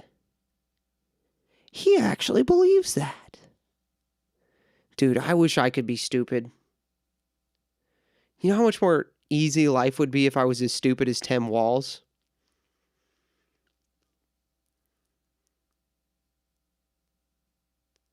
I wish I could be as dumb as Tim Walz.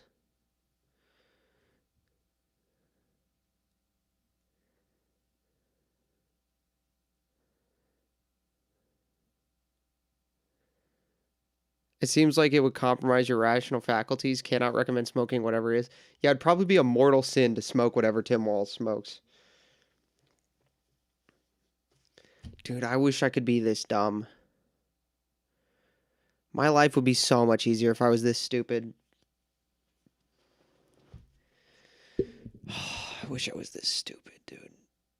You ever hear somebody this dumb talk and you're like, dang, I wish I was that retarded. A progressive taxation system, meaning if you're rich, you're going to pay more. I think they hate this because it's a state that works. And that assault will come to your state soon. After the break, we hear Governor Walz's reaction to the news that federal agents involved in the Alex Freddie shooting have been placed on leave. And if he thinks we're in a Fort Sumter moment. Here, as I watch Donald Trump demand unprecedented new powers, goals, well, maybe they are afraid, and maybe their opponents can't win. Lose if we keep treating this as business as usual. Reporting on the sweeping changes unfolding in our country and preparing you to think about what might happen next. The new season of Autocracy in America, available now. We've all been reading and hearing a lot about Minneapolis. Rivka just wants ice in her state so she can find a suitable husband. Let's be honest. I'm sorry. I told you guys I was going to be mean, and that one was underhand. That one was an underhand pitch, and I just had to swing at it. I just had to take a swing.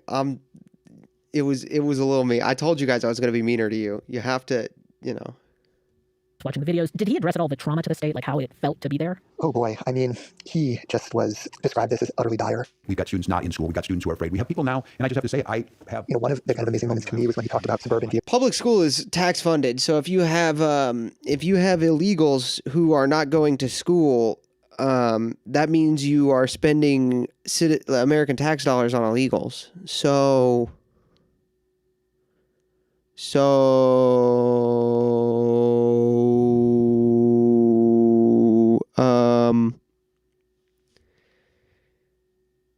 I'm going to be meaner to chat. Choose to be mean to the only one here. No, I got one guy to quit watching forever at the beginning of the stream, Mysterion. That guy's not coming back. Let's be clear, Mysterion. Bro is not coming back. Let's be clear.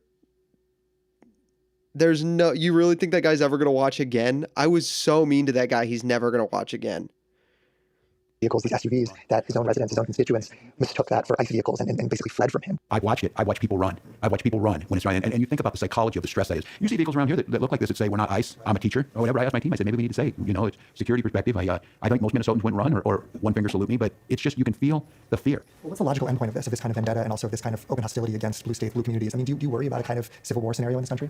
Well, I don't want to alarm people, but I mean, the people who think that, Governor Walz should call it the National Guard and arrest ICE. Here we go. Came in for like 5 minutes and had the streamer solely focused on making him leave. He was here for a long time. He'd been here for a long, long time. He was a regular viewer. He just didn't get it. Guns pointed at Americans on this is certainly not where we want to go.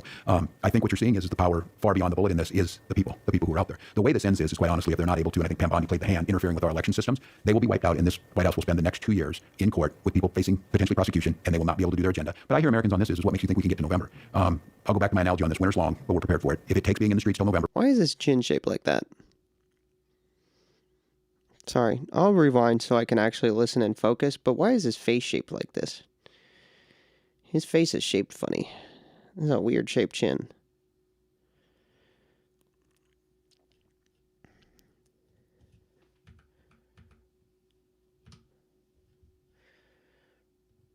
Guns pointed at Americans. It's like that retard on dude, that guy on Twitch a couple weeks ago. That guy. We got that guy. That guy was funny. On this is certainly not where we want to go. I think what you're seeing is the power far beyond the bullet in this is the people who are out there. The way this ends is quite honestly, if they're not able to, and I think Pam Bondi played the hand interfering with our security perspective. I think most Minnesotans wouldn't run or one finger. SUVs, that his own residents, his own... And you think about the psychology of the stress that is. You see vehicles around here that look like this that say, we're not ICE, I'm a teacher, or whatever. I asked my team, I said, maybe we need to say, it's security perspective. I think most Minnesotans wouldn't run or one finger salute me, but it's just, you can feel the fear. Well, what's the logical endpoint of this kind of vendetta and also this kind of open hostility against blue states, blue communities? I mean, do you worry about a kind of civil war scenario in this country? Well, I don't want to alarm people, but I mean, the people who think that, I mean, you know, Governor Wells should call it the National Guard and arrest ICE. Guns pointed at Americans on this is certainly not where we want to go. I think what you're seeing is the power far beyond the bullet in this is the people who are out there. The way this ends is quite honestly, if they're not able to, and I think Pam Bondi played the hand interfering with our election systems, they will be wiped out, and this White House will spend the next 2 years. What was that sentence? That's the sentence where I tuned out earlier because it confused me. That sentence didn't make any sense. This is certainly not where we want to go. I think what you're seeing is the power far beyond the bullet in this is the people who are out there. The way this ends is quite honestly, if they're not able to, and I think Pam Bondi played the hand. The way this ends is, okay, I have to slow this down. I have to play this at normal speed so I can understand what he just said. The way this ends is... The way this ends is quite honestly, if they're not able to, and I think... The way this ends is quite honestly, if they're not able to... Pam Bondi played the hand interfering with our election systems, they will be wiped out, and this White House will spend the next 2 years in court with people facing potentially... Oh, if they're not able to interfere with our election systems, then they're going to... okay, I got it. Translation... If Trump can make my election secure, then he doesn't have to... If I keep my elections unsecure and illegal, then I can make sure Trump doesn't get his job done.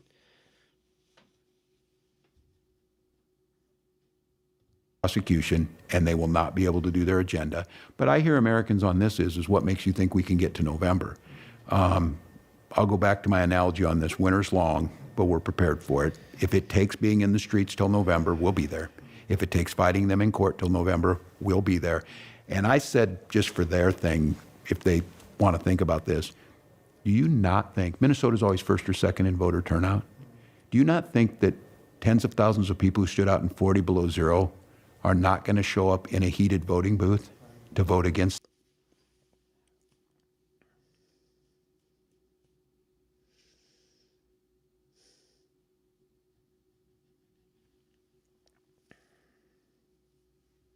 This, if you're a Republican, you're going to lose. You're going to lose here, and that is going to have repercussions. And look, I'm not going to.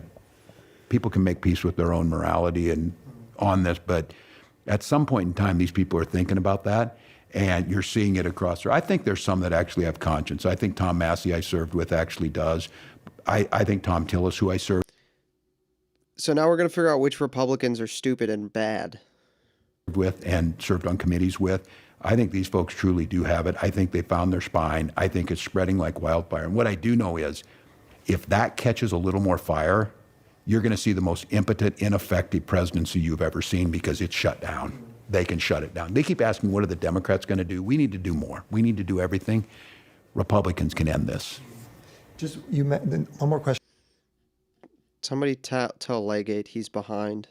On the National Guard, and you said people want you to order the Guard to arrest the agents. Have you thought about a scenario, a kind of worst case scenario in which there's a clash between these different, Well, we work at everything to avoid that. And I think following the law, and it's one thing that we've always done, I will follow the law to a T. I spent 8 hours in front of Congress talking about our state. We're not a sanctuary state. Now, do counties have the ability to make their own? Sure, they do. And that's always been Minnesota law. They try to make the case that we're not helping, we're not doing this. We follow the law all the way. But I said we get to this point, is what I told them. At what point are we going to have to stand up and push back more? You killed our people, you closed the crime scene, and you won't tell us who they are? No, they didn't close the crime scene.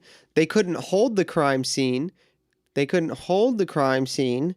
Because your city cops wouldn't help them close it, so it got taken over. They didn't close it. It got taken over by violent protesters, and it only got taken over because your city cops wouldn't assist with holding the crime scene. This is on you, Timmy. Timmy, this is your fault. Strike you as strange that I've had 2 of my citizens killed. Make it through Sanity Revolt stream without friend enemy distinction mention challenge impossible. Make it through. Yeah, we need to have a bingo card. It's just friend enemy distinction and Patrick Buchanan and like Catholic social teaching or yeah. In one, they're angry, they being DHS and the president are angry that it feels like they got doxxed with Ross's name, who was part of the shooting of Renee. But I don't know who did this. I don't know if these guys are on the streets right now here in Minneapolis. you, Will. Well, so there's been reporting they were placed on administrative leave. You still don't know the names of these officers. No. And I got to be honest with you. You just named one publicly. You just doxed the guy in an Atlantic interview. It's probably a good thing that you don't know his name. You'd probably be out there being like, this is the guy. This is the guy. This is the guy. Go kill him. To be generous. Oh, yeah. I got copyright, Sneaky Steak, I got copyright striked. The last 2 streams have a copyright strike on them, and one of them got nuked from orbit midstream. ESPN nuked us. Yeah, I get copyright striked a lot. It's a problem. I'm very bad about it. I'm very bad, not about stealing. I do not steal content. Everything I do is actually transformative. But I'm very bad about like picking the wrong things and people copyright striking, falsely striking me. In this, I'll do my Ronald Reagan, trust but verify. I can't verify this, so I don't trust them. I don't trust them. They're on administrative leave. And at this point in time, I told Tom, I'm going to give you the benefit of the doubt. But unless I see a reduction in these folks on the streets, I'm going to have to say that to my folks. So look, we all think we all want to... Say what? Huh? Dude, because this sounds like an NPR interview, people think this sounds smart, but dude, this is insane.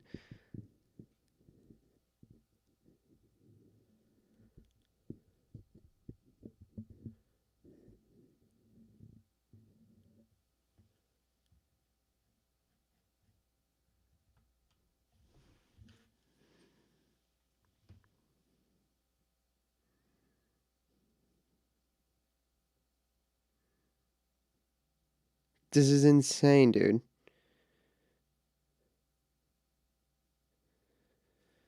This is insane.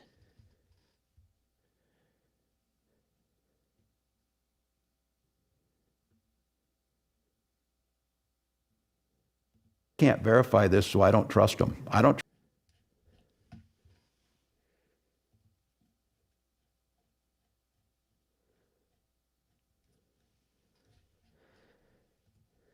trust them. They're on administrative leave. And at this point in time, I told Tom, I'm going to give you the benefit of the doubt.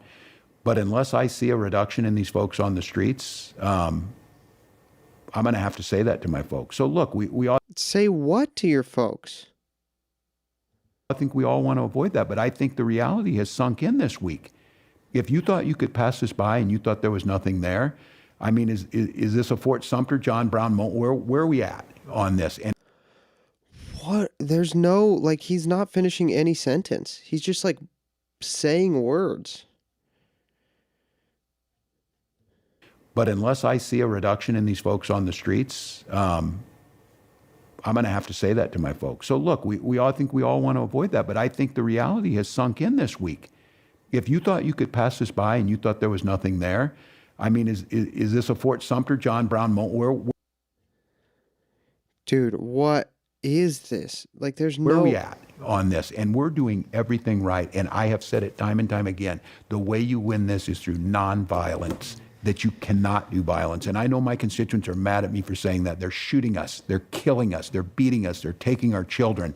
But you see... Bro, this is really funny that you can see his facelift scar right here. See what's happening now. For all that power and all that cruelty, they are retreating massively. Now, I believe they'll only retreat far enough to get to the next day or the next news cycle. But again, they underestimated this state, and I think they're underestimating the American people. I'm still baffled. If you were going to pick 2 states to mess with, Maine and Minnesota, especially in the middle of winter, not smart. You're still under investigation, is that right?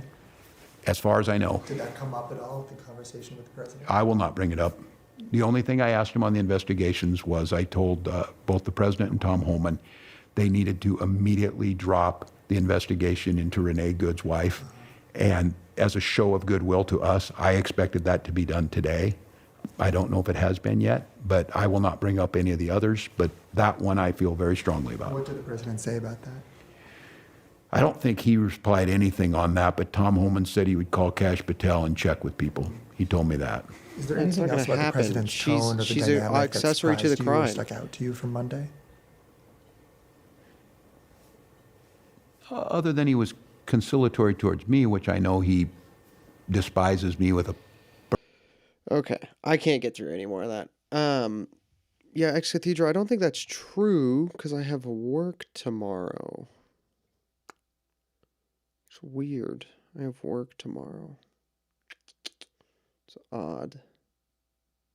Huh. Yeah, I have work tomorrow. I have to work on some stuff.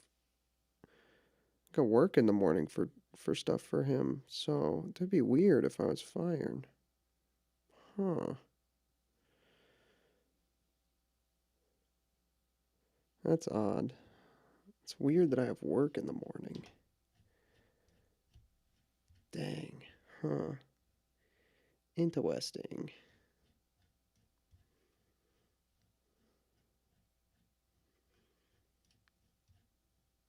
It's weird that I'm looking at my email right now. Huh. Odd.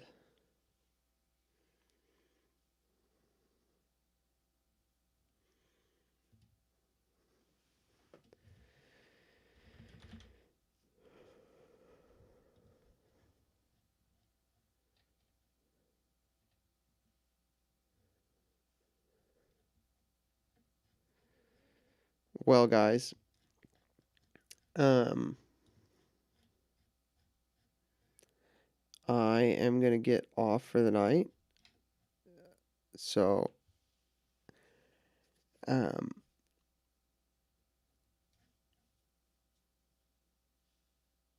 appreciate everyone watching, and you all have a good night. Say your prayers. I don't have work. I mean, I'm pretty sure I got work in the morning, dude. I've got work in the morning, you know.